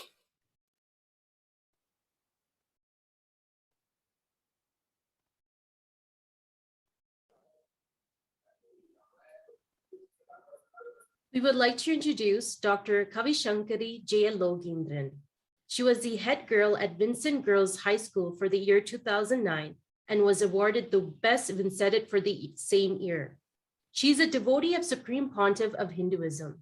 She passed the Applied Sciences stream with the first class at Colombo Medical Faculty and a second class upper division with Drago Austin Gold Medal for surgery and a distinction in obstetrics and gynecology during her final MBBS exams with the blessings of the Supreme Pontiff of Hinduism. Currently, she is working as a medical officer in the non-surgical unit and studying for postgraduate entrance for surgical training. Shri Kailasa is honored to present Devi Mariamman Health Sciences Award to Dr. Kavishankari Jayalogendran. We welcome you with our love and respects. We kindly invite you to share a few words.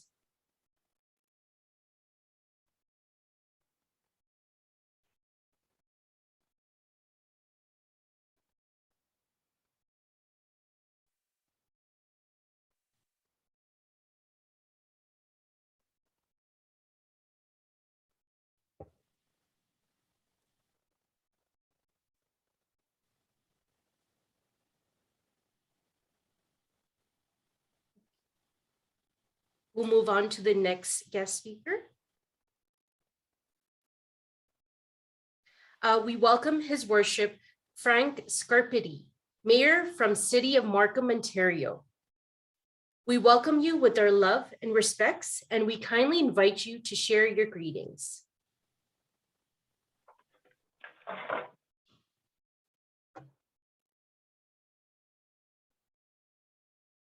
Let's move on to the next speaker.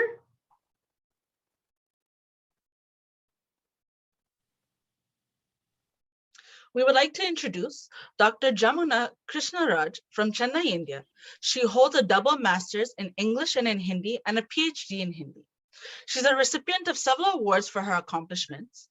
She was an official guest delegate of the Ministry of External Affairs in the 11th International Hindi Conference held in Mauritius in 2018. She was also invited and honored by the Delhi Public Library of Ministry of Culture at Amritsar in 2019. Shri Kailasa is honored to present the Devi Saraswati Awards for Arts and Culture to Dr. Jamuna Krishnaraj. We welcome you with our love and respects, and we kindly invite you to share a few words. Hello, good evening to everybody. I'm feeling really excited that I've been chosen for the award. Today is Sani Pradosham Day and a very auspicious day for Shiva. And this being Kailasam, surely you all know the importance of Sani Pradosham. I'm Dr. Jamuna Krishna from India. I was very happy to know that people from not only Canada, but all over the world are aware and proud of our Hindu culture and heritage. I'm very glad that Kailasa, Canada is celebrating Tamil heritage and honoring women achievers from all over the world, and feel indeed proud and privileged that I've been chosen as one among them.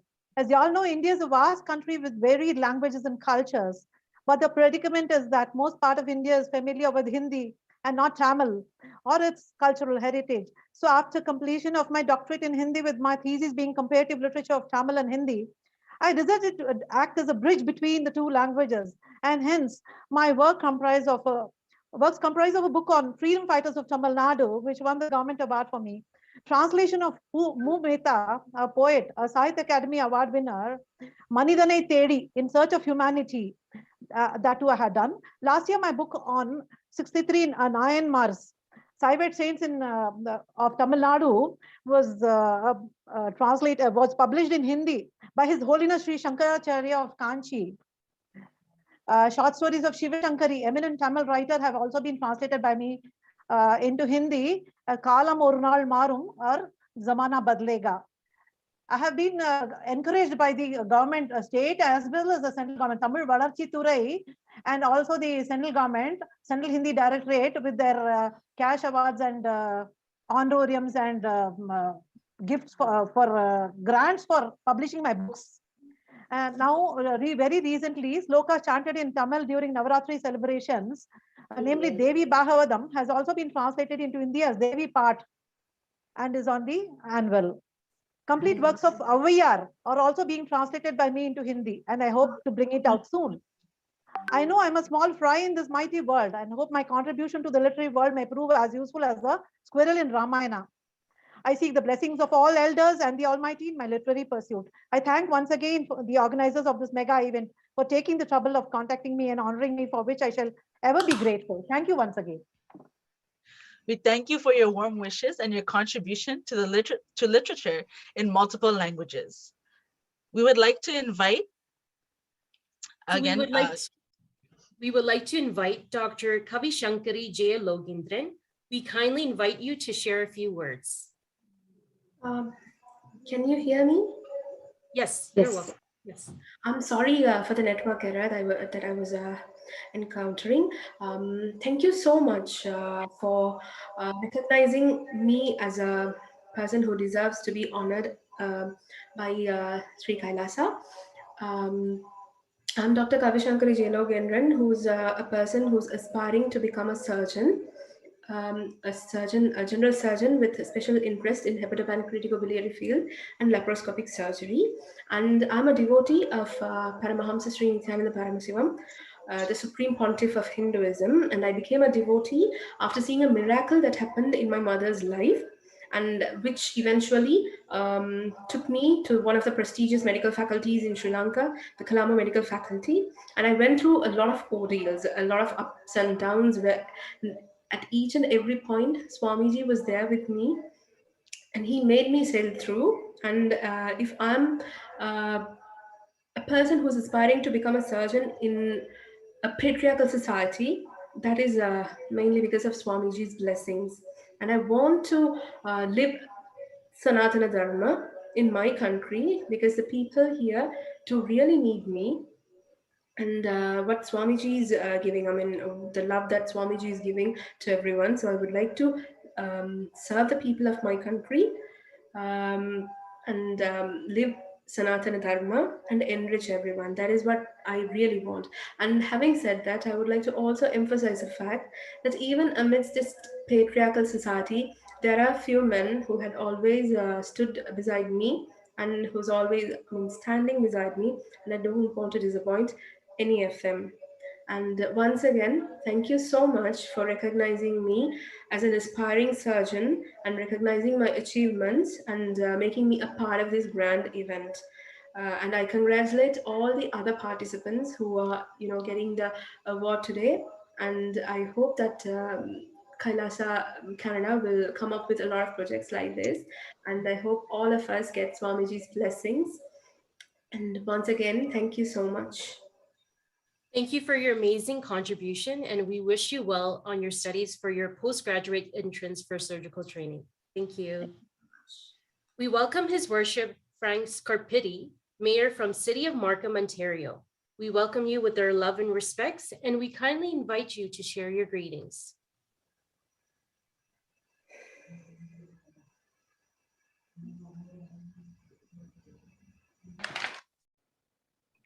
Thank you very much, and good morning to everyone. And I want to say first and foremost, welcome, namaste, and also happy Thai Pongal. I think we're still celebrating. We might not have as many sweets available to us as we've had, but I know the celebrations continue, and it's certainly a wonderful time of the year. It's an honor for me to be here and to be invited with such an amazing organization. And I want to say thank you to Kailaasa Canada for the incredible work that you always do, but particularly over the past couple of years, as all of us have faced challenges. I'm impressed by the outreach that you've had and always ensuring people's well-being, whether it's mentally, physically, spiritually, culturally. I think it's wonderful, and it really speaks to the commitment of the organization. For me, it's an honor to be here because the City of Markham is the most diverse city in all of Canada. And that is something that is verified by Statistics Canada, and truly we've welcomed people from every corner of the world. And I'm happy to say that we have a very big, thriving South Asian community. An integral part of that is a Tamil community, again, that is actively engaged in our community. And so it was wonderful to hear the previous speakers. And for me, it was a real honor, actually, a number of years ago to be in India, to visit Tamil Nadu during Thai Pongal. It was truly, you just felt this great sense of warmth and celebration throughout the whole community. And it was really an eye-opening experience. And every meeting, every celebration I went to, I reiterated that we celebrate Thai Pongal in the City of Markham and in Canada, which they found hard to believe, but they were really impressed with the fact that we make all of those efforts. So I thank Kailaasa Canada and Shri Kailasa United Nations for bringing us together and for really focusing on feminine empowerment and gender equity. This is important, not only because of the times that we live in, but I think it's also a recognition as much as there's been improvements and as much as there's barriers that have been removed. Fair to say there's a lot more work to do to get gender equity, certainly in organizations, in communities, and in business and in government. We all have to keep doing this. So I really thank you for hosting this event, and particularly for recognizing Tamil women excellence. You know, I continue to be inspired by the Tamil community generally. The fact that so many have faced different circumstances and have come here to Canada to start a new life, and they have really been inspiring because that journey is always a challenging one for people that haven't even faced adversity, and yet to come and sort of overcome the adversity and really focus on a new life and to set a new course, not only for themselves or for their families, is just truly inspiring. So that's true generally for the Tamil community. You can certainly pick a multiplier of 1,000 or 1,000,000 times, whatever multiplier you want to use for Tamil women, because not only have they faced the adversities, but they've also faced the barriers that women face. And so I think it's just wonderful as part of your program that you're highlighting the accomplishments of Tamil women. I'd also like to say, as others have spoken already, to say thank you to the Supreme Pontiff of Hinduism, His Holiness Shivam, and to for his inspiration. And I think really the guiding principles that certainly speak to the goodness of everyone, but I think again focus on the goodness and the tremendous work that women do within their families, within their communities, within their places of worship, and within their places of work. And again, that focused on gender equality and continuing to not only preserve, but promote Tamil Hindu heritage. Now, I said the city of Markham is the most diverse in Canada, and it's with great pride that the city of Markham actually was the first municipality in Ontario to proclaim January as Tamil Heritage Month, something that we continue to celebrate. And we were the first municipality in all of Canada to actually recognize and proclaim Thai Pongal. And we celebrate that each and every year. And yes, for the past couple of years, it's been more challenging, but I certainly look forward to those in-person celebrations. So today and every day, I want to tell you that the city of Markham does stand for women's equity, equality, and gender parity. We do it within our organization, and I'm very pleased to say that we have many women in leadership roles in the city of Markham. And we participate as we are today to ensure that all of us collectively as a community continue to work for that priority. Women are truly inspiring, as I've said. They're courageous, even in the face of adversity, even in the face of barriers. They continue with their bold action and really continue to create many exceptional leaders, leaders that are admired by both men and women because they are trailblazers and have not anything stand in their way of their success, and truly making sure that equity and gender parity is a priority. So we celebrate the richness of the Tamil community. Embodied in that is the incredible leadership that Tamil women continue to pursue and provide for. And I think today's important that we recognize those women who've achieved, but as almost an important thing to also say that we stand united in nurturing and encouraging and supporting women, because we want more Tamil women to be on this list in future years. And although I can't give the specific now because we are going to have official, I'm very pleased the city of Markham, in collaboration with the Tamil South Asian Women Association, are going to be embarking, and we just found out the other day that we have received a grant for this initiative, but we will be embarking on an initiative to provide additional support for marginalized Tamil women and South Asian women in our community. And again, it speaks to our commitment to women, and in particular Tamil women in our community and in the South Asian community. So with that, thank you for the kind invitation to be here. Congratulations to all of the award recipients. You're on this list for a reason. And I know for some, it's always difficult to get the focus and the spotlight.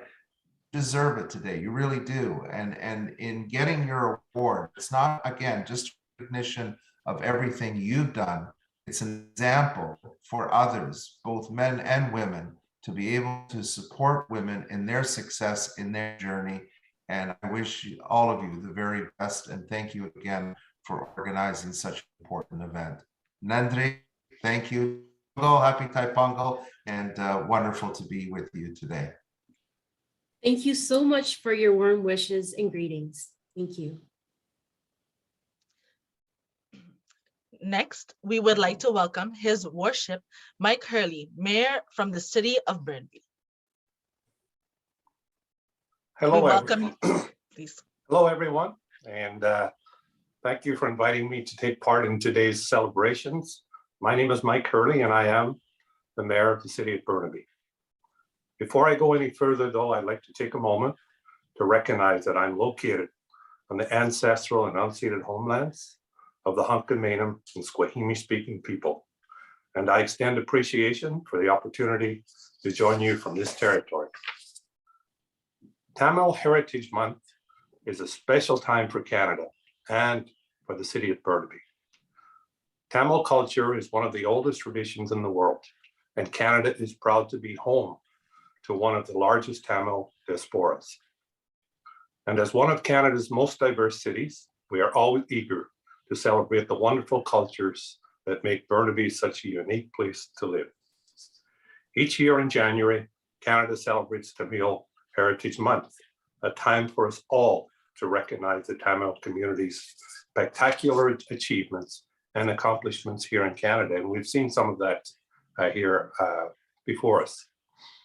Tamil Canadians have overcome tremendous obstacles and have made significant contributions to the growth and prosperity of Canada in politics, health, science, sports, business, and other fields.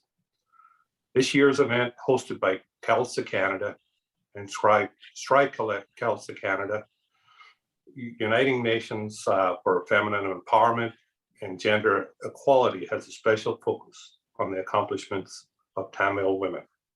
This month, we celebrate the strength and resilience of Tamil women who continue to persevere and work tirelessly to break barriers while building new identities for themselves and every other Tamil woman around the world.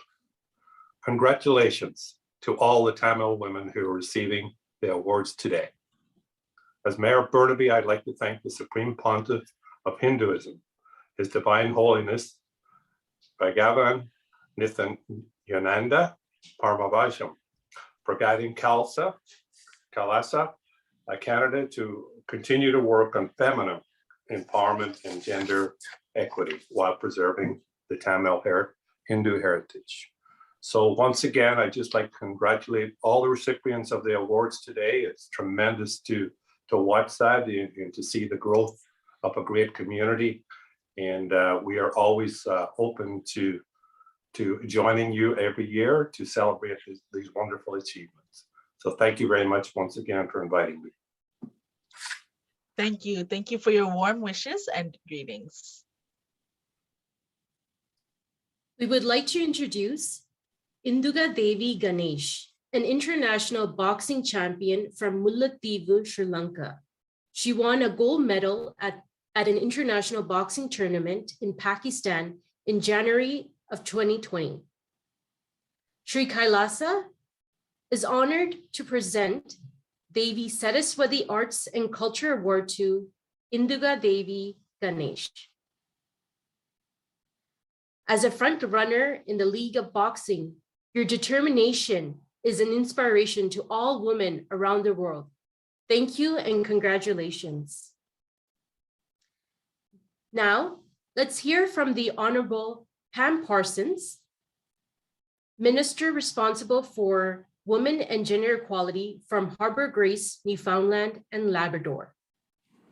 Hello and greetings to my honored colleagues and respected guests from across Canada and around the world. I'm Pam Parsons, Minister responsible for Women and Gender Equality for the province of Newfoundland and Labrador here in Canada. Each year in January, Canada celebrates Tamil Heritage Month, a time for us all to recognize the Tamil community's achievements and accomplishments in Canada. I'm honored to bring greetings from Newfoundland and Labrador, where the Tamil community holds a very special place in our history. It was just 36 years ago that 155 Tamil women, men, and children were rescued off the coast of the island of Newfoundland, beginning a large immigrant movement into Canada. Our country is now proud to be home to one of the largest Tamil communities in the world. Tamil Canadians have overcome tremendous obstacles and have made significant contributions to the growth and prosperity of our beautiful country in politics, health, science, sports, business, and many other fields. One notable Tamil woman of excellence is Ritika Sitsabasan, who was elected in 2011 as the first Tamil Canadian Member of Parliament. Today's celebration showcases the strength and resilience of Tamil women like Ritika, and they continue to break down barriers for themselves and Tamil women around the world. A special thank you to Kailaasa Canada and Shri Kailasa Uniting Nations for feminine empowerment and gender equality for hosting this special event on Tamil women excellence. My deepest thanks to the Supreme Pontiff of Hinduism for continuing to work on feminine empowerment and gender equality while preserving the Tamil Hindu heritage. Congratulations to all the Tamil women who are receiving awards today. Your achievements are an inspiration for fellow Canadians to overcome obstacles and accomplish their own dreams. Thank you and congratulations. Thank you for your warm wishes and greetings. We welcome Her Worship Catherine McGarry, Mayor from the City of Cambridge, Ontario. We welcome you with our love and respects, and we kindly invite you to share your greetings. Well, thank you so much, and it's a delight to be here on behalf of the City of Cambridge. I am Catherine McGarry, the Mayor of Cambridge. I really appreciate being able to see you all here today on this special day. And as we know, each year in January, Canada celebrates Tamil Heritage Month, a time for all of us to recognize the Tamil community's spectacular achievements and accomplishments right here in Canada. I think the importance of this recognition event is evident with the number of dignitaries from across Canada that are here today in honor of this event. As you know, and as we know here in Cambridge, Tamil culture is one of the oldest traditions in the world, and Canada is really proud to be home to one of the largest Tamil populations. Tamil Canadians have overcome tremendous obstacles and have made significant contributions to the growth and prosperity of Canada in politics, health, science, sports, business, and other fields. And as we celebrate the 21 women here today, you can see how diverse a number of sectors are influenced by these amazing women. So thank you, Kailaasa Canada and Shri Kailasa Uniting Nations for feminine empowerment and gender equality while hosting this special event on Tamil women excellence. I have to tell you, I'm so inspired hearing their stories and seeing what they can accomplish. This event really showcases the strength, but also the resilience of these 21 extraordinary Tamil women who continue to persevere and work tirelessly to break those barriers that they still experience while building new identities for themselves and every Tamil woman around the world. So congratulations to all of the Tamil women who are receiving the awards today. I'm just really blown away by the expertise that you bring to your sector. Your footsteps are going to be an inspiration for fellow Canadians to achieve their own dreams beyond the barriers of gender identity. I can't imagine how many young Tamil women and girls right now are looking at the achievements that you bring and say, you know what, I can do that too. So it's incredible. Cambridge itself here in Ontario also has a vibrant Tamil community, which adds just so much to our diverse culture. So thank you for all of your outreach and support as well of our community during the pandemic. I've been, again, totally inspired and just so grateful that we've got such a giving community right here in Cambridge that has done their very best in order to ensure that we've got all that we need for all of our citizens here. So I wanted to end by thanking you again for inviting me to this incredible event. And I would also like to thank the Supreme Pontiff of Hinduism, His Divine Holiness Bhagavan Nithyananda Paramashivam, for guiding Kailaasa Canada and to continue the work on feminine empowerment, gender equality, while preserving this incredible Tamil Hindu heritage. Thank you so much, and best wishes from all of us here in the city of Cambridge. Thank you so much for your warm wishes and greetings. Next, we would like to introduce Kanjani Bharata Sasikumar, a professional engineer in Ontario from 2013. She worked on many healthcare industry challenging projects. She was honored by the studypar.com in Canada for her input and comments on from a judgment perspective of viewing and solving issues and bringing awareness amongst the Tamil community. Shri Kailasa is honored to present the Devi Meenakshi Administration Award to Kanjani Bharata Sasikumar. We welcome you with our love and respects, and we kindly invite you to share a few words with us. Good morning, everyone. My name is Kanjani Bharata Sasikumar. I'm a professional engineer in Ontario, Canada. I have worked on major projects like Humber River Hospital, Milton Hospital, St. Michael Hospital, Mackenzie Vaughan Hospital, and several other commercial building projects as an engineer in electrical and as a team lead. Currently, I'm working on a major heritage project in Canada. I am proud to say that I am a woman from the Tamil community who cares for the community and have been a part of Red Cross, Scouts and Guide, and volunteered for school radio stations and different community organizations in India as well as in Canada. I will continue my services to our community, especially to youth and seniors in need. I also care for the environment that I live in. My future goal is focusing on challenging projects, doing my services to the community and growing vegetables and fruits at home. I would like to thank Kailaasa Canada and Shri Kailasa United Nations for organizing this event and honoring all the women around the world who are excelling in different fields. I am very honored to receive this award. And I would like to thank Kailasa Nithyananda Paramashivam Toronto Adinam, which is the only location in Canada where the 63 legendary Nayanmars are placed and worshipped. Thank you, everyone. And I would like to congratulate all the award winners. Thank you. Thank you for inspiring women around the world, and we wish you well on all your future projects ahead. Thank you. Next, let's hear from the Honorable Rochelle Squires, Minister responsible for the status of women, Manitoba, on behalf of the Honorable Heather Stephenson, Premier of Manitoba.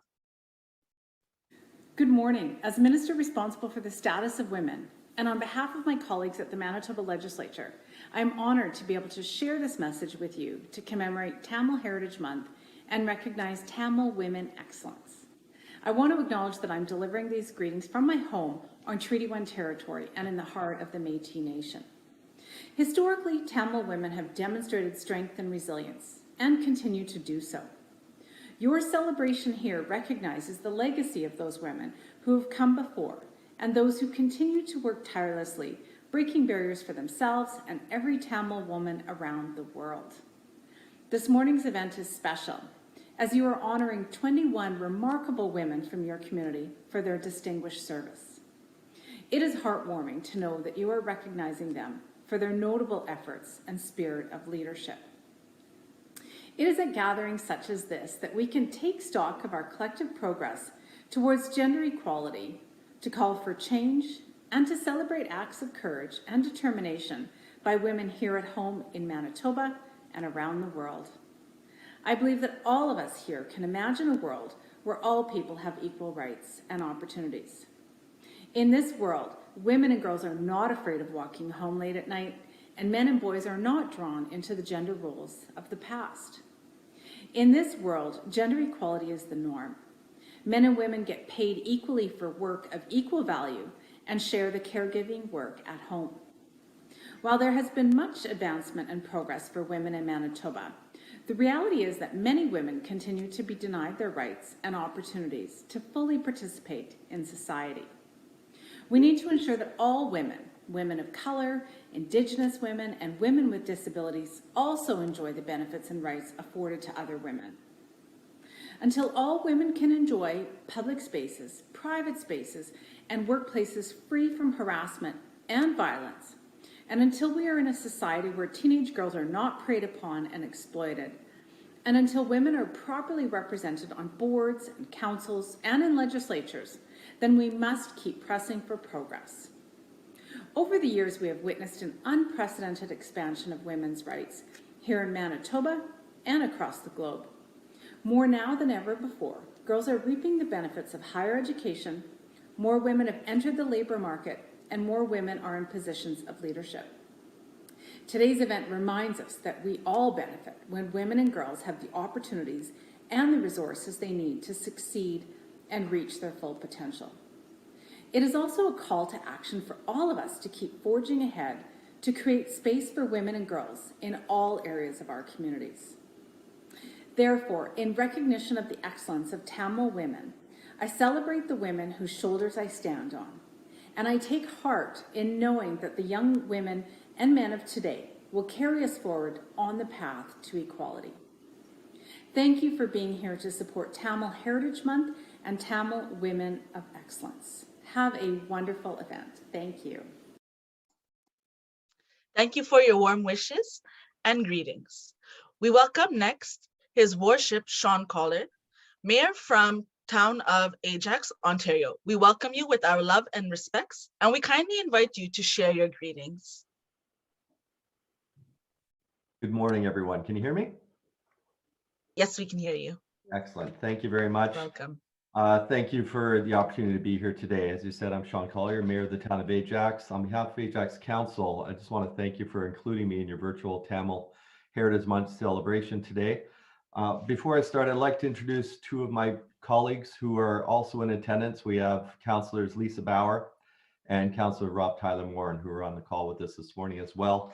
I'm also very proud to say that our council has always been very diverse. We currently have just under half our women. So I think that speaks to Ajax. Before, actually 60% were women. So we do have a lot of representation in our town, and we are very proud of that.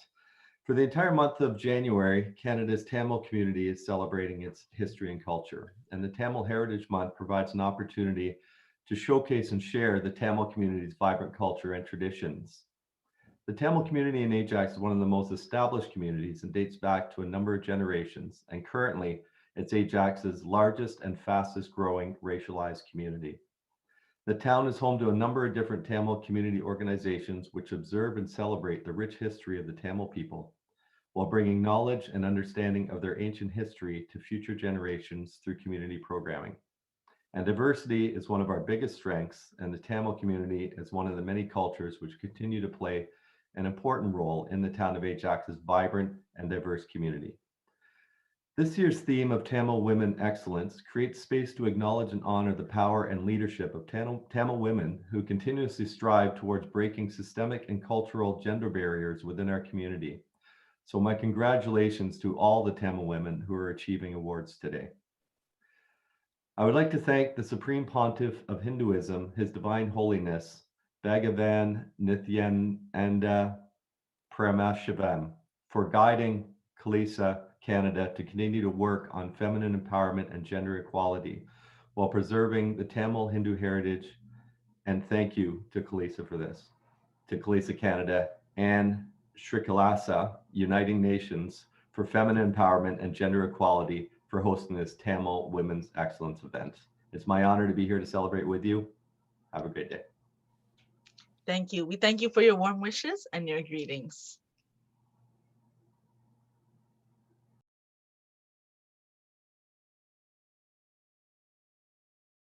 We would like to introduce Mrs. Aruleshwari Vinayaham. She's a former Director of Education and teaching students and publics throughout North and East of Sri Lanka. She has worked tirelessly and successfully to educate the students and lead them to succeed through the art of teaching. She is well known in Jaffna for her art of teaching, and she is the pillar for many students to succeed in life. She's an excellent example of a community leader who uses education to achieve success and help others reach success in life. The big volume of her Diamond Jubilee souvenir is an excellent evidence of her services to the community. Shri Kailasa is honored to present Devi Saraswati Arts and Culture Award to Mrs. Aruleshwari Vinayaka. We welcome you with our love and respects, and we kindly invite you to share a few words. வணக்கம். அருளேஸ்வரி வேதநாயகம், ஓய்வு நிலை கல்வி பணிப்பாளர். 40 ஆண்டுகள் கல்வி பணியை வடக்கு கிழக்கு மாகாணம் எங்கும் சென்று கால நேரம் பாராது ஓய்வின்றி பணியாற்றி பல வெற்றிகளை கண்டுள்ளேன். ஆசிரியராக ஆரம்பித்து பல்வேறு படிநிலைகளில் தேவை அறிந்து பிரச்சனைகளை இனங்கண்டு தீர்வுகளை கண்டறிந்து திட்டமிட்டு நிறைவேற்றி வெற்றியை மதிப்பீடு செய்து ஆனந்தம் அடைந்திருக்கிறேன். ஆசிரியராக பணியாற்றிய காலத்தில் காமன்வெல்த் அசோசியேஷனால் science, maths and technology educators award வழங்கி கௌரவிக்கப்பட்டேன். கல்வி நிர்வாக சேவைக்கு உயர்ந்த போது கல்வியலாளர்களால் அபிவியர் கௌரவ சேவை விருது வழங்கி கௌரவிக்கப்பட்டேன். லயன்ஸ் கிளப், யூனிசெஃப் நிறுவனம், சேவ் த சில்ட்ரன் நிறுவனம் போன்றவை எனது சேவையை வெகுவாக பாராட்டியுள்ளார்கள். கல்வி பணிப்பாளராக நான் மிகவும் சிறப்பாக பணியாற்றிய போது அவசரகால நிலைமைகளில் அரும்பணியாற்றியுள்ளேன். 4 சந்தர்ப்பங்களை குறிப்பிடலாம். நிசா புயல் வெள்ளத்தால் பரீட்சை அண்மித்த காலத்தில் கற்றல் உபகரணங்கள் முழுவதையும் இழந்து தவித்த மாணவர்களுக்கு உதவியவை, வன்னிக்கு மக்களிடம் பெயர்ந்து முகாம்களில் மாணவர்கள் முடங்கி கற்றல் நடவடிக்கை இழந்து இருந்த போது, தொடர் ஊரடங்கு இங்கு அமுல்படுத்தப்பட்ட போது வீட்டு பாடசாலை செயற்திட்டத்தை முன்னெடுத்து சிறப்பாக நடைமுறைப்படுத்தியமை, வன்னியிலிருந்து வருங்கையோடு இடம்பெயர்ந்த ஆசிரியர் மாணவர்களுக்கு சகல வசதிகளையும் செய்து அவர்கள் உயர்நிலை அடையும் வரை அவர்களை பாதுகாத்தது, எமது கல்வி சமூகத்தை அன்போடு அரவணைத்து அவர்களுடன் இணைந்து இந்த பணிகளை அற்புதமாக செய்யக்கூடியதாக இருந்தது. இன்று நான் ஓய்வு பெற்ற நிலையிலும் ஓய்ந்து விடவில்லை. பாடசாலை மாணவர்கள் ஒழுக்கத்துடன் உடல் நலத்துடன் கற்றல் திறன் மேம்பாட்டோடு சிறப்பாக வாழ்வதற்கு நான் இயன்றவரை பணியாற்றி வருகின்றேன். கிராமங்கள் தோறும் சென்று மகளிரை வலுப்படுத்துதல், குடும்ப உறவை மேம்படுத்துதல் போன்ற செயல் திட்டங்களை முன்னெடுத்து வருகின்றேன். எனது இறுதி மூச்சு உள்ளவரை எனது சமுதாய பணி தொடரும் என்பது உறுதியாக எனக்கு இருக்கின்றது. தமிழ் பாரம்பரிய விழாவை கொண்டாடுகின்ற இந்த காலப்பகுதியிலே கைலாச கனடா அமைப்பினர் சிறந்த சேவையாளர்களை கௌரவித்து என்னையும் அதில் இணைத்து கௌரவித்துக் கொண்டிருப்பதை இட்டு நான் மிகவும் மகிழ்ச்சி அடைகின்றேன். கைலாச கனடா அமைப்பிற்கும் இயக்குனருக்கும் நிர்வாக உறுப்பினர்களுக்கும் நன்றி கூறுவதில் மகிழ்ச்சி அடைகிறேன், வாழ்த்துகின்றேன். வணக்கம். Thank you so much, Mrs. Vinayam, for bringing awareness of the importance of education and passing it on to the upcoming generation, and for your excellent contribution to the community. Thank you. We welcome His Worship Bob Young, Mayor from City of Leduc, Alberta. We welcome you with our love and respects. We kindly invite you to share your greetings. Hi, everyone. I'm Bob Young, Mayor for the City of Leduc. Thank you for inviting me to be here for Tamil Heritage Month celebrations. Tamil Canadians have overcome tremendous obstacles and have made significant contributions to the growth and prosperity of Canada in politics, health, science, sports, business, and other fields. Congratulations to all the very deserving award winners. This event showcases the strength and resilience of Tamil women who continue to persevere and work tirelessly to break barriers while building new identities for themselves and every Tamil woman around the world. I would like to thank Kailaasa Canada and Shri Kailasa, Uniting Nations for Feminine Empowerment and Gender Equality, for hosting this special event on Tamil women excellence. I would like to thank the Supreme Pontiff for Hinduism, His Divine Holiness, Bhagavan Nithyananda Paramashivoham, for building Kailaasa Canada and continuing to work on feminine empowerment and gender equality while preserving the Tamil Hindu heritage. Thank you so much for allowing me to participate today. Thank you for your warm wishes and greetings. Next, we would like to introduce Sajirani, an entrepreneur from Sri Lanka. She is the founder of Sadhu Products, and she was invited for a board meeting with Mukesh Ambani to share her business production. Nationwide in Sri Lanka, she won the second prize for Women Entrepreneur Competition. Shri Kailasa is honored to present the Devi Annapuneshwari Humanitarian Award to Sajirani. We welcome you with our love and respects. We admire your entrepreneurship, and we thank you for giving new opportunities to women for contributing towards the health of humanity. Next, we would like to welcome His Worship Craig Copeland, Mayor from the city of Cold Lake, Alberta. We welcome you with our love and respects, and we kindly invite you to share your greetings. All right, can you hear me okay? Yes, welcome. Oh, great. First of all, thank you for inviting me. I'd like to thank Kailaasa Canada and Shri Kailasa, Uniting Nations for Feminine Empowerment and Gender Equality, for hosting today's event. It's fantastic. And, a great job by all the organizers. This is always a challenge to do all these things virtually, and hats off to you. You're doing a great job. Tamil Canadians have overcome tremendous obstacles, as we've heard, and it's fantastic that we can recognize the Tamil women, not only in Canada, but around the world, for their contributions in making our society a much better place to live in from what it once was. And so I'd like to congratulate all the Tamil women today that are being recognized. It's important to recognize women in our world for the contributions. We don't do enough of that, recognizing people. And it's also important to lay the foundation for the young people, not only Canada, but our communities locally and around the world, so that women can look at you and say, you know what, I can strive to do that now. I don't know about being a boxer, but that's pretty cool. But certainly, from engineers, we're a big oil town up here in Cold Lake, northeastern Alberta, and also Fort Wing. The Cold Lake is Canada's largest fighter base. And so it's a very multicultural city.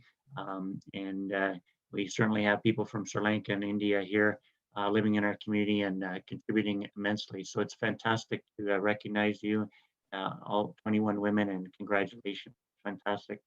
On this auspicious occasion, as the mayor for the city of Cold Lake, on behalf of Council for Cold Lake, Alberta, Canada, I would like to thank the Supreme Pontiff of Hinduism, His Divine Holiness Bhagavan Nithyananda Paramashivam, for guiding Kailaasa Canada to continue to work on feminine empowerment and gender equality while preserving the Tamil Hindu heritage. And again, thank you for inviting me. Appreciate it. Thank you. Thank you for your warm wishes and greetings. We would like to introduce Niveda Yana Prakasam, Innovation Soft Network Power Switching from Valmia, Sri Lanka. She's a third-year software engineering at Suntech campus, a co-founder of Innovation Soft Network Power Switching. She's a software and web developer and designer at Sun Micro Creators Limited. Shri Kailasa is honored to present Devi Kamakshi World Peace Award to Niveda Yana Prakasam. We appreciate your innovative spirit, and we wish you all the success in all your future endeavors. We warmly welcome Councillor Deidre Newman, who will be sharing greetings on behalf of Mayor Don Mitchell from City of Whitby, Ontario. We welcome you with our love and respects, and we kindly invite you to share your greetings. Thank you. Heartfelt greetings on behalf of Whitby Mayor Don Mitchell and Council. I wish to recognize Regional Councillor Steve Yamada, who is also with us. Happy Tamil Heritage Month. Thank you, Kailasa, Canada, and Shri Kailasa. I am honored to thank the Supreme Pontiff of Hinduism, His Divine Holiness Bhagavan Nithyananda Paramashivam. We appreciate the importance of this event, celebrating Tamil women excellence and your dedication to feminine empowerment and gender equality. Warmest congratulations to the outstanding Tamil women who have been recognized today.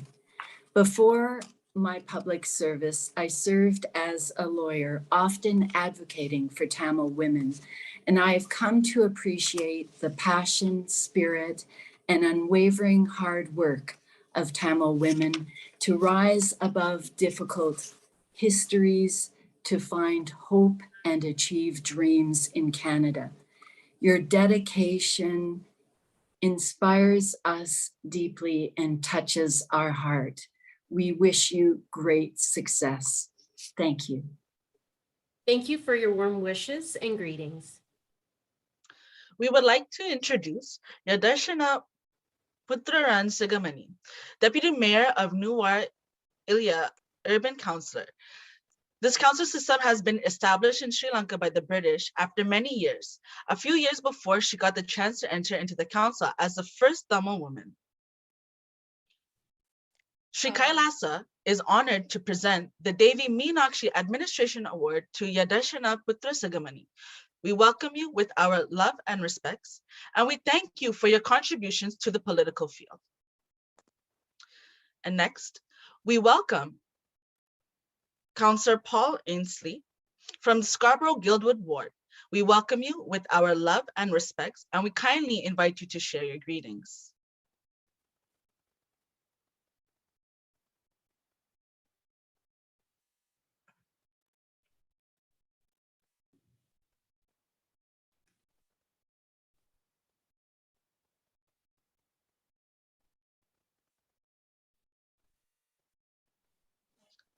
Hello, can you hear me? Yes, welcome. Good morning, everyone. Welcome. It's a great pleasure to be here, and all of the award recipients have done outstanding work. It's a real honor to be here this morning and recognize everyone, especially each year in January as Canada celebrates Tamil Heritage Month, a time for all of us to recognize Tamil community's spectacular achievements and accomplishments in Canada. The Tamil culture is one of the oldest traditions in the world, and I'm proud as a Toronto City Councillor to have the Greater Toronto area as home to one of the largest Tamil communities outside of South Asia. Tamil Canadians have overcome tremendous obstacles and made significant contributions to the growth and prosperity of Canada in politics, health, science, sports, business, and many other fields, as is evidenced by all of the award recipients this morning. I would like to thank Kailasa Canada and Shri Kailasa United Nations for Feminine Empowerment and Gender Equality for hosting this special event on Women of Excellence. This event is truly showcasing the strength and resilience of women who continue to persevere and work tirelessly to break barriers while building new identities for themselves and every Tamil woman around the world. Congratulations to all of the women who are receiving awards today. Your footsteps will be an inspiration for fellow Canadians to achieve their own dreams beyond the barriers of gender identity. On this auspicious occasion, as the Toronto City Councillor for Ward 24, Scarborough Guildwood, I would like to thank the Supreme Pontiff of Hinduism, His Divine Holiness Bhagavan Nithyananda Paramashivoham, for guiding Kailasa Canada to continue to work on feminine empowerment and gender equality while preserving the Tamil Hindu heritage here in Canada. Nandri Walakam. Thank you so much, everyone. Thank you. Thank you for your warm wishes and your greetings.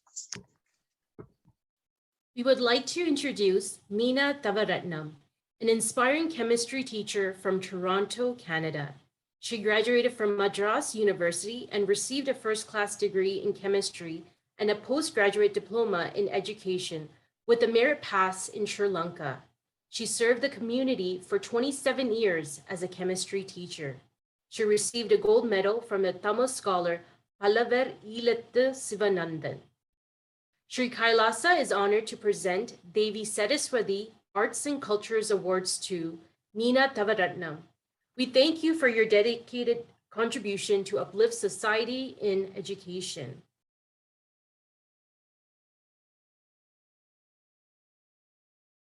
Each year in January, we thank His Worship Ed Holder, Mayor from City of London, Ontario, for your warm wishes and greetings. And these video greetings will be posted for everyone to see on our website. Thank you. Each year. Next, we would like to introduce Mithuna Thailand, artist from Balatiko, Sri Lanka. She's a final year student in the Visual and Technological Arts at Swami Vibulananda's University.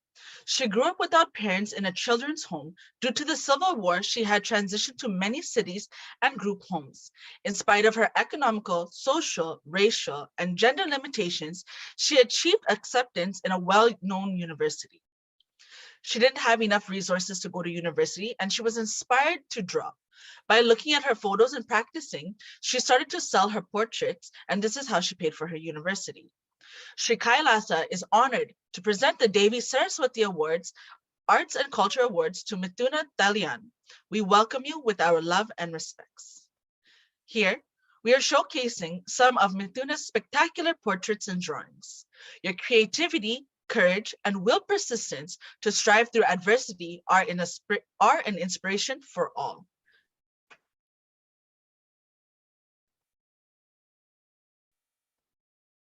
We would like to introduce S. Deva Priya, elected member, Valapane Pradeshya Sabha, Sri Lanka. She is one of the 13 Tamil elected Tamil councillor. During her service, she contributed on the following projects: 4 road infrastructure in the needed places, 3 water projects, 1 bridge, fundraise for temple project, and food donations during COVID-19 for our underprivileged community. Shri Kailasa is honored to present Devi Meenakshi Administration Award to S. Deva Priya. Thank you for inspiring women around the world, and we wish you all the very best on your future projects ahead. Hello. Thank you, Ms. Caroline Codsey, the founder of Women in Governance from Montreal, Quebec. Thank you for your warm wishes and greetings. So much. Next, we would like to introduce. Thank you, ma'am. Thank you so much. Thank you. Next, we would like to introduce Gayatri Devakalala, PhD, worked with transgender community in Sri Lanka. She's an activist researcher with over 20 years of experience in the social justice realm, working on a number of topics, including sexual and reproductive health rights of trans person and women in Sri Lanka. Currently, Gayatri is pursuing her PhD in psychology at the University of Waikato in New Zealand. Shri Kailasa is honored to present the Devi Kamakshi Award to Gayatri Devakalala. We welcome you with our love and respects. We thank you for empowering women and advocating for gender equality.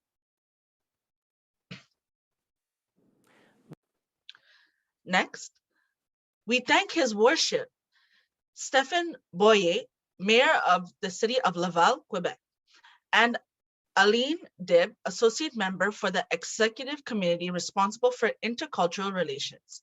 We thank you for your warm wishes and your greetings.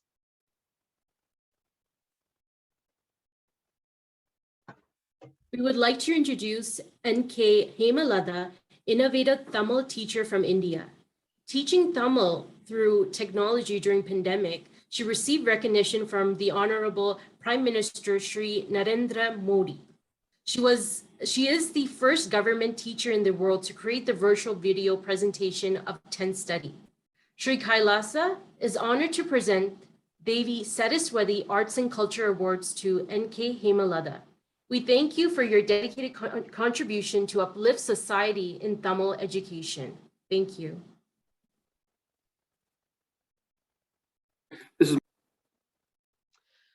Next, we would like to thank His Worship Mike Savage, Mayor of Halifax, Nova Scotia, for his greetings and warm wishes. Thank you. We would like to introduce David Pushkala Badari Narayan, Medical Doctor of Amrutalaya Ayurveda Professor in India and the founder of Amrutalaya Ayurveda. Shri Kailasa is honored to present the Devi Mariamman Health Science Award to Dr. Pushkala Badra Narayan. We welcome you with our love and respects, and we thank you for your contribution for upholding the ancient practice of Ayurveda.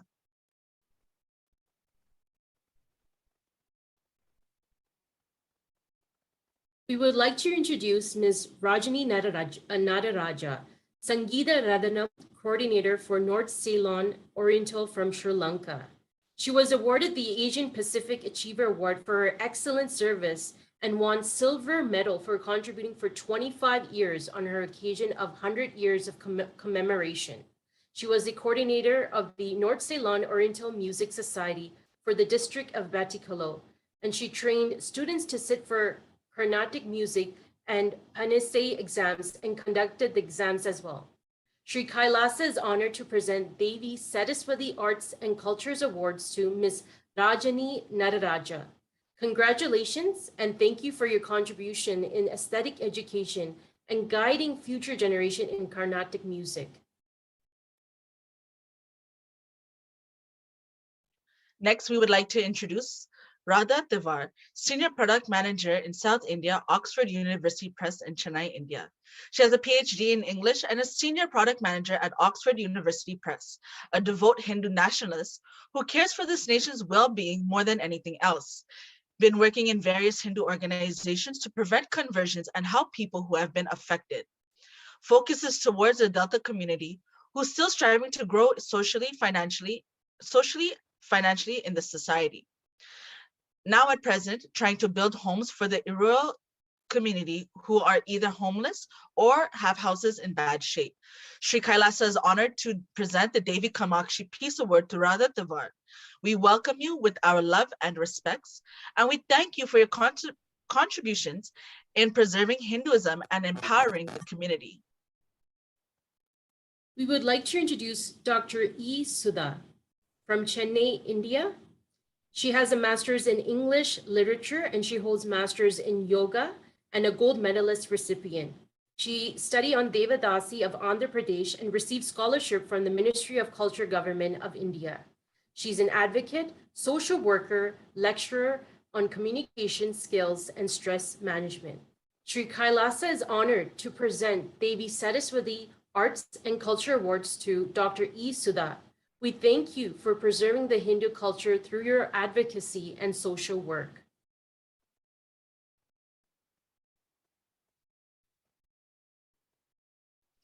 Next, we would like to invite His Worship Patrick Brown, Mayor from the City of Brampton, Ontario. We welcome you with our love and respects, and we kindly invite you to share a few words. Well, thank you very much for including me in your program. And may I say a happy Thai Pongal and a happy Tamil Heritage Month.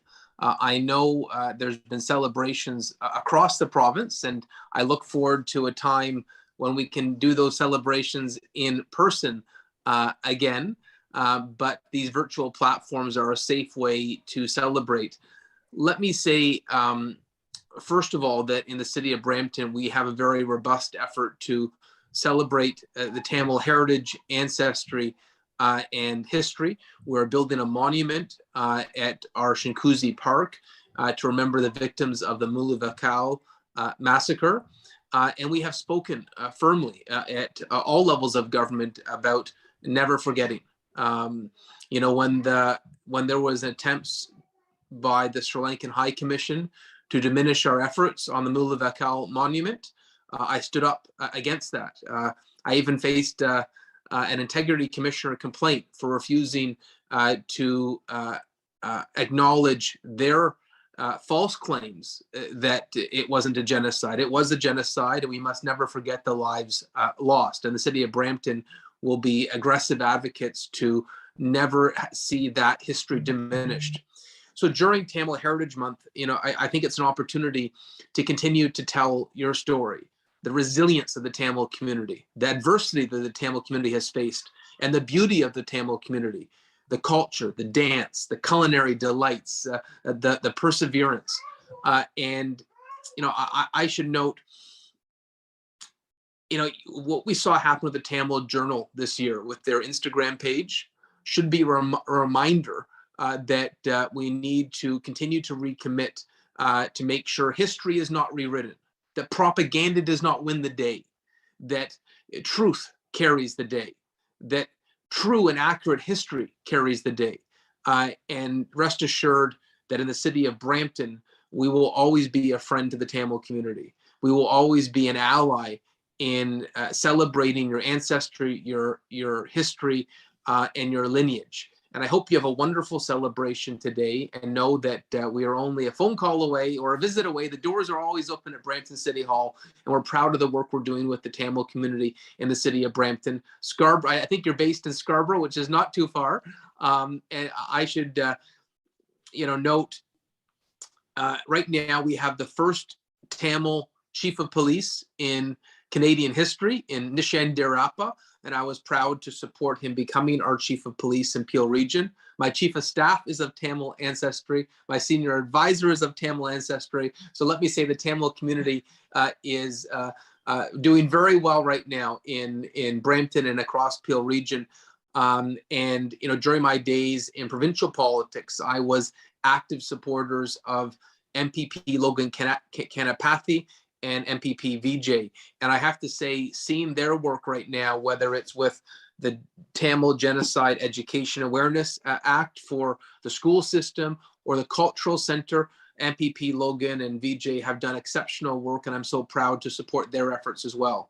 So all the best from the city of Brampton. Stay healthy, stay safe, and thank you for including me today. We thank you. Thank you for your warm wishes and your greetings today. Thank you.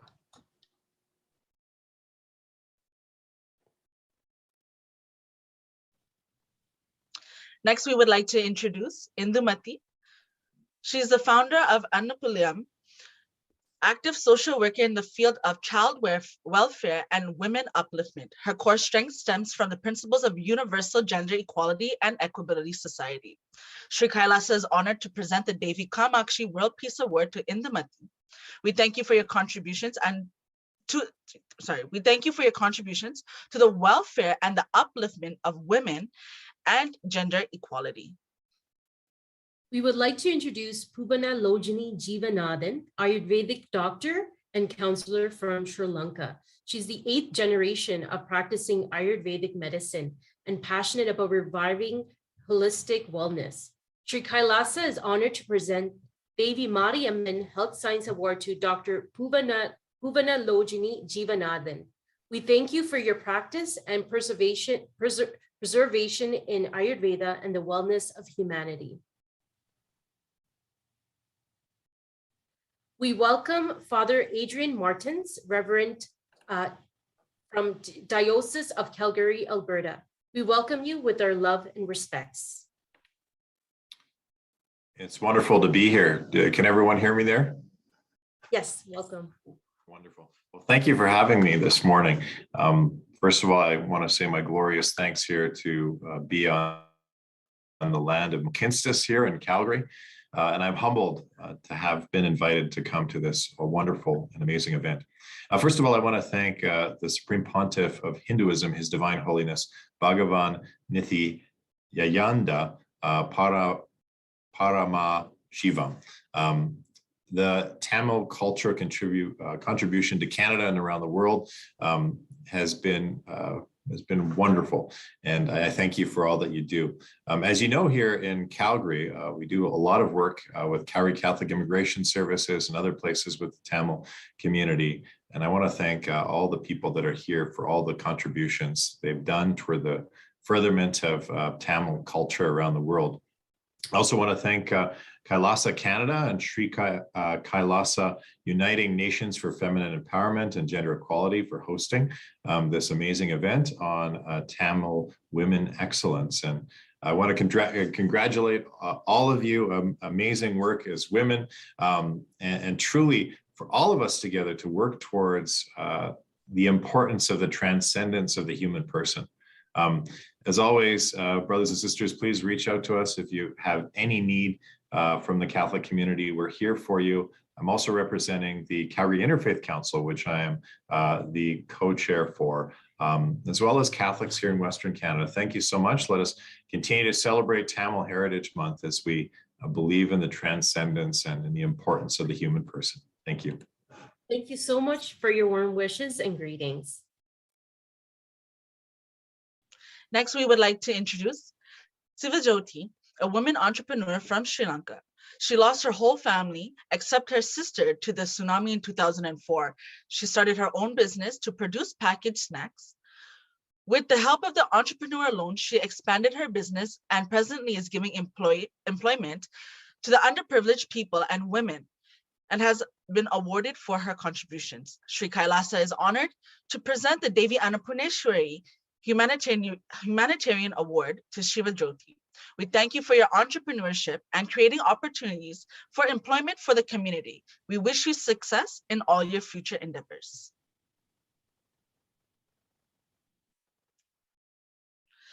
Next, we would like to thank all of the dignitaries, parliamentarians, and religious leaders and other esteemed guests who has also joined us today. We welcome His Excellency Tuburaro Tito from Kiribati, Ambassador to the US and Permanent Representative to the UN in New York. We welcome you with our love and respects.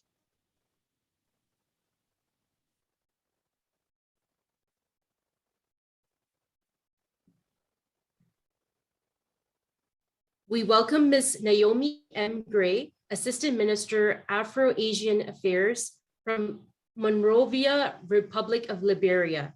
We welcome you with our love and respects. We welcome Honorable Representative Dr. Divan Chandra Bose Sharman, Vice President of National Assembly from Paramaribo City of Republic of Suriname. We welcome you with our love and respects. We welcome Reverend Bishop Jambu Mulai, founder of Bishop and Christ Church, Nakasulango, South Sudan. We welcome you with our love and respects. We welcome the Honorable Francis Scarpa Ligia, MP of Lac Saint Louis, Quebec. We welcome you with our love and respects. Next, we welcome Councillor Chambers, Acting Deputy Mayor from the City of Winnipeg, Manitoba. On behalf of Mayor Brian Bowman, we welcome you with our love and respects. We welcome. Good morning. Good morning. Happy Tamil Heritage Day to all my dear friends from the Tamil community. I would like to thank the Supreme Pontiff of Hinduism, His Divine Holiness, Bhagavan Nithyananda Paramashivoham, for guiding Kailaasa, Canada. I'm participating from Winnipeg, Manitoba, which is Treaty 1 territory, ancestral lands of the Anishinaabe, Cree, Ojibwe, Dene, and Dakota peoples, the birthplace of the Métis Nation and heart of the Métis Nation homeland. I'm so honored to participate in this grand celebration of Tamil Heritage Month 2022 celebrations. I'm told the theme for this year is feminine empowerment and gender equality. I also note that Tamil Heritage Month has been unanimously proclaimed by the House of Commons in Canada. And this year, as mentioned, specifically revolves around Tamil women of excellence. Tamil Canadians have overcome tremendous obstacles and have made significant contributions to the growth and prosperity of Canada in politics, health, education, sports, entrepreneurialism, and other fields. Congratulations to all of the Tamil women who are receiving awards today. Your footsteps will be an inspiration for fellow Canadians to achieve their own dreams beyond the barriers of gender identity. I want to congratulate all of the women who have been nominated to receive the recognition, including the 21 women, Tamil women that will be honored under various categories to celebrate their achievements. For many of you that have made Canada, and specifically Winnipeg, your home, you have made our multicultural community more vibrant and more diverse as you contribute not only to our economic growth, but also enhancing our multicultural mosaic of our city. On behalf of our mayor and our council, thank you for your continued contributions and most of all, your friendship. Thank you, merci, and miigwech. Thank you for your warm wishes and greetings. And now we would like to thank all of the dignitaries, parliamentarians, religious leaders, other esteemed guests, and all of our award winners today for joining us. We would like to thank everyone, all the participants and viewers online from around the world and distinguished guests. With this, we would like to welcome the House of Representatives, Shri Kailasa, Ma Tushi, and Her Excellency Ma Vijayapriya Nithyananda, Permanent Ambassador of Kailaasa to the United Nations, to introduce Shri Kailasa and the Supreme Pontiff of Hinduism. Before hearing Supreme Pontiff of Hinduism's address, Nithyananda. Nithyanandam, everyone. It's my pleasure and privilege to welcome each and every one of you to this great event Shri Kailasa is hosting to honor the Tamil heritage as well as the women excellence. Due to the time constraints, unfortunately, we were not able to accommodate most of you who were here to share further greetings. All of your warm wishes are welcome by Shri Kailasa. We will certainly acknowledge each and every one of you in our social media and professional handles. Without further ado, we would like to take to the introduction of Shri Kailasa and Supreme Pontiff of Hinduism before we welcome him to grace the event and share his insight. So Ma Tattva Priya is joining with me in this small, quick presentation of what Shri Kailasa is and who is Supreme Pontiff of Hinduism. Once again, I just want to inform the viewers, all this information will be uploaded in our social media platform. Due to the time restrictions, we are just going to highlight few important points here.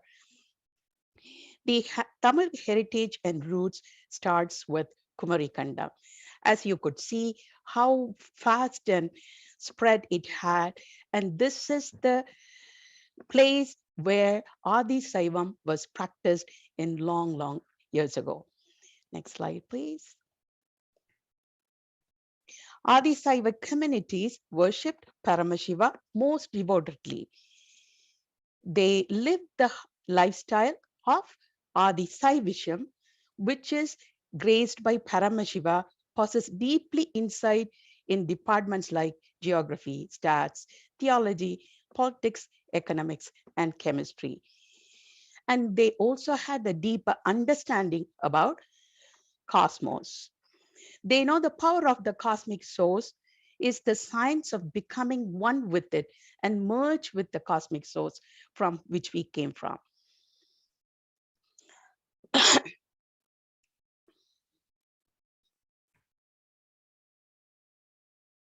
When humans realize gods within themselves, they can manifest 463 powers. Not only they receive these signs, they live the signs and enrich others to live also.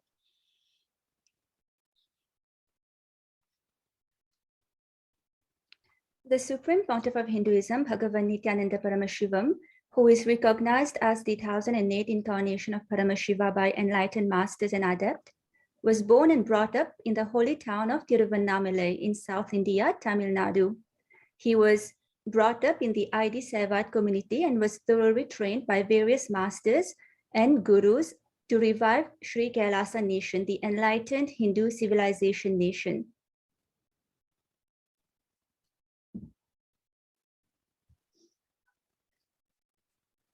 And one such exemplary acharya in the Supreme Pontiff of Hinduism's life is Vidwan Panduranganar, who, like the Supreme Pontiff of Hinduism, was hailed from the ID Shaivite community.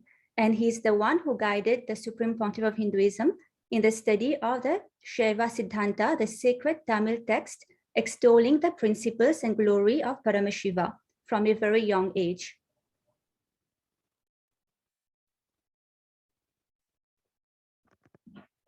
And so who is the Supreme Pontiff of Hinduism? He was ordained as the 233rd Guru Mahasannidhanam of Kanchi Kailasa Sarvanyapitam. He is the present 293rd Guru Mahasannidhanam of Kailasa, of Kailasonata Shamalapitam. And he is the 1008 Acharya Mahamandireshwar, the head of all spiritual leaders of Atalakara, the ancient apex body of Hinduism. The Supreme Pontiff of Hinduism is the 203rd incumbent emperor of Surya Vamsa Surangi Samrajyam, the present Mahamandireshwar, supreme spiritual head of Mahanirvanyakara, the largest apex monastic order. He is the present 23rd Guru Mahasannidhanam of Dharma Mukti Swargapuram Adhinam. In 2015, His Divine Holiness Bhagavan Nithyananda Paramashivam was elected as the Supreme Pontiff of Hinduism by a congregation of over 1,000 Hindu leaders.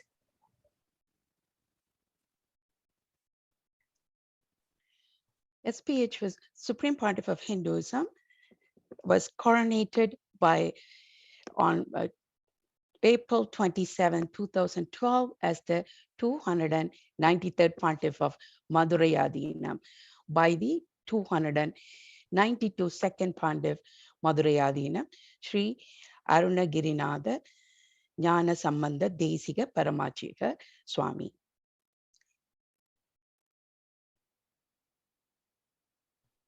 The divine feminine worship was rooted in the Adi Saivik Tramal, which is the root of the Tramal heritage. What you are seeing here is the three main dynasties, Pandyan, Chera, Chola, where they are the critical pieces in South Indian arts, architecture, and literature that we still today's. And part of this three different dynasty, Meenakshi, the goddess, is one of the prominent divine feminine worship tradition that continues till today. Devi Meenakshi was brought up like a brave warrior with indomitable powers. She was miraculously trained in all 64 arts, including martial arts.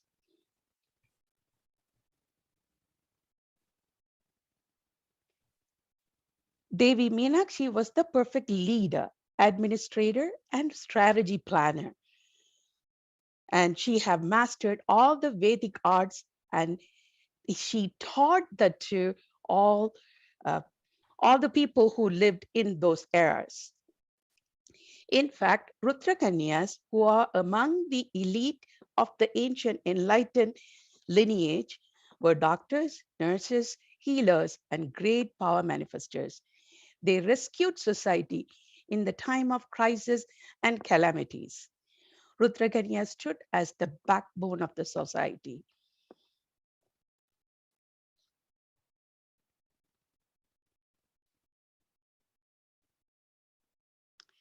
Over several centuries, the combined forces of colonization, foreign invasions, religious intolerance and persecution, caste-based violence, and extremism, this lineage extinct.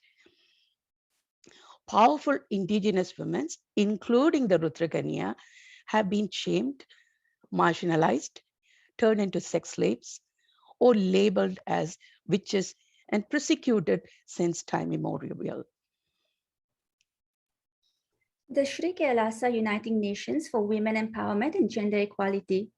As the Supreme Pontiff of Hinduism and the inheritor of 19 Hindu kingdoms, Bhagavan Nithyananda Paramashivam stands as a bold advocate for human rights, including women's rights. On September 17, 2010, the Supreme Pontiff of Hinduism gave a public discourse attended by thousands where he declared, "If all politics had been handed over to women, so much good would have happened to the human society and human civilization. If it had been handed over to women, we would have remained to this day a completely family-based civilization, which would have naturally ensured that everybody's basic needs were met. Therefore, an important part of the Supreme Pontiff of Hinduism's mission and vision is the revival of the Rudrakanya Sampradaya, along with the 10,000 Sampradayas, traditions of Hinduism. In order to do so, the Supreme Pontiff of Hinduism has successfully launched 108 humanitarian initiatives known as the Shri Kailasa Uniting Nations. And one such humanitarian initiative is the Shri Kailasa Uniting Nations for Feminine Empowerment and Gender Equality, under which the Supreme Pontiff of Hinduism is leading many programs to support women from South India in all dimensions, including microfinancing.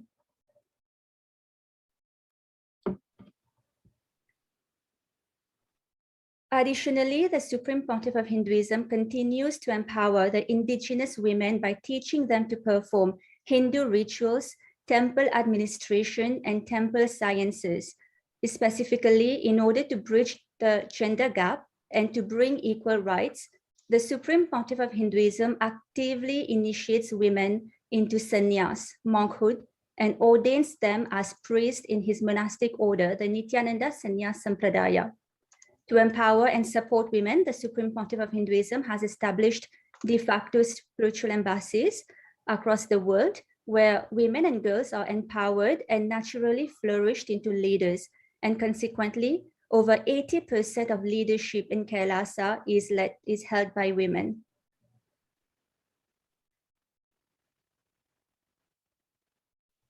Next slide, please. Vijay Priyama. I know we want to share quite a lot of details with the viewers, but certainly we don't want to make the Supreme Pontiff to wait to grace our event. So the next slides, we will just present it as for you to see, but we will not go into the details. So let's just go through the slides and take it to the final slide where we would welcome Supreme Pontiff of Hinduism. Next slide, please. Here, as we are going through the slides, you could see all the achievements in spite of the persecution that has been on Shri Kailasa and Supreme Pontiff of Hinduism, what has been achieved up to this date.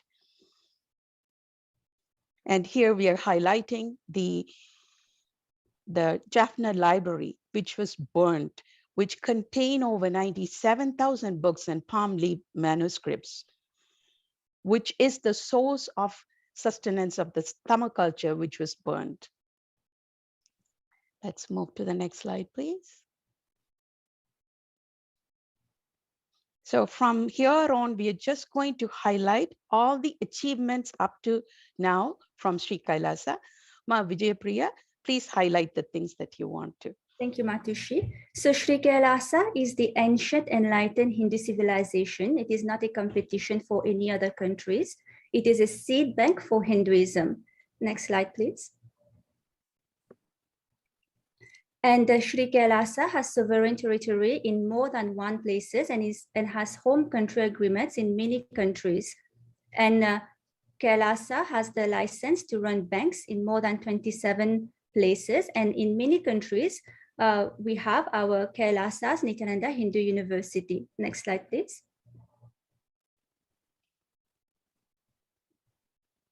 So to honor the achievements of the Supreme Pontiff of Hinduism and Shri Kailasa, Shri Kailasa has bilateral relations with 7 cities and 1 state across 6 countries, as we can see on the slides. Next slide, please.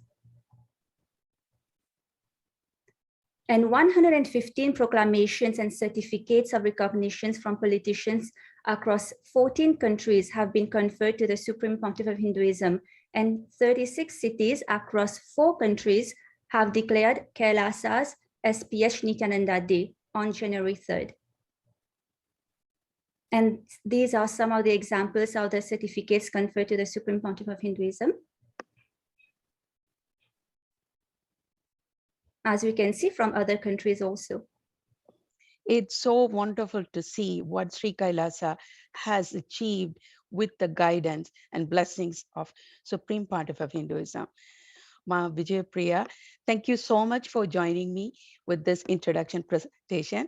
Now, without the further ado, let's welcome Supreme Pontiff of Hinduism to grace this event and share his insights.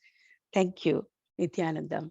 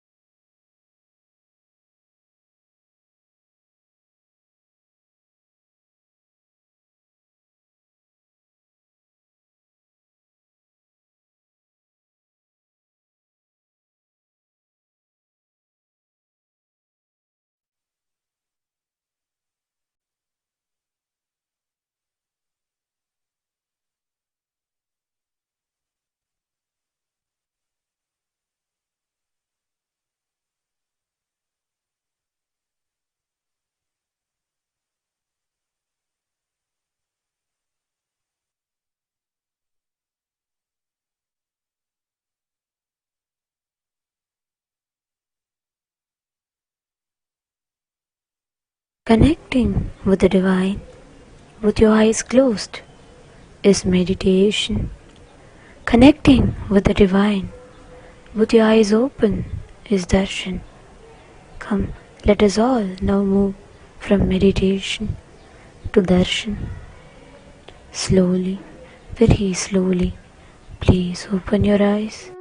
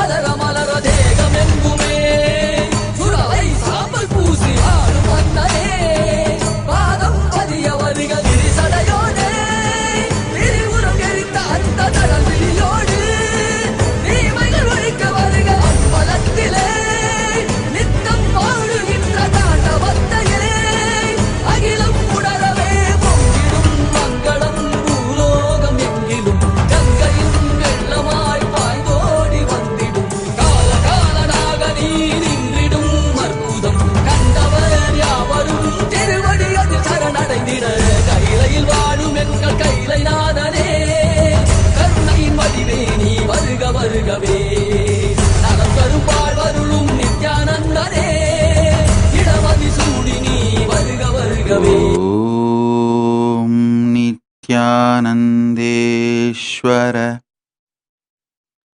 परमशिवसमारम्भाम् नित्यानन्देश्वरि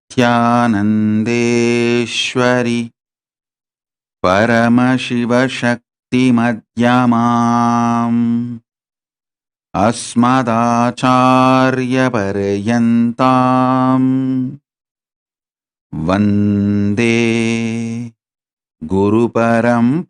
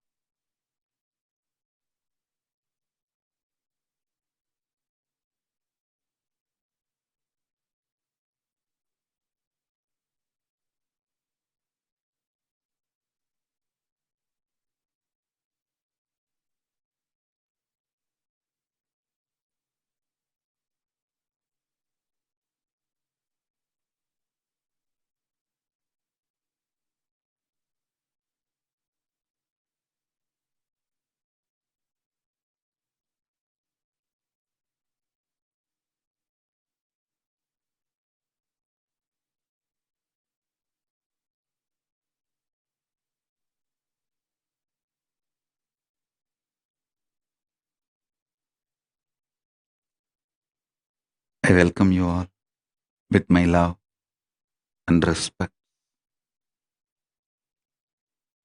I welcome all the dignitaries, statesmen, stateswomen, all the important guests,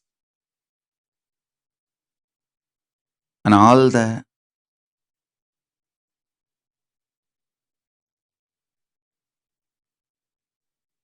revered, respected, honored religious leaders,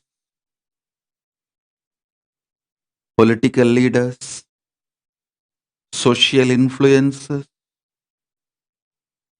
and all those who are awarded by Kailasa, Devi Meenakshi Administration Award, Devi Saraswati Arts and Culture Award, Devi Annapurneshwari Humanitarian Award, Devi Kamakshi Peace Award, Devi Mariamman Health Science Award, and everyone who is participating on this Tamil Hindu Heritage Month Festival organized by Kailaasa, Canada. The important guests who are here, the Honorable Jason Kenney, Premier of Alberta, Canada. Thank you for being here. We are honored by your presence. The Honorable Jason Kenney, Premier of Alberta, Canada. The Honorable Whitney Isaac, Minister of Status of Women, Alberta, Canada. Thank you for being here. The Honorable Palm Persons, Minister for Women and Gender Equality, Canada. Thank you for being here. Honorable Representative and the Republic of Suriname, Dr. Devan Chandrabose Sharman. Thank you for representing Republic of Suriname, thank you for being here. We are honored by your presence, Dr. Devan Chandra Bose. His Worship Frank Scarpetti, Mayor of Markham, Ontario, Canada. His Worship Patrick Brown, the City of Brampton, Ontario, Canada. Her Worship Bonnie Crombie, Mayor of Mississauga, Ontario, Canada. His Worship E.D. Holder, Mayor of London, Ontario, Canada. His Worship Mike Hurley, Mayor Burnaby, British Columbia. Her Worship Catherine McGarry, Mayor of Cambridge, Canada. His Worship Sean Collier, Mayor of Ajax, Ontario. His Worship Bob Young, Mayor of Leduc, Canada. His Worship Craig Gopland, Mayor of Cold Lake, Canada. I welcome each one of you, and there's a long list of important guests. Due to shortage of time, I apologize for not reading out all the names, but I wanted to express our gratitude to all of you for being here. We are honored, thankful to all of you for being here.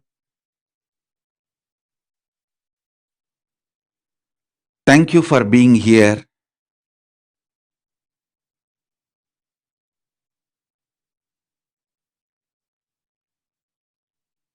The Tamil Hindu Heritage Month is celebrated.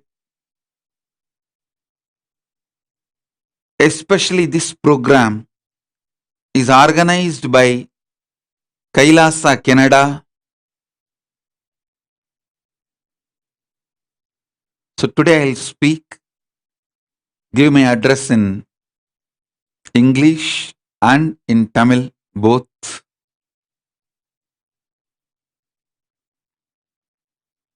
First of all, I wanted to congratulate all the recipients of the awards. Devi Meenakshi Administration Award, Devi Saraswati Arts and Culture Award, Devi Annapurneshwari Humanitarian Award, Devi Kamakshi World Peace Award, Devi Mariamman Health Science Award,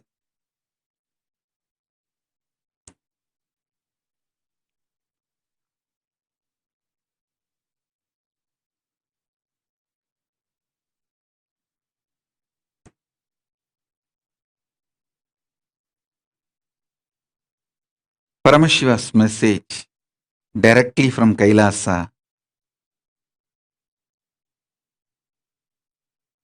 Tamil Hindu culture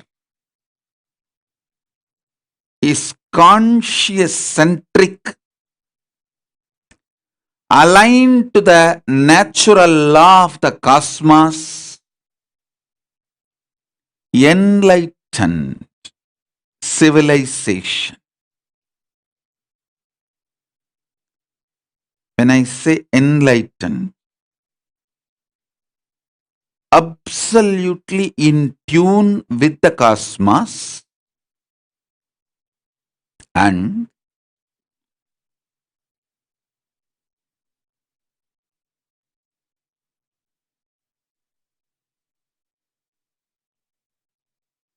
deeply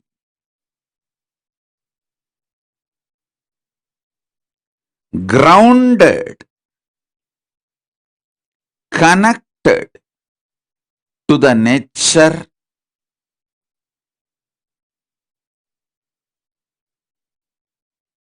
the all powerful, all-knowing, omnipotent, omnipresent, omniscient, conscious intelligence centric, whether the way our diet structure, what we eat, is formed,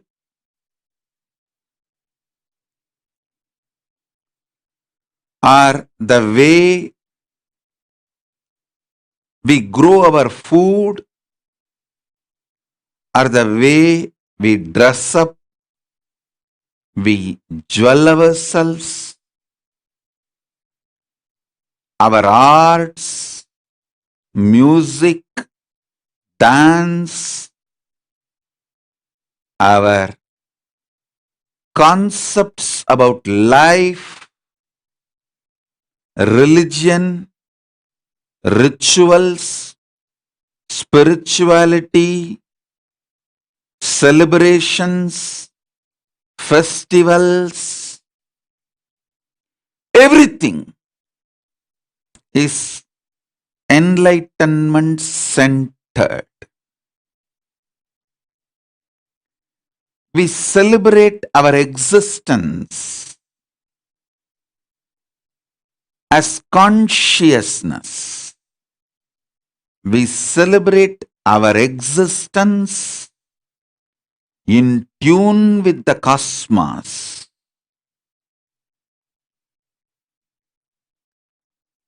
Absolutely grounded in the natural law of life.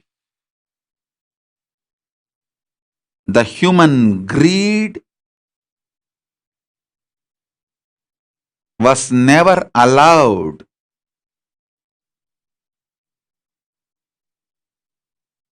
to destroy the nature and the natural flow of law of life. The whole Tamil Hindu heritage, Tamil Hindu culture is all about living with nature, flowing with nature, in tune with the natural law of the cosmos, in tune with the natural law of the universe. So please understand,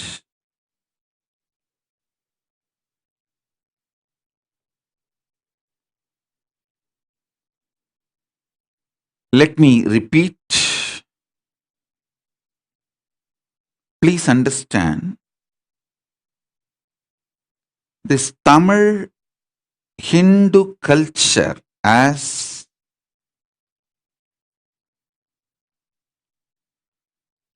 not just solutions for all the problems humanity is facing in the modern day. It can give a great superconscious breakthrough to human beings. Humanity really needs superconscious breakthroughs. It is time we spend more time and energy, treasure, talent to explore the conscious possibilities of human beings. We are not just body,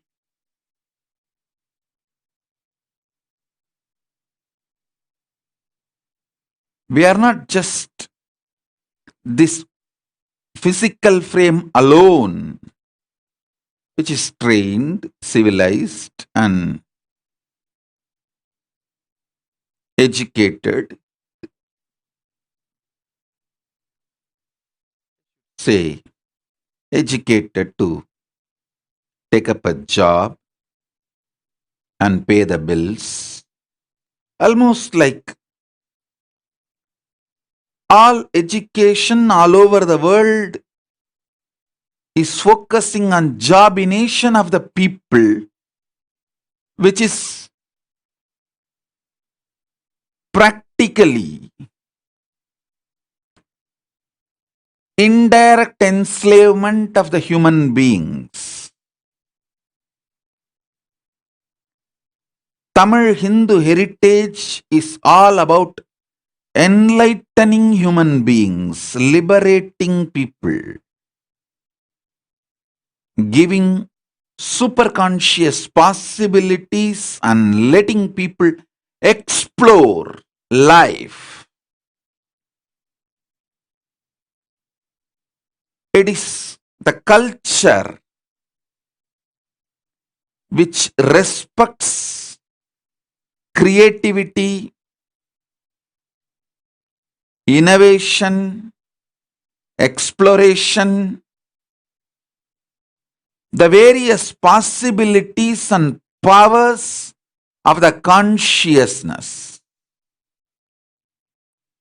whether in the field of medicine, health, longevity, superconscious abilities, possibilities and powers of human beings. In every level, the ageless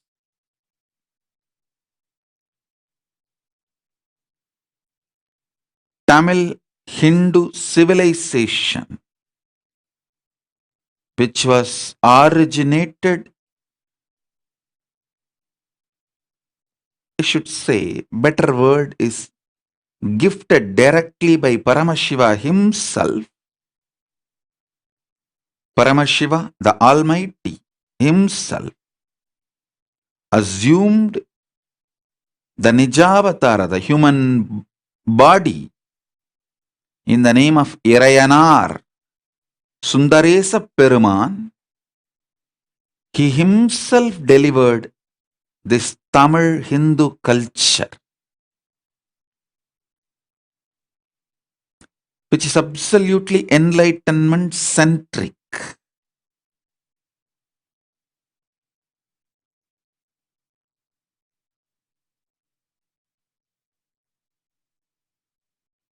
The language in which he delivered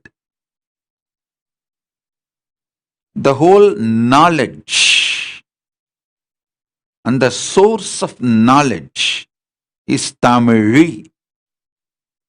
Tamil has three forms. Tamil in its script form is called Grantha script. When that Tamil language is used between human beings, fellow human beings, it's called the language Tamil. When the same Tamil was used to communicate with the beings from different planes, the beings from vertical time zones, Kailasa.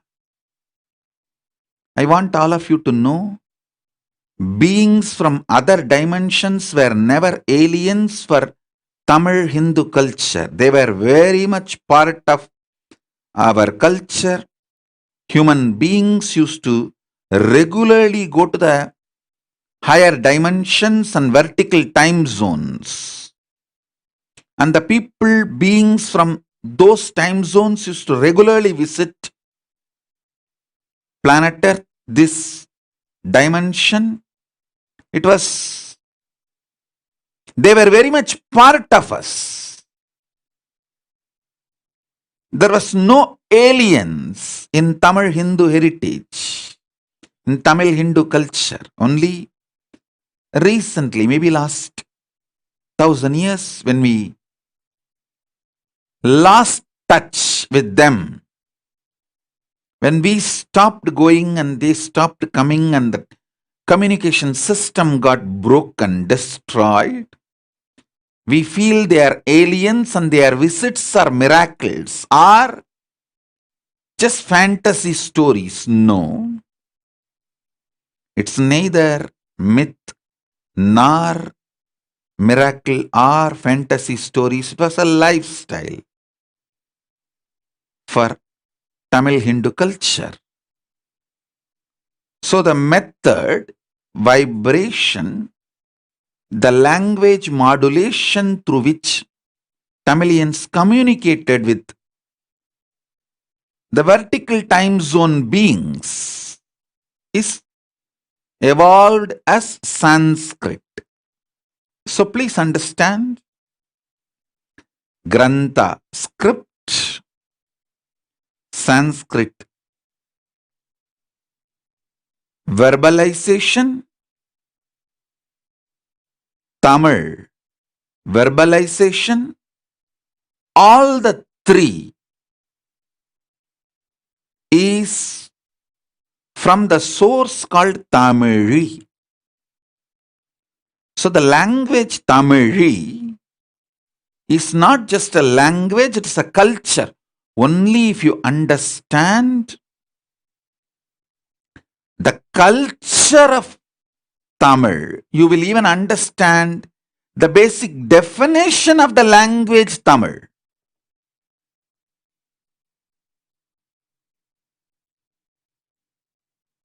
Unless you understand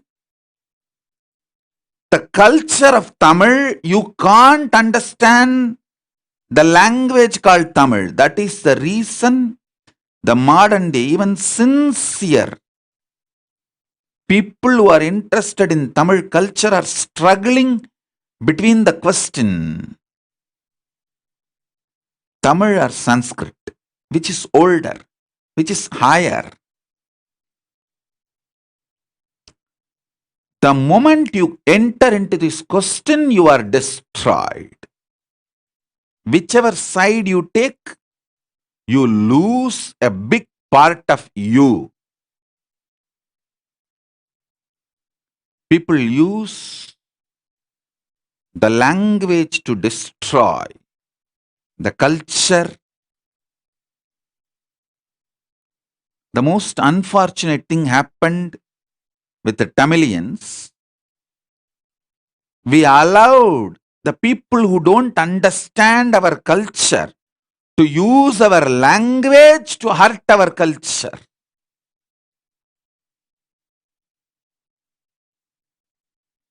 தமிழின் சாரமும் சத்தியமும் நித்தியமும் மூப்பும் முதிர்வும் முனைப்பும் ஞானமும் சர்வஞத்துவமும் நித்திய யவ்வனத்துவ நிறை சக்தியும் சூரியன் போல் நிரந்தரமாய் சூரிய உதயம் போல் தினந்தோறும் புதுமையாய் பூத்திருக்கும் தமிழ் பெரு கலாச்சாரத்தின் முழுமையை அறியாததனால் சிலர் தமிழ் மொழியியல் கொண்டு தமிழ் இறையியல் அழிக்க முயற்சிக்கின்றார்.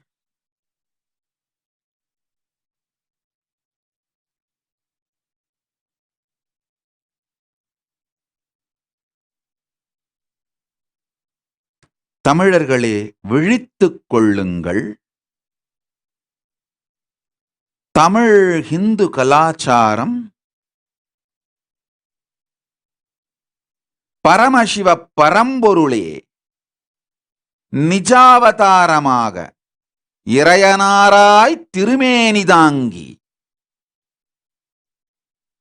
தென்னவருக்காக, தென்னவர் என்கின்ற வார்த்தையை நான் உபயோகப்படுத்தும் பொழுது கைலாசத்தின் தெற்கு பகுதியில் இருக்கும் மொத்த நிலப்பரப்பையும் குறிப்பிடுகின்றேன். திபெத்தில் இருக்கும் கைலாசத்தின் தெற்கு பரப்பு நேபாளம் துவங்கி லங்காபுரி வரை கைலாசத்தின் தெற்கு பாகம் முழுமைக்குமாக தந்த கலாச்சாரமே தமிழ் ஹிந்து கலாச்சாரம். ஆழ்ந்து புரிந்து கொள்ளுங்கள்.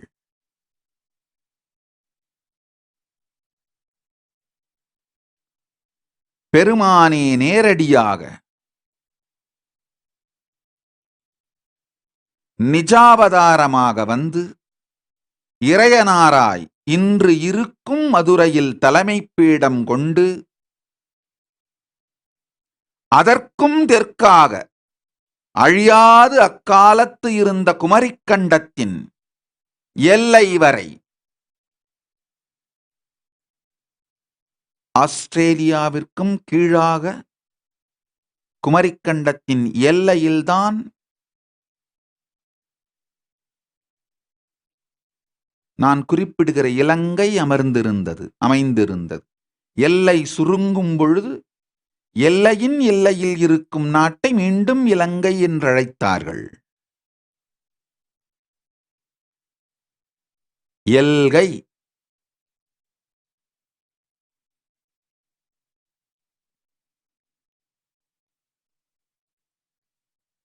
நிலத்திற்கு எல்கையாய்ப் போவதனால் அந்த பூமியை இலங்கை எனும் பெயராலே அழைக்கும் வழக்கம் வந்தது. பெயர்க்காரணங்கள் பல உண்டு, இதுவும் ஒரு காரணம். எம்பெருமான் பரமசிவ பரம்பொருள் நிஜாவதாரம் தாங்கி இறையனாராய் நேரடியாய் வந்து இவ்வுலகிற்கு தந்த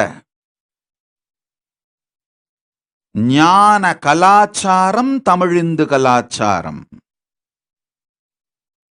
அதில் மனிதர்கள் தங்களோடு உரையாடுவதற்காக மலர்ந்திட்ட மொழி தமிழ். மனிதர்கள் வடித்து வைப்பதற்காக வரிவடிவு கொண்ட வட்டெழுத்து முறை கிரந்தம்.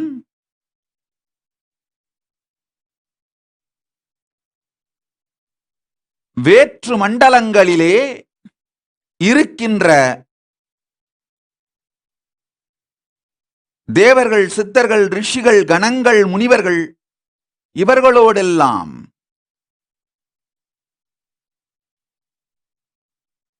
உரையாடவும் உணர்வாடவும் தொடர்பில் இருக்கவும் மலர்ந்திட்ட தமிழின் ஒரு பாகமே இன்றைய சமஸ்கிருதம். நன்றாக புரிந்து கொள்ளுங்கள். இறையனார் தமிழிந்து கலாச்சாரத்தை இந்த பூமிக்கு அளித்த பொழுது, மனிதர்களுக்கு அளித்த பொழுது, கைலாசம், புவர்லோகம், சுவர்லோகம், தபோலோகம், பிரம்மலோகம் போன்ற வேற்று மண்டலங்களிலிருந்து ஜீவன்கள் இந்த பூமிக்கு வருவதும், இந்த பூமியில் இருக்கின்ற மனிதர்கள் அந்த மண்டலங்களுக்கு செல்வதும் சாதாரணமான இயற்கையான ஒரு வாழ்க்கை முறையாக இருந்தது. அதனால்தான் தமிழ் இந்துக்களுக்கு யாருமே வேற்றோர் அல்ல. வேற்றோர் இல்லாத பேர் இனம் பெருங்குடி. யாதும் ஊரே யாவரும் கேளிர். இது வெறும் இந்த பூமியில் இருக்கும் ஊர்களுக்கு மாத்திரம் கிடையாது, எல்லா மண்டலங்களிலும் இருக்கும் ஊர்களுக்கும் சேர்ந்த வார்த்தை. பல மண்டலங்களிலிருந்தும்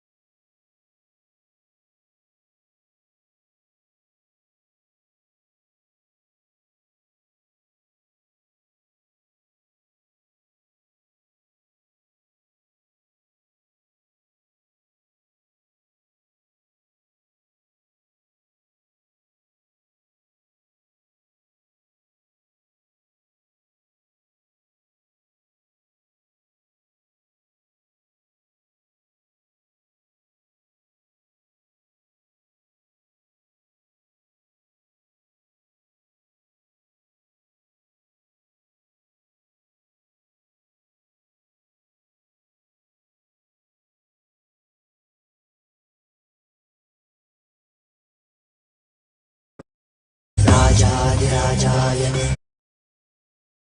वयं वै श्रवणाय कुर्महे कामे कामाय कामेश्वरो वै श्रवणो ददातु कुबेराय वै श्रवणाय महाराजाय नमः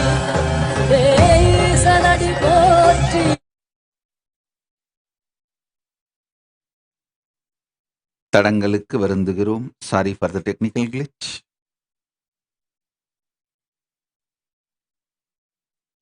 தமிழ் இந்து கலாச்சாரத்தில் வாழ்வியல் முறையில் பூமியில் இருக்கும் மனிதர்கள் வேற்று மண்டலங்களுக்கு ஸ்வர்கலோகம்,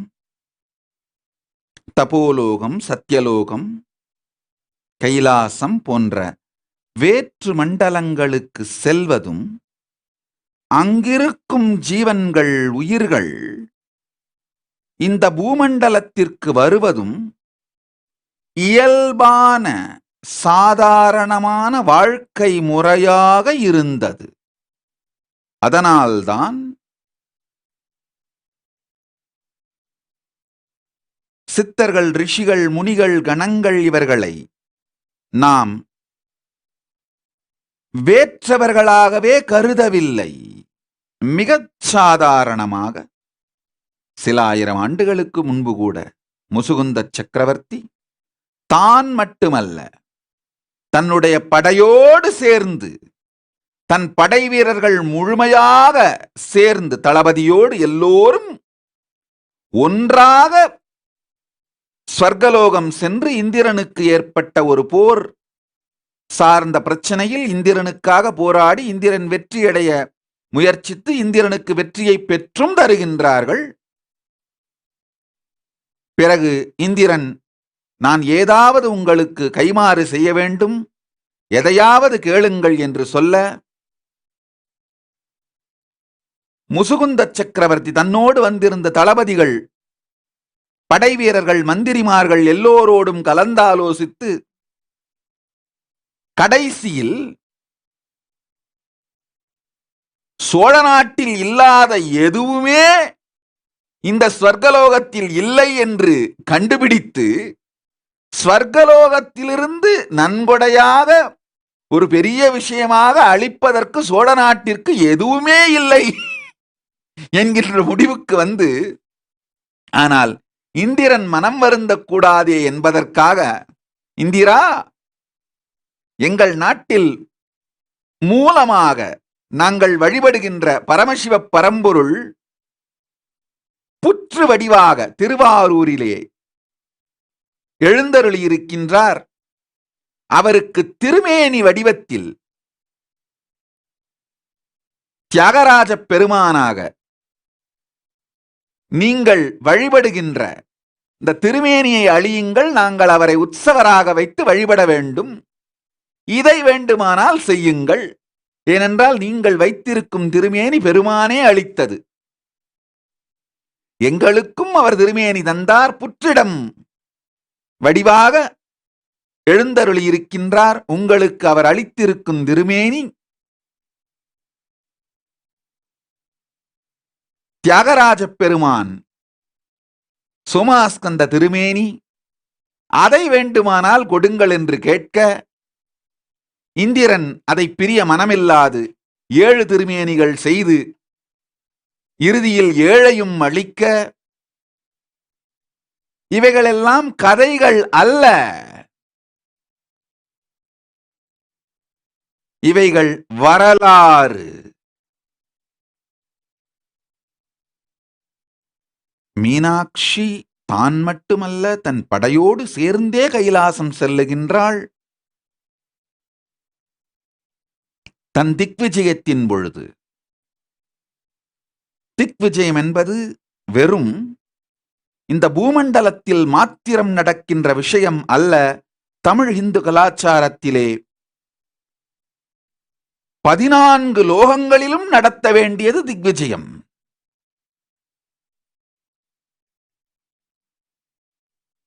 வேற்று உலகங்கள் என்று நமக்கு இல்லாத கலாச்சாரம் தமிழ் இந்து கலாச்சாரம்.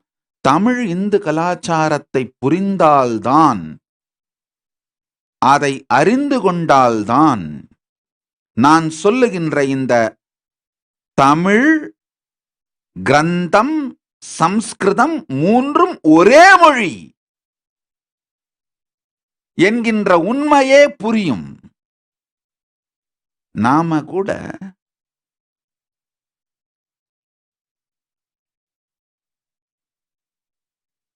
நம்முடைய தமிழ் ஆசிரியர்கிட்ட பேசுற டயலக்ட் தமிழ் வேறையா இருக்கும். நம்முடைய பக்கத்து வீட்டு நண்பர்கிட்ட பேசுற தமிழ் டயலக்ட் வேறையா இருக்கும். எப்படி? அது இரண்டு வேறுபட்ட டயலக்ட் தானே தவிர வேறு மொழி கிடையாது. அதே போல தமிழும் சம்ஸ்கிருதமும் இரண்டு வேறுபட்ட டயலக்ட். சக மனிதர்களோடு பேசி பழகுவதற்கு தமிழாகவும், பிரபஞ்சத்தின் மற்ற மண்டலங்களில் வாழ்ந்த உயிரினங்களோடு உரையாடவும் உணர்வாடவும் சம்ஸ்கிருதமாகவும் மொழி மலர்ந்தது. இதில் உயர்ந்ததும் தாழ்ந்ததும் இல்லை. எது உயர்ந்தது தாழ்ந்தது என்கின்ற பிரச்சனைக்குள் நுழைந்தாலே நீங்கள் தோற்றீர்கள். மொழியியலை உபயோகித்து நம் இறையியலை அழிக்க முயற்சிக்கும் சூது செய் மாந்தர்தம் சூதினுள் சிக்கினால் வாதில் வென்றாலும் வாழ்வில் தோற்பீர்கள். சூதினால் செய்யப்படும் வாதின் தன்மையே வாதில் வென்றானும் தோற்றானும் சூது செய்தானுக்கு அடிமையாவார். தமிழே பிரதானம் என்று சொன்னோரும் சம்ஸ்கிருதமே பிரதானம் என்று சொன்னோரும் இருவரும் ஒருவரை ஒருவர் மொழியியலால் இறையியலை தாக்கி, இறையியலால் மொழியியலை தாக்கி, வாதிலே ஒருவரை ஒருவர் வெல்ல முயற்சிக்கும் பொழுது அந்த வாதை சூதுத்தனமாய் செய்து வைத்தவன் வெற்றி அடைகின்றான். தமிழ் பாரம்பரியத்தின் மூலத்தை புரிந்து கொண்டால்தான் இந்த வாதே சூது. இறையனார் இகத்தில் இருக்கும் மனிதர்களோடு உணர்வாடப் பொழிந்த உரை தமிழ் பரத்திருந்து பூமிக்கு வரும் மனிதர்களோடு மொழியாடப் பொழிந்தது சம்ஸ்கிருதம். இவைகளை செதுக்கி எதிர்கால சந்ததியருக்கு செம்மையாய் வைத்திட செய்த வட்டெழுத்து கிரந்தம். மூன்றும் முப்பரிமாணங்களே தவிர மூன்று வேறு வேறு மொழி அல்ல. தமிழ் கலாச்சாரத்தை புரிந்து கொள்ள வேண்டும். தமிழ் கலாச்சாரத்தை புரிந்து கொண்டால்தான் இன்று தமிழ் கலாச்சாரம் எதிர்கொண்டு கொண்டிருக்கின்ற சூது சார்ந்த வாதுகளின் சூக்ஷ்மம் புரியும். உண்மையில் சகுனியின் சூது கௌரவர்களையும் பாண்டவர்களையும் சூதாடவிட்டு யார் வென்றிருந்தாலும் யார் தோற்றிருந்தாலும் உண்மை வெற்றி சகுனிக்கு. ஏனென்றால் சகுனி எப்படியாவது இந்த குலத்தை அழிக்க வேண்டும் என்று நினைத்தான். ஒருவேளை பாண்டவர் வென்றிருந்தாலும் கௌரவரை அழித்திருப்பான். அவனுடைய குறிக்கோள் அவருடைய தமக்கைக்கு காந்தாரிக்கு இழைக்கப்பட்ட அநீதிக்கு வழிவாங்குதல். கௌரவரை அழித்து பாண்டவர் வென்றிருந்தாலும் பாண்டவரை அழித்து கௌரவர் வென்றிருந்தாலும் இறுதியில் வெற்றி சகுனிக்கே. அதுபோல தமிழா சம்ஸ்கிருதமா எனும் போட்டியில் யார் வென்றாலும் இறுதி வெற்றி இந்த சூதை செய்து வைத்த சகுனிகளுக்கே. நன்றாய் புரிந்து கொள்ளுங்கள். தமிழ் வெறும் மொழியல்ல, கலாச்சாரம். கைலைக்கு தெற்காக இருந்த இப்பொழுது இருக்கின்ற திபெத், நேபாளத்திலிருந்து அன்று இருந்த குமரிக்கண்டத்தின் எல்லையாக ஆஸ்திரேலியாவிற்கு சற்று கீழே இருந்த தென்னிலங்கை வரை மொத்தமும் தென்னாடு. அப்பொழுது இருந்த குமரிக்கண்டத்தோடு சேர்ந்து மொத்தமும் தென்னாடு. தென்னாட்டுக்காக பெருமான் அருளிச் செய்த தெள்ளிய கலாச்சாரமே தமிழ் இந்து கலாச்சாரம். அவர் அருளிய வேதங்கள், ஆகமங்கள், வாழ்வியல் சத்தியங்கள் மிகத் தெளிவாக வகுத்து வைத்திருக்கின்றார். நன்றாக புரிந்து கொள்ளுங்கள். அவரே நேரில் சங்கம் செய்து, முதற் தமிழ்ச் சங்கம் செய்து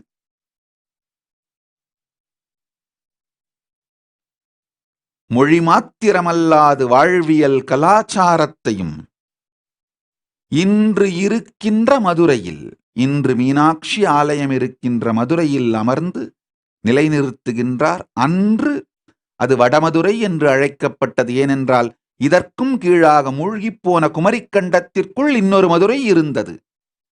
அதனால் அது தென்மதுரையாகவும் இது வடமதுரையாகவும் இருந்தது. ஆனால் இப்பொழுது இருக்கின்ற தென்மதுரைதான் இறையனார் எழுந்தருளியிருந்து முதற்சங்கம் அமைத்து தமிழியை உலகிற்குத் தந்து தென்னாடு விளங்க அருளாட்சியும் அரசாட்சியும் மொழியாட்சியும் பொருளாட்சியும் அத்துணை ஆட்சி முறைகளையும் முறையாக வகுத்து ஆண்டு அருளிய கலாச்சாரம் தமிழ் இந்து கலாச்சாரம். கடைசி பிரளயத்தின் பொழுது, குமரிக்கண்டம் மூழ்கிய அந்த பிரளயத்தின் பொழுது மனுவின் கப்பலை விஷ்ணு மத்ஸ்யாவதாரம் தாங்கி இழுத்து வந்து நிறுத்திய இடம்தான் இப்போதைய பாண்டிய நாடு, கோடியக்கரை. அதனால்தான் அதற்கு கோடியக்கரை என்று பெயர். மச்ச வடிவத்திலே, மீன் வடிவத்திலே விஷ்ணு வந்து மனுவின் கப்பலை காத்து எச்சமிருந்த நாகரீகத்தை மீண்டும் மலரச் செய்வதற்கு உதவியதனாலே அந்த மீனையேதான் தங்கள் கொடியின் சின்னமாக பாண்டியர்கள் ஏற்றுக்கொண்டார்கள். பண்டைய தேசம் பாண்டிய தேசம். இப்பொழுதைய பிரளயத்திற்கு பிறகு மீண்டெழுப்பப்பட்ட மிக பண்டைய தேசம் பாண்டிய தேசம்.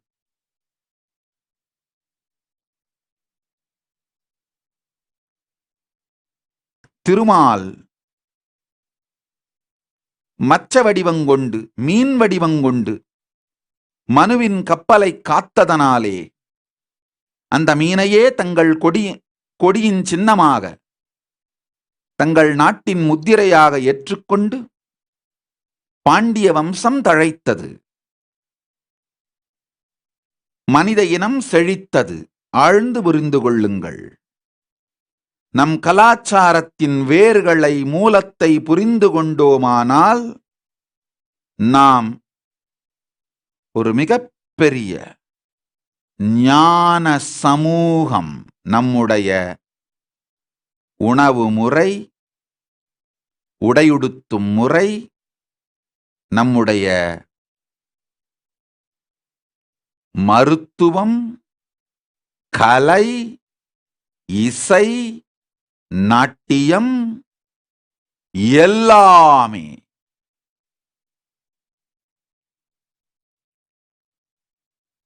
நாடு செய்யும் முறை, நாடு நடத்தும் முறை, வீடு செய்யும் முறை, வீடு நடத்தும் முறை, தன் உயிர் கூடு செய்யும் முறை, உயிர் நடத்தும் முறை, இவையெல்லாமே மிக உயர்ந்த பிரபஞ்சத்தின் ஞானத்தை சார்ந்து அதன் சத்தியத்தின் மீது கட்டெழுப்பப்பட்ட மிகப்பெரிய கலாச்சாரம் தமிழ் இந்து கலாச்சாரம். தமிழ் மொழியியலை வைத்து இறையியலை எதிர்ப்போரும், இறையியலை வைத்து மொழியியலை எதிர்ப்போரும் இருவருமே நம் இருவரையும் தோற்கடிக்க சூது செய்தோர் வாதில் பட்டு நம்மில் யார் வென்றாலும் உண்மையில் வெற்றி சூது செய்தோர்க்கே என்பதை அறியாமல் விளையாடிக் கொண்டிருக்கும் சிறியோர்.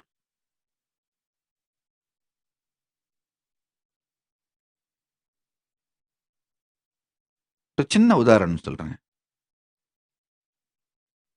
ஒரு 100 கருப்பெரும்பு, 100 செவ்வெரும்பு, இரண்டும் அது பாதையில் சென்று கொண்டிருந்தது. ஆனா இந்த 2 எறும்புகளையும் கொன்றாக வேண்டும் என்கின்ற, அதற்கு சூது செய்தாக வேண்டும் என்கின்ற என்று நினைக்கின்ற ஒருவன் ஒரு குடுவையில் 2 எறும்புகளையும் கொட்டி வேக வேகமாக குலுக்கி குடுவையிலிருந்து அவைகளை கொட்டி விடுகின்றான். தங்களை சுற்றி நிகழ்ந்த மிகப்பெரிய அதிர்விற்கு, ஒரு மிகப்பெரிய புரியாத ஒரு விதமான தாக்குதலுக்கு கருப்பெரும்புகள் தான் காரணம் என்று செவ்வெரும்புகள் நினைத்து, செவ்வெரும்புகளே காரணம் என்று கருப்பெரும்பு நினைத்து, 2 கூட்டமும் ஒன்றை ஒன்று தாக்கிக் கொண்டு மொத்தமாக அழிந்தது. உண்மையில் இங்கு எதிரி குலுக்கி கொட்டியவன். அது புரியாததனால் செவ்வெரும்பு கூட்டமும் கருப்பெரும்பு கூட்டமும் ஒன்றை ஒன்று அழித்துக் கொண்டு அவர்களுடைய பொது எதிரிக்கு வெற்றியை தந்தன. அதேபோல்தான் தமிழா சம்ஸ்கிருதமா என்று பிரச்சனையில் சிக்கிய தமிழ் இனம் ஒன்றை ஒன்று கொன்று கொண்டு இந்த பிரச்சனையை உருவாக்கிய பொது எதிரிக்கு வெற்றியை அளித்துக் கொண்டிருக்கிறது என்பதை புரிந்து கொள்ளாமல் தமிழ் இனம் பெருந்தவறு செய்து கொண்டிருக்கின்றது. கிரந்தமும்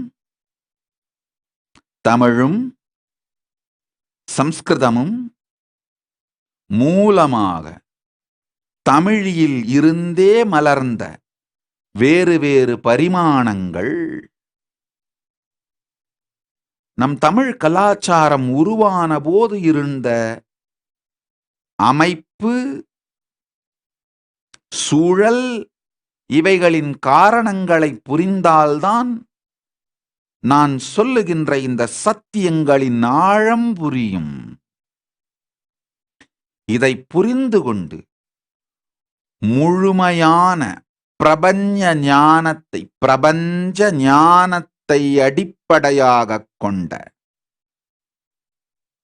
நம்முடைய உயிர்களின் உயிர்த்தன்மையின் சாத்தியங்களை சத்தியமாக்கி வைக்கின்ற, நம் உயிரை மலரச் செய்கின்ற தமிழ் இந்து கலாச்சாரத்தை உணர்ந்து கொண்டோமானால் தமிழ் கிரந்த சம்ஸ்கிருத பிரச்சனைகளுக்கு முடிவு வந்து நம்முடைய உண்மையான கலாச்சாரத்தை உயிர்மையோடு மலர வைப்போம். நன்றாக புரிந்து கொள்ளுங்கள்.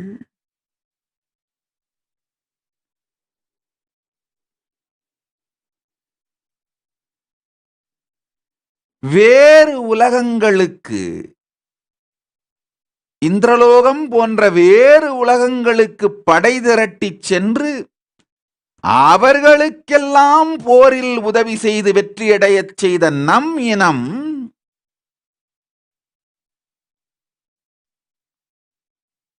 தன் நிலம் இழந்து போக ஒரே காரணம் நம் கலாச்சாரத்தின் மூலத்தையும் முழுமையையும் புரிந்து கொள்ளாமல் மொழியியல் சார்ந்து இறையியலை அழிக்க முயற்சிப்போரையும், இறையியலை தூக்கிப் பிடித்து மொழியியலை அழிக்க முயற்சிப்போரையும் நாம் அனுமதித்ததே நம் அழிவுக்கு காரணம். பல வேற்று மண்டலங்களுக்கு செல்வதும் வருவதும் புதிரோ புதுமையோ கதையோ அல்ல. தமிழ் இந்துக்களுக்கு இது வாழ்க்கை முறை.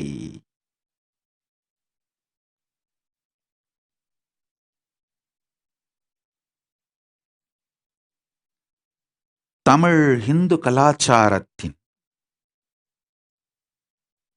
இறையியல், மொழியியல், நாட்டியம், இசை, உணவு, உடை, உரையுள் செய்யும் விதம், உரையுள் நிகழ்த்தும் விதம்,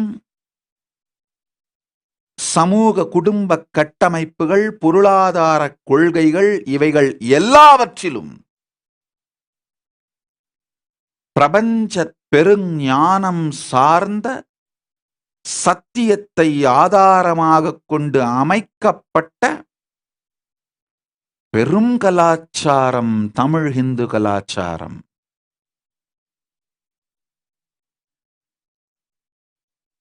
உலகம் இன்று எதிர்கொண்டு கொண்டிருக்கின்ற எல்லா பிரச்சனைகளுக்கும் தீர்வு தமிழ் இந்து கலாச்சாரத்தின் மறுமலர்ச்சி. அது மட்டுமல்ல, உலகத்திற்கு உணர்வு சார்ந்த, ஆன்ம பலம் சார்ந்த சாத்தியங்களை சத்தியமாக மாற்றக்கூடிய அறிவும் ஞானமும் தெளிவும் முறையும் தன் இருப்பினாலேயே மனிதர்களை அடுத்த நிலைக்கு கொண்டு செல்லும் சக்தியும் உடையது தமிழ் இந்து கலாச்சாரம். தமிழ் இந்து கலாச்சாரத்தின் மறுமலர்ச்சி தமிழர்களுக்காக மட்டுமல்ல, இந்துக்களுக்காக மட்டுமல்ல, மனித இனத்திற்கே தேவை. அதற்காகவே எம்பெருமான் பரமசிவ பரம்பொருள் என்னை பணி செய்ய பணித்தார். என் கடன் பரமசிவன் பணி செய்து கிடப்பதே. அவரின் அருளால், பரமசிவ பரம்பொருளின் நேரடி வெளிப்பாட்டால் இந்த திருக்கையிலாயம் மலர்வதும் புனரமைக்கப்படுவதும் தமிழ் இந்து கலாச்சாரம் மலர்வதற்காகவே, தமிழ் இந்து கலாச்சாரத்தை புனர் அமைப்பதற்காகவே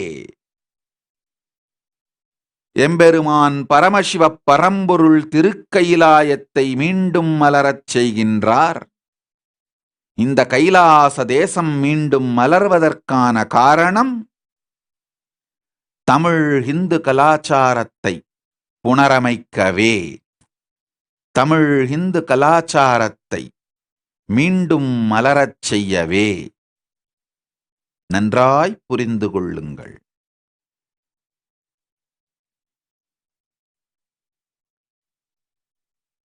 நமக்குள் சண்டையிட்டதும், நமக்குள் ஒருவரை ஒருவர் தாக்கிக் கொள்வதும், கருப்பெரும்பும் செவ்வெரும்பும் ஒன்றையொன்று தாக்கிக் கொண்டு பொது எதிரிக்கு வெற்றியை தந்தது போலத்தான் முடியும் என்பதை புரிந்து கொண்டு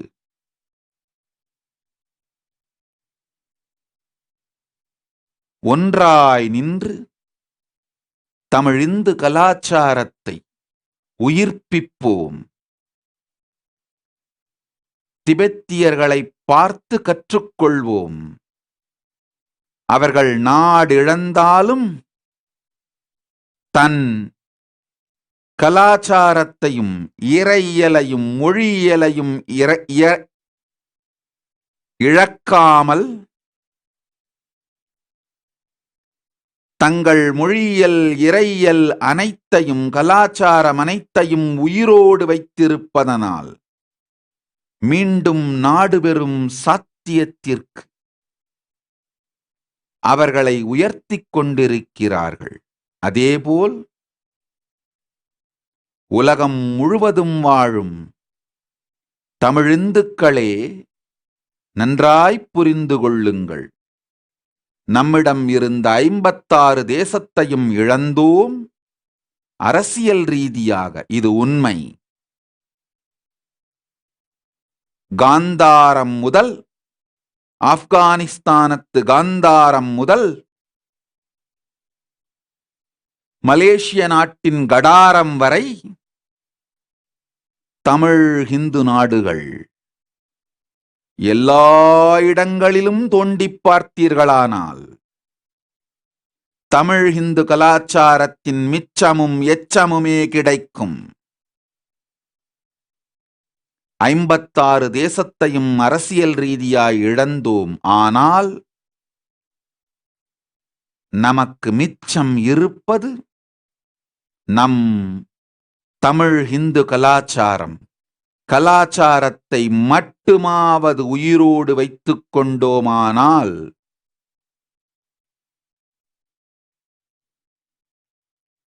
மீண்டும் நாடு பெறுவதற்கான சாத்தியம் உண்டு.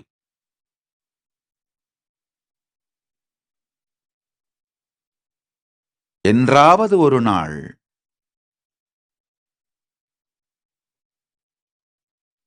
எங்காவது ஒரு மூலையில் தமிழ்த் தேசம் அமையும் வாய்ப்பு உண்டு. இந்த கைலாசமே தமிழ் ஹிந்து கலாச்சாரம் மலர்ந்து தமிழ்த் தேசம் மலர்ந்திடுவதற்கான மிக பெரும் முயற்சி. பரமசிவப் பரம்பொருளின் பேரருளால் அதை செய்துவிட்டோம். சிறப்புற உலகிற்கு சென்று அதை சேர்க்கும் பெருங்கடமையை செய்து கொண்டும் இருக்கின்றோம். உலகிற்கெல்லாம் நன்மை செய்து உயிர்களுக்கெல்லாம் அன்பே தந்து நன்மையே செய்த தமிழிந்து கலாச்சாரமே நீ வாழ்க. என்றென்றும் இந்த பூவுலகில் மனிதர்களை நல்வாழ்வு வாழ வைத்து வாழ்க வாழ்க வாழ்க. நீ வாழ்ந்து மக்கள் எல்லோரும் நல்வாழ்வு வாழ்ந்து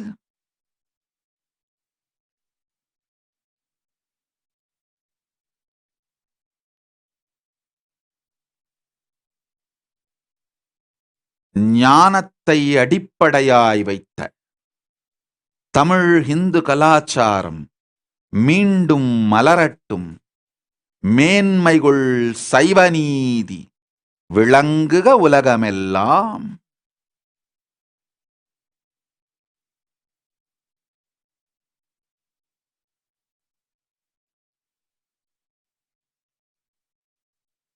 கைலாசத்தின் மறுமலர்ச்சி இந்த தமிழ் ஹிந்து கலாச்சாரத்தை மீண்டும் புனரமைக்கவே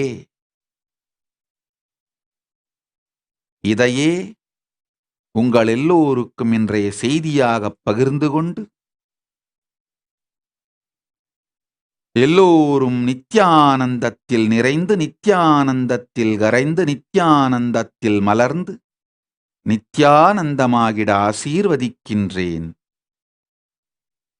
Let's all radiate with integrity, authenticity, responsibility, enriching, causing, living Shuddhadvaita Saivam, the Paramadvaitam, the state, space, powers, being, superconsciousness, and Kailasa and MahaKailasa of Paramashiva.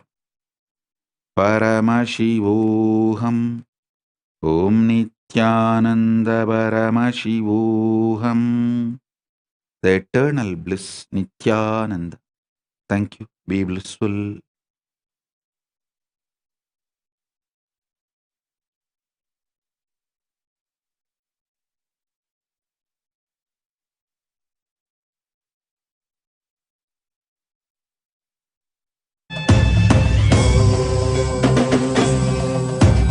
राजाधिराजाय प्रशत्यशालिने नमो वयं वै श्रवणाय कुर्महे कामे कामाय कामेश्वरो वै श्रवणो ददातु कुबेराय वैष्णवाय महाराजाय नमः சனடி போற்றி சிவன் சேவடி போற்றி நேயத்தே நின்றறி மலனடி போற்றி ஆயப்பிறப்பருக்கும் மன்னனடி போற்றி சீரார் பெருந்துரை நம் தேவனடி போற்றி.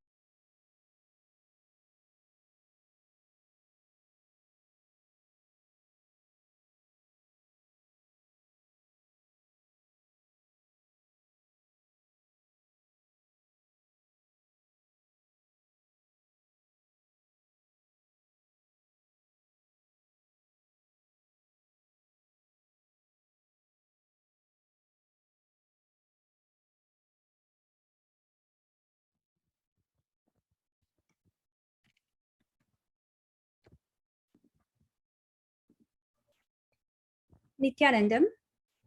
Dear esteemed guests of honor and viewers worldwide, on behalf of the sovereign state of Shri Kailasa, we thank each and every one of you in joining the Tamil Heritage Month celebration organized by Kailaasa, Canada in collaboration with Shri Kailasa, Uniting Nations for Feminine Empowerment and Gender Equality. We are pleased and honored to invite you next to Kailasa's webinar on decoding time and space fabric on January 30 at 10 p.m. IST, which is 8:30 a.m. Pacific Standard Time or 11:30 a.m. Eastern Standard Time, hosted by the sovereign state of Shri Kailasa.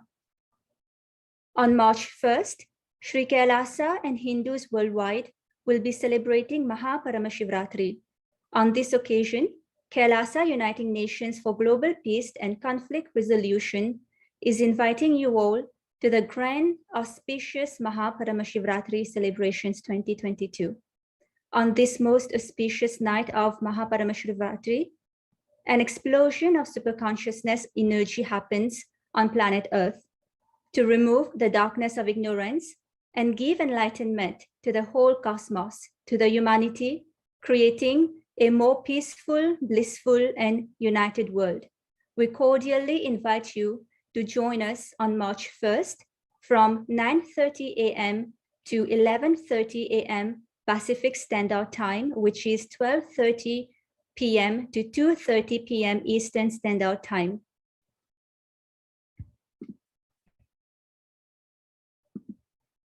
And finally, we have, after 3 years, the most awaited program, Paramashivoham Level 3, to manifest the deeper experience of the 25 states of consciousness, the vertical time zones, and power manifestation.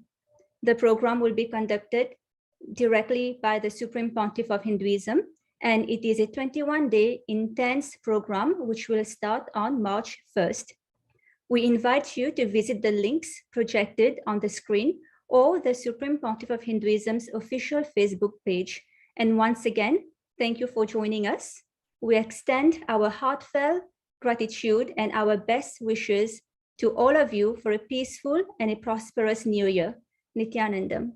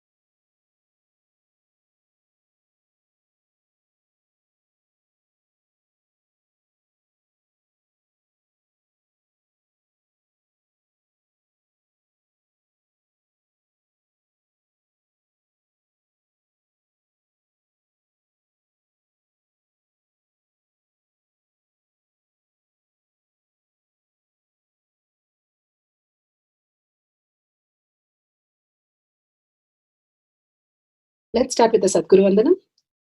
Nithyanandam Paramasukhanam Kevalam Jnanamurtim Dvandvatitam Gaganasadusam Tattvamasya Lakshmam Ekam Nityam Vimalamachalam Sarvadi Sakshi Bhutam Bhavatitam Trigunarahitam Sadgurum Tam Namami. Let's go through the disclaimers. Security measures. No photography, video, audio recording.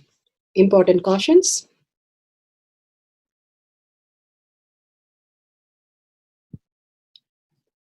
Please be aware of the important cautions.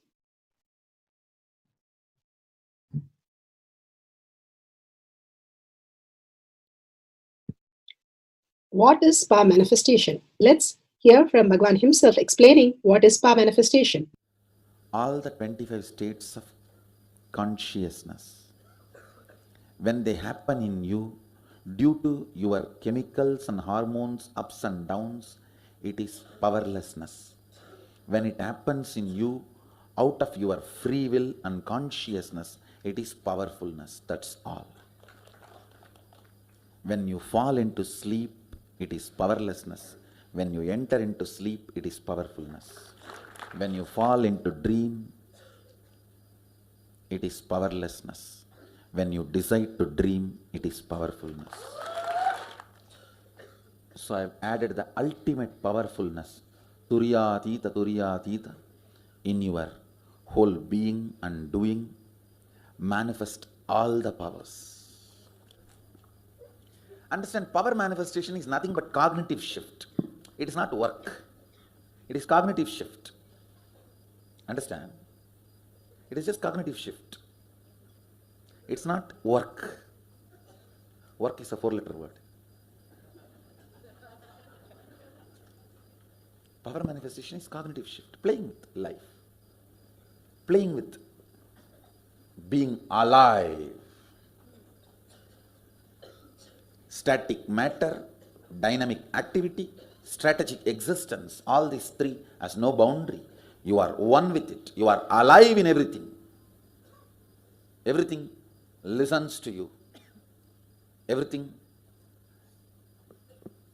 decides as you want. Power manifestation is cognitive shift, raising your frequency, not work.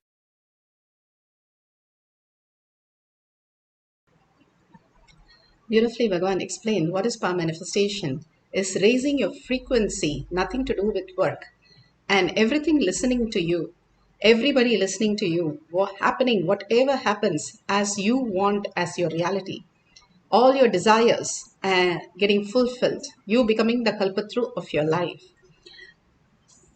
Bhagavan beautifully said how we can live as a superconscious species on planet Earth, and how Kumarikunda and Tamil Nadu had the superconscious species, and Shiva himself had come down and initiate us into the highest possibility as living as the ultimate lifestyle.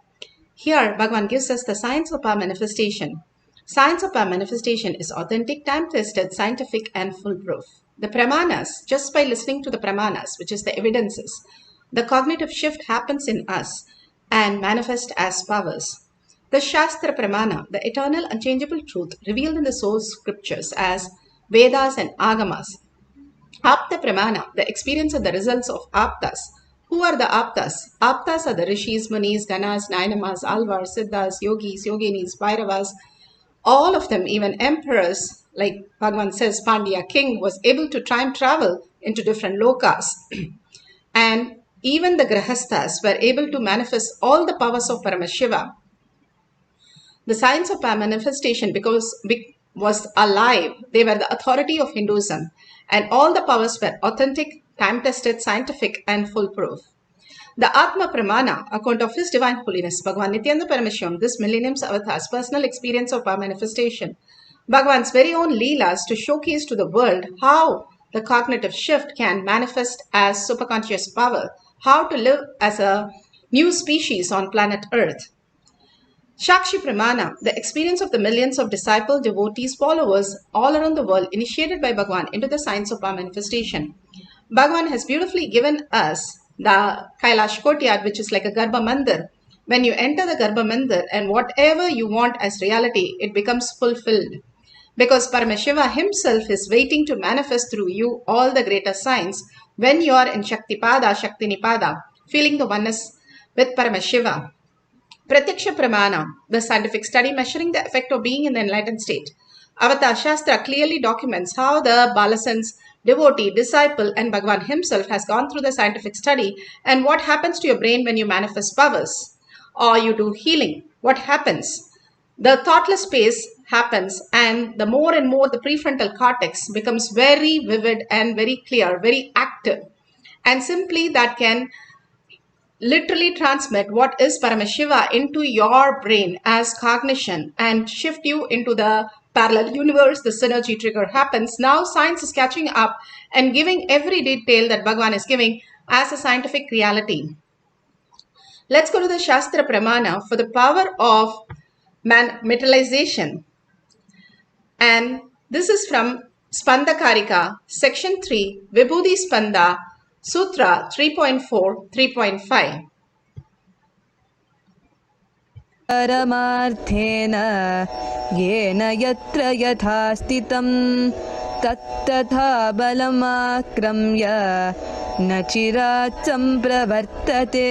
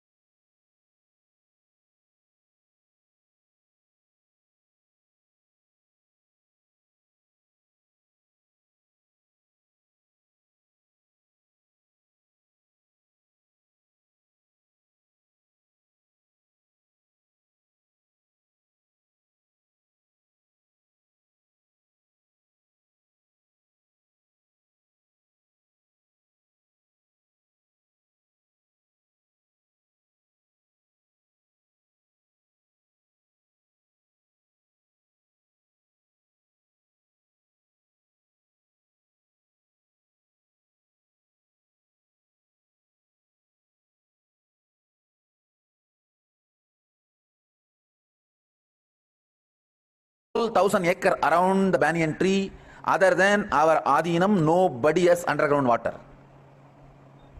Around 20 properties are there all around the Adinam. Not even one person has borewell water. They have dug, I think, 50 borewells.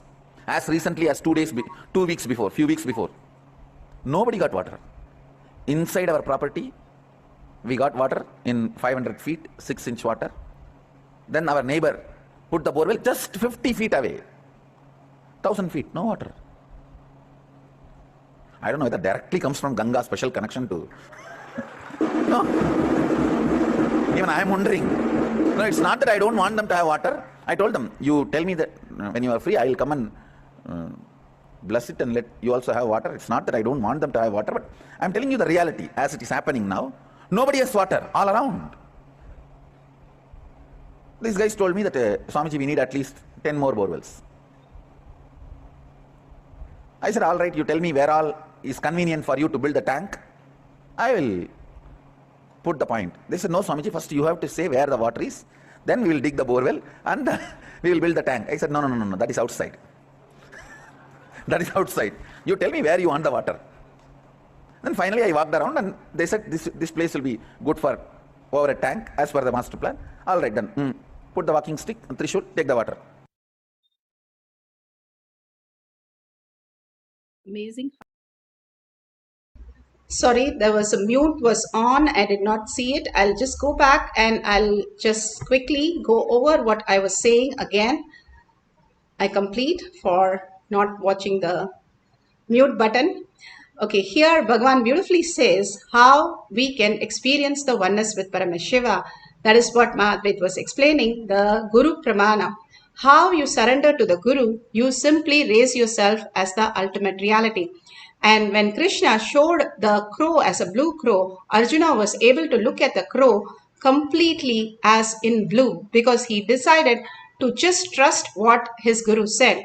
Bhagavan has beautifully said our whole self has infinite power and endless power, he calls it, and simply it is possible for us to tap. That is how Mahavatar Baba lives, and how all these great samadhis, we have the great Mahatmas in the samadhi for 700 years, for 1,000 years, alive and radiating much stronger than the strong nuclear force. When we go near that, we can feel the vibration, we can feel how our desires are simply become real.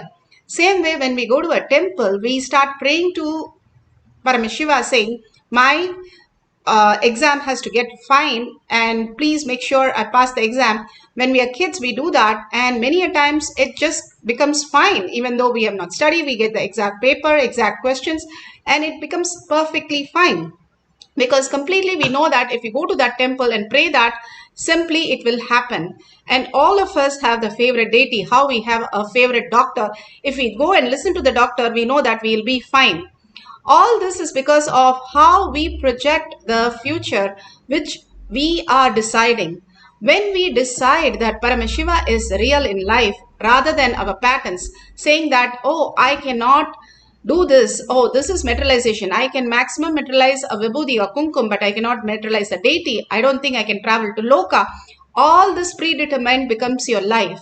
I can only manifest this much wealth, I cannot be health, this is a problem. Everywhere we have all our future defined, and then we run towards that, fulfilling that. That is what Bhagavan says. If you take bath in a sewage water, you cannot smell like sandalwood. All that we need to do is drop all the identity, that is the arrogance, that is the ego, and drop all the identity, hold that Paramashiva is real and start working towards that.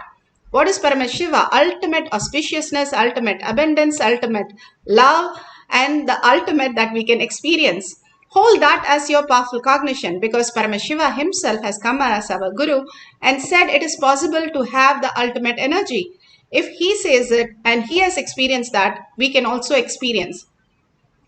If you go to if you in the house, they say for some remedy for your knee pain, you will not accept. But when you go to a chiropractor and he gives a full detailed report and says, okay, this is what you have to do, exercise, and you will simply believe because you know you have trust in that person for what that person stands for.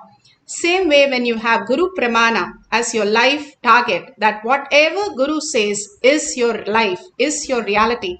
Whenever you live that, every word that Guru says will become real in your life. That is what happens when the Balasans sit with Bhagavan. All that happens is they know what Swamiji says is correct, Bhagavan says is correct. And simply they just decide, Bhagavan has said it, it has to happen. Where is it? And they are in that context and simply they see the reality happen. Then Madhvit was explaining the Ganga, how was Ganga brought to planet Earth. Bhagirath prayed and he was a king and he prayed because his uncles, 60,000 uncles were destroyed because of Kapila Maharishi, who was disturbed by them, and he simply through the third eye destroyed and made them as ashes. And because of the curse, he want to rectify that curse. So he goes and prays to Shiva, and he asked Shiva to bring Ganga to planet Earth, and he does a penance, and then he says, who will hold Ganga, and tells Brahma to give the Ganga slowly. And still she was so ferocious, and then he prayed to Shiva, Bhagiratha, to hold Ganga in Shiva Jata. That is why Shiva ties the Jata. Bhagavan beautifully says, when I tie the Jata, everything settles down. So when he ties the Jata, simply everything settles down and a stream comes out of the Jata. And Bhagavan says, Devi is only half the body and Ganga flows all over my body. And simply the beautiful space of Ganga is so beautiful that she purifies everything that she touches. And that is why people go and take bath in Ganga. All our that obsessive compulsive pattern is just dissolved in Ganga. And the Britishers used to take the water all the way in tons to have such a purified water. Ganga can even make the bones or even irons into, like, it dissolves the whole thing, but still does not hurt any of our body or anything, but only purifies the whole thing. She is so ferocious, and she's manifested from a different loka on planet Earth. And Bhagavan beautifully spoke in Atma Pramana how Adi Kailash, so beautiful in many places. We have no issue of the water because wherever Bhagavan touches, Ganga comes. When Bhishma Pita was on the bed of arrows, he asked, because Bhishma Pita's mother is Ganga, he asked Arjuna to get Ganga water, and that is why when Ganga water is given, they get liberated. And Ganga water was coming from, when Arjuna put an arrow, Ganga water came and Bhishma had the Ganga water.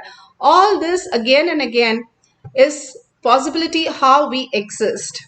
We just have to understand what is predetermined, what is free will, how Guru comes and liberates us, taking us to all the possibility, not just possibility of the world, but possibility of who we are, the ultimate space of oneness, and who we are. We are consciousness, we are a frequency, we are not just the matter. Here Bhagavan beautifully gives us how in scientific study the object was appearing in the throat, and simply after that the object came in the hand. Very clearly it is documented. It says a foreign body in the oral cavity without any delay or reprecision. The recording of the spinal CT scan after materialization revealed a presence of a materialized object. And this is in the Avatar Shastra, chapter 10, page 214. Clearly, it is documented how these great signs happen to us. And so many materialized objects in so many great avatars has happened in our disciples, devotees. They have materialized lots of gems, pearls, even the appearance of deities and appearance of Arunagiri Yogeshwara hair or different lokas. From different lokas they were able to get the stones from that planet. All was possibility. When Bhagavan says it, it becomes reality in your hand. That is all we need, the complete trust in every sutra. Everything that we know is when a guru says, the disciple simply has the trust, simply manifest as reality. Here in Kailash Kotiyat, Bhagavan says you can manifest any reality that you want. I am ready to fulfill. All the 463 powers can become reality. All you need to do is trust your Guru. That is what Guru Pramana is. Now sit straight with your head, neck and spine in a straight line and bring the listening to your third eye. Absolute unclutching from what you have defined your life. Anything that you have defined, drop everything at Bhagavan's lotus feet. Whatever we define is only confusion, chaos, pain, problems. Any words that utter is only chaos and struggle. Drop everything at Bhagavan's lotus feet and all the conflict, like Bhagavan says, constantly we are in the conflict, we are fighting ourselves, finally losing our life. If we understand the conflict, why we are supporting, instead drop all the conflict, surrender to the Guru, simply the Guru Pramana becomes our reality. And absolute unclutching from all that you know as you and start dropping everything at Bhagavan's lotus feet, disappearing into Bhagavan's lotus feet, you will raise as a new being that Paramashiva has said it, it is my reality. Paramashiva has told us, it is my reality. Everything will be your reality the minute Bhagavan utters any word. That is what is Guru Pramana. Now, let's entangle with Bhagavan intensely and we can experience the oneness with Paramashiva and manifest as powers. One more thing I would like to tell about Guru Pramana, how Bhagavan himself was in Parivrajaka and he had to go through so much of struggle for 9 years to get this science, to learn how to give it to the world, and like how the scientists go through so much of struggle to bring the whole discovery into a space where humanity can use it. Same way Bhagavan struggled for 9 years. When he was going to Shirdi Sai Baba, he says Shirdi Sai Baba and Satya Sai Baba is the same energy which has manifested as enlightened beings. And here he wanted to go to Shirdi Sai Baba. He was 2 days away from that place. And then he had a piles problem and the piles was coming out and he was going through bleeding and he didn't know what to do. He prayed to Shirdi Baba and he simply surrendered. What can I do? I want to see you, but I am not in a good health. What can I do? And simply Baba appeared in front of him, blessed him and told, hey, just pull all your intestine and place it properly. It will be fine. And immediately Guru Vak became his reality. He pulled it and placed it. He had no pain, no problem. He just walked 2 days and had the darshan and blessing of Shirdi Sai Baba. All this again and again Bhagavan plays the Leela to showcase even at the extreme situation. He knows that there is something more than that consciousness which will guide him, help him and walk him through any of the issues. Even as the worst emergency, he only trusted that Paramashiva will take care, Baba will take care, and simply Baba came and solved the whole thing and he was able to see that Paramashiva, who has come down as Baba, just manifested as reality because the trust, whether it is a cup of coffee that he wanted to drink or something such serious problem, he only trusted that Paramashiva is real. And he got the solution that Paramashiva became reality in his life.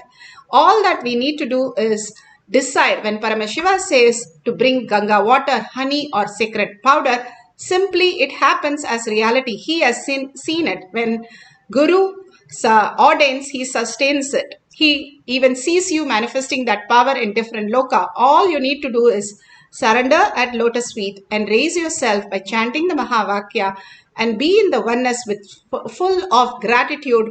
Flowering in the gratitude, you will simply see that Paramashiva is your reality.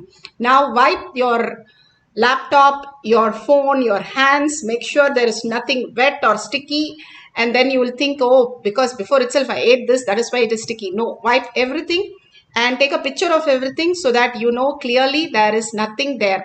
And then simply sit as Paramashiva, Parashakti. Be powerful, always with our struggle of negative words, negative connotation, negative things. Just surrender everything at Bhagavan's lotus feet. Hold only the space. Paramashiva, my Guru has said I am Paramashiva. Sit as Paramashiva with 25 heads, 75 eyes and 50 hands. So beautifully you can experience Paramashiva as your reality. Or any Ishta Devata that you are so connected, hold that space, completely hold that space and dissolve into that space by chanting the Mahavakya, raising the frequency by deep listening. If you forget to listen, again bring your listening back and again do the whole thing of chanting and listening. Let's start the power of materialization. MahaParamashivoham. Om Nithyananda Paramashivoham. Om Nithyananda Paramashivoham. Om Nithyananda Paramashivoham. Om Nithyananda Paramashivoham. Om Nithyananda Paramashivoham. Om Nithyananda Paramashivoham. Om Nithyananda Paramashivoham.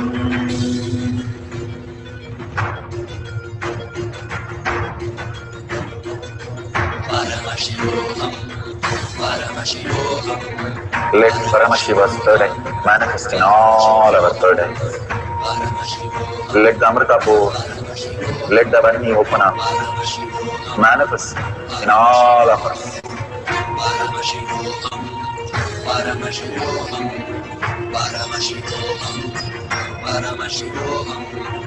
Let Paramashiva overflow, manifest the powers in all our third eyes. Om Nithyananda Paramashivoham. Om Nithyananda Paramashivoham. Om Nithyananda Paramashivoham. Om Nithyananda Paramashivoham. Om Nithyananda Paramashivoham. Om Nithyananda Paramashivoham. Om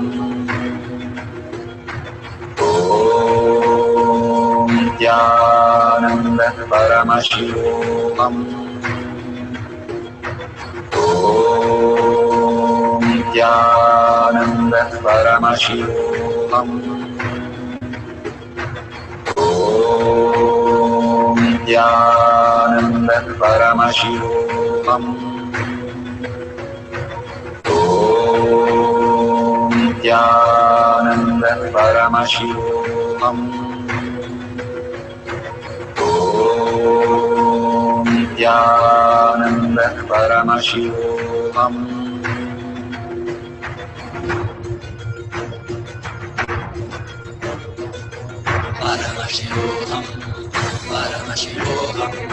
Let Paramashiva's third eye manifest in all our third eyes.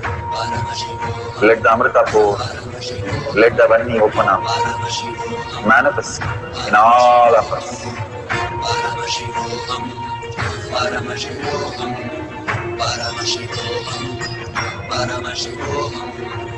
Let Paramashiva overflow, manifest the powers in all our third eyes. Om Nithyananda Paramashivoham. Om Nithyananda Paramashivoham. Om Nithyananda Paramashivoham. Om Nithyananda Paramashivoham. Om Nithyananda Paramashivoham. Om Nithyananda Paramashivoham. Om Nithyananda Paramashivoham. Om Nityananda Paramashivoham. Om Nityananda Paramashivoham. Om Nityananda Paramashivoham. Om Nityananda Paramashivoham. Om Nityananda Paramashivoham. Om Nityananda Paramashivoham. Om Nityananda Paramashivoham. Om Nityananda Paramashivoham. Om Nityananda Paramashivoham. Om Nityananda Paramashivoham. Om Nityananda Paramashivoham. Om Nityananda Paramashivoham. Om Nityananda Paramashivoham.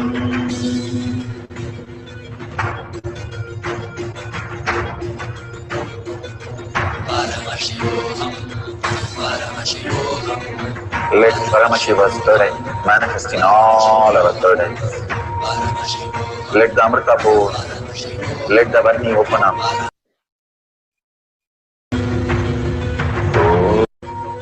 Om Nityananda Paramashivoham. Om Nityananda Paramashivoham. Om Nityananda Paramashivoham. Om Nityananda Paramashivoham.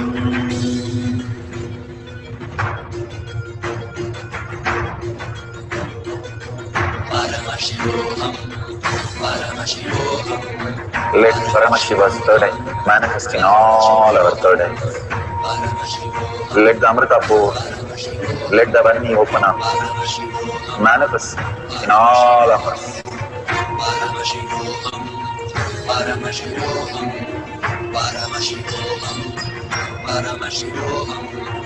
Let Paramashiva overflow, manifest the powers in all our third eyes. Om Nityananda Paramashivoham. Om Nityananda Paramashivoham.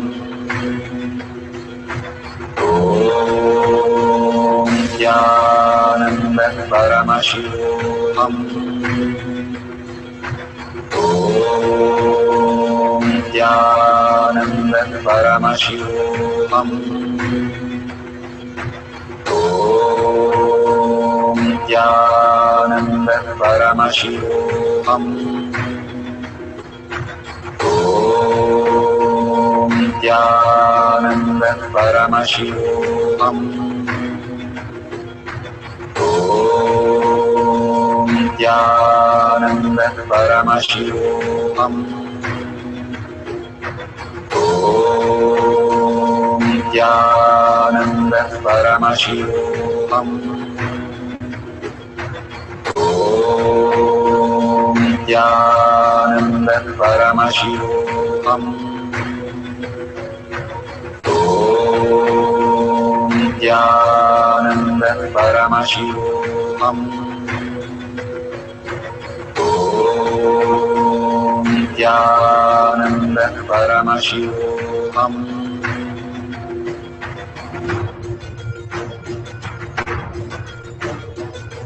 Paramashivoham. Let Paramashiva's third eye manifest in all our third eyes. Let the Amrita pour, let the Vani open up, manifest in all of us.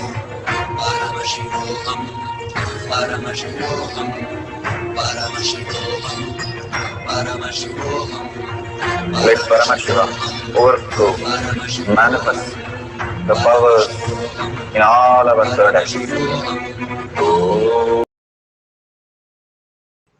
So beautiful.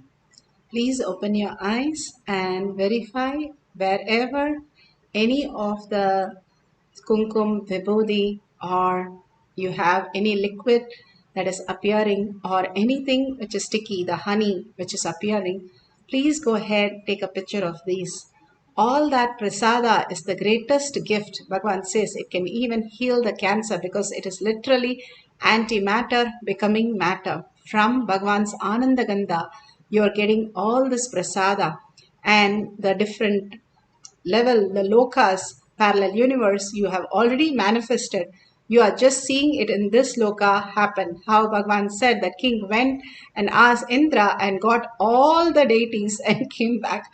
And finally, that whole science of traveling to different lokas and different possibilities was much possible for all the human beings as reality. That is the science Bhagavan is bringing up again and giving us all this foundation, for we are experiencing the parallel universe synergy trigger and simply seeing Bhagavan happen in our reality.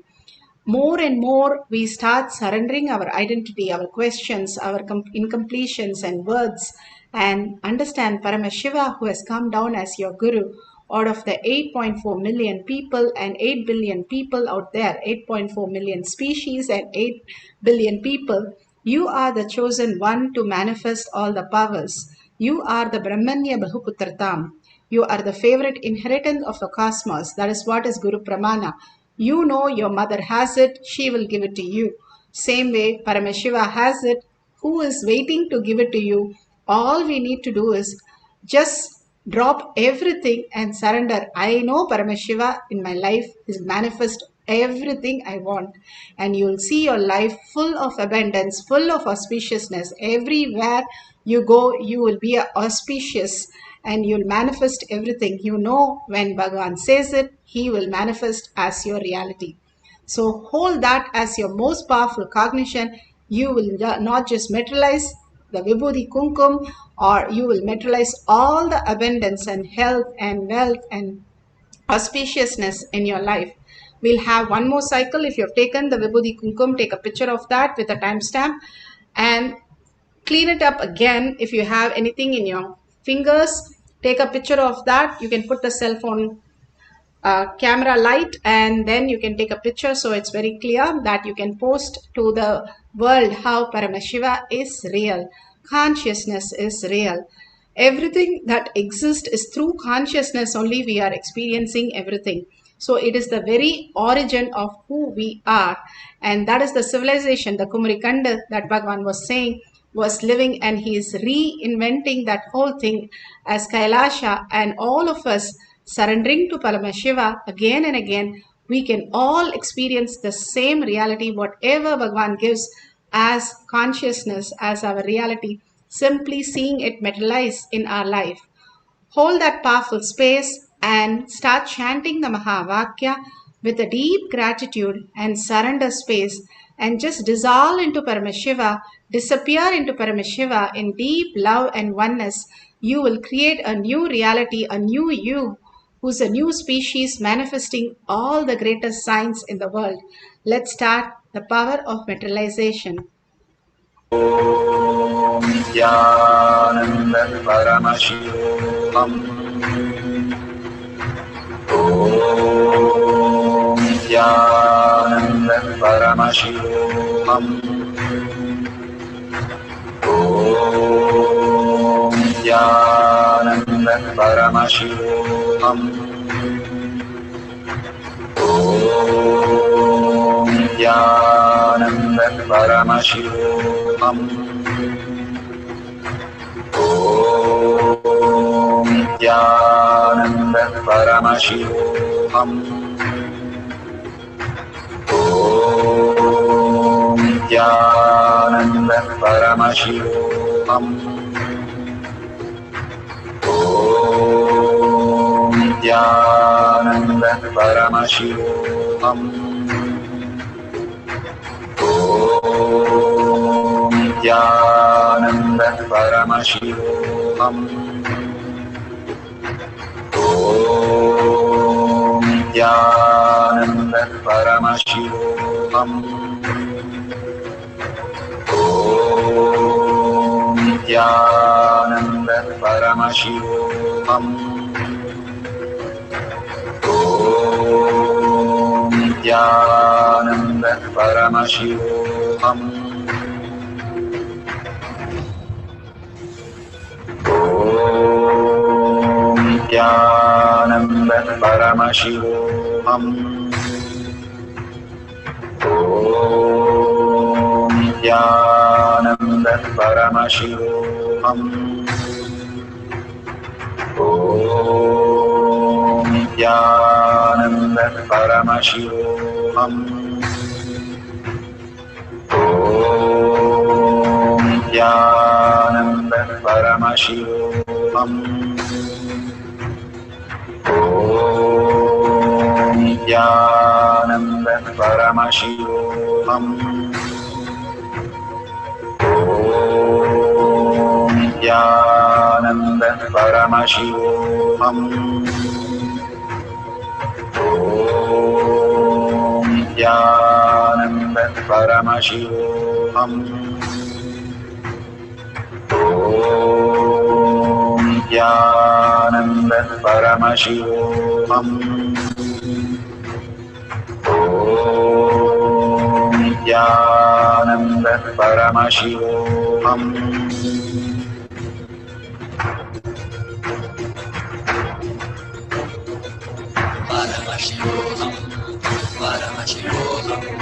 Let Paramashiva's third eye manifest in all our third eyes.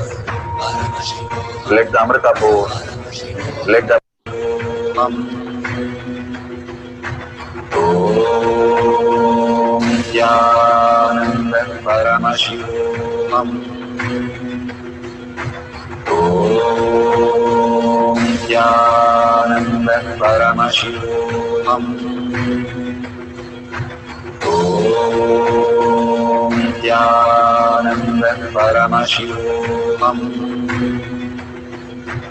Om Nithyananda Paramashivoham. Om Nithyananda Paramashivoham. Om Nithyananda Paramashivoham. Om Nithyananda Paramashivoham. Om Nithyananda Paramashivoham.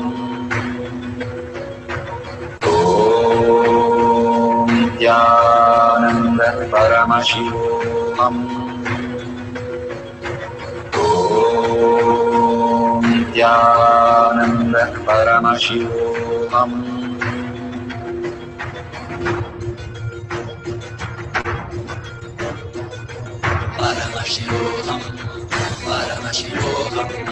Let Paramashiva's third eye manifest in all our third eyes.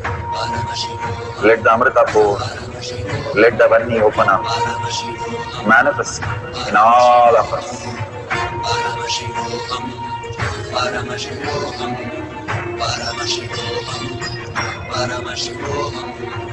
Let Paramashiva overflow, manifest the powers in all our third eyes.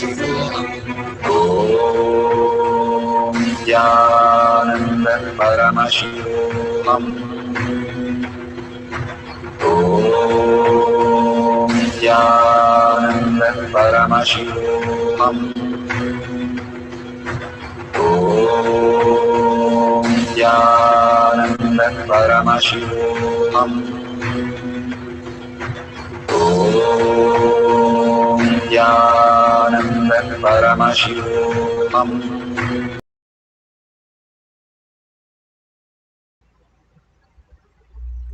Open your eyes gently, slowly open your eyes, and whatever prasada you have received, please go ahead and take a picture of that, and you can use it for healing yourself, or anywhere you want to keep it, you can keep that prasada also.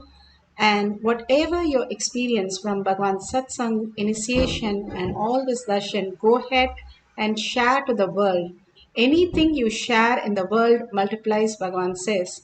Even as a child, when we learn how to share things, it always multiplies.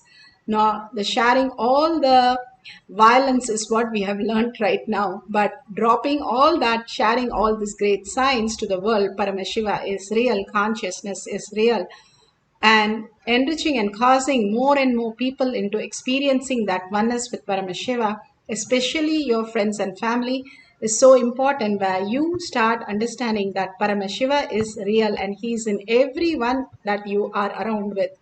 And more you see everyone as Paramashiva, as your reality. That is why all this sharing gives us a profound space shift of how we look at life. Every exercise that Bhagavan gives us, when we do it with simple integrity, simple obedience, we create a huge shift in our cognition and manifest all the abundance, auspiciousness, and beautiful space of oneness in us. So let's surrender all this at Bhagavan's lotus feet, all the powerful cognition, manifestation, and whatever Bhagavan is showering on us, let's offer at Bhagavan's lotus feet. And if you see the dollar sign at the end of the chat in YouTube, go ahead and contribute whatever you feel for Kailaasa. And whatever you contribute is just your pure love and gratitude to Bhagavan. The donations that you're doing will build a Kailaasa inside you. Again and again, Bhagavan is giving us the opportunity to offer at his lotus feet all this, and again raise in the space of Kailaasa. So with this, let's thank Bhagavan in deep gratitude, and thank all of you in all the social media manifesting the powers of Paramashiva with simple integrity, simple obedience, the Jnanapada, for following the Jnanapada every single day, manifesting the powers of Paramashiva beautifully that Bhagavan has given for all of us. Now, let's hold the powerful cognition, deep earning. Paramashiva is real in my thought, in my words, in my action. Seeing everyone, everything as Paramashiva has a happening again and again, as only Paramashiva as my thought current. Hold that beautiful space in your inner space. And with that, let's end with the Purna Mantra. ॐ पूर्णमदः पूर्णमिदं पूर्णमुदच्यते पूर्णस्य पूर्णमादाय पूर्णमेवावशिष्यते ॐ शान्ति शान्ति शान्तिः हरि ओं तत्सत् सर्वं भगवते श्री नित्यानंद परमशिवं पादुकार्पणमस्तु ॐ नित्यानन्दम्.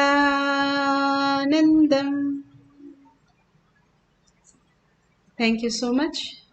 We'll have the next session after the darshan of Kalabhairava, and after we'll have a power manifestation session. You can log in for that.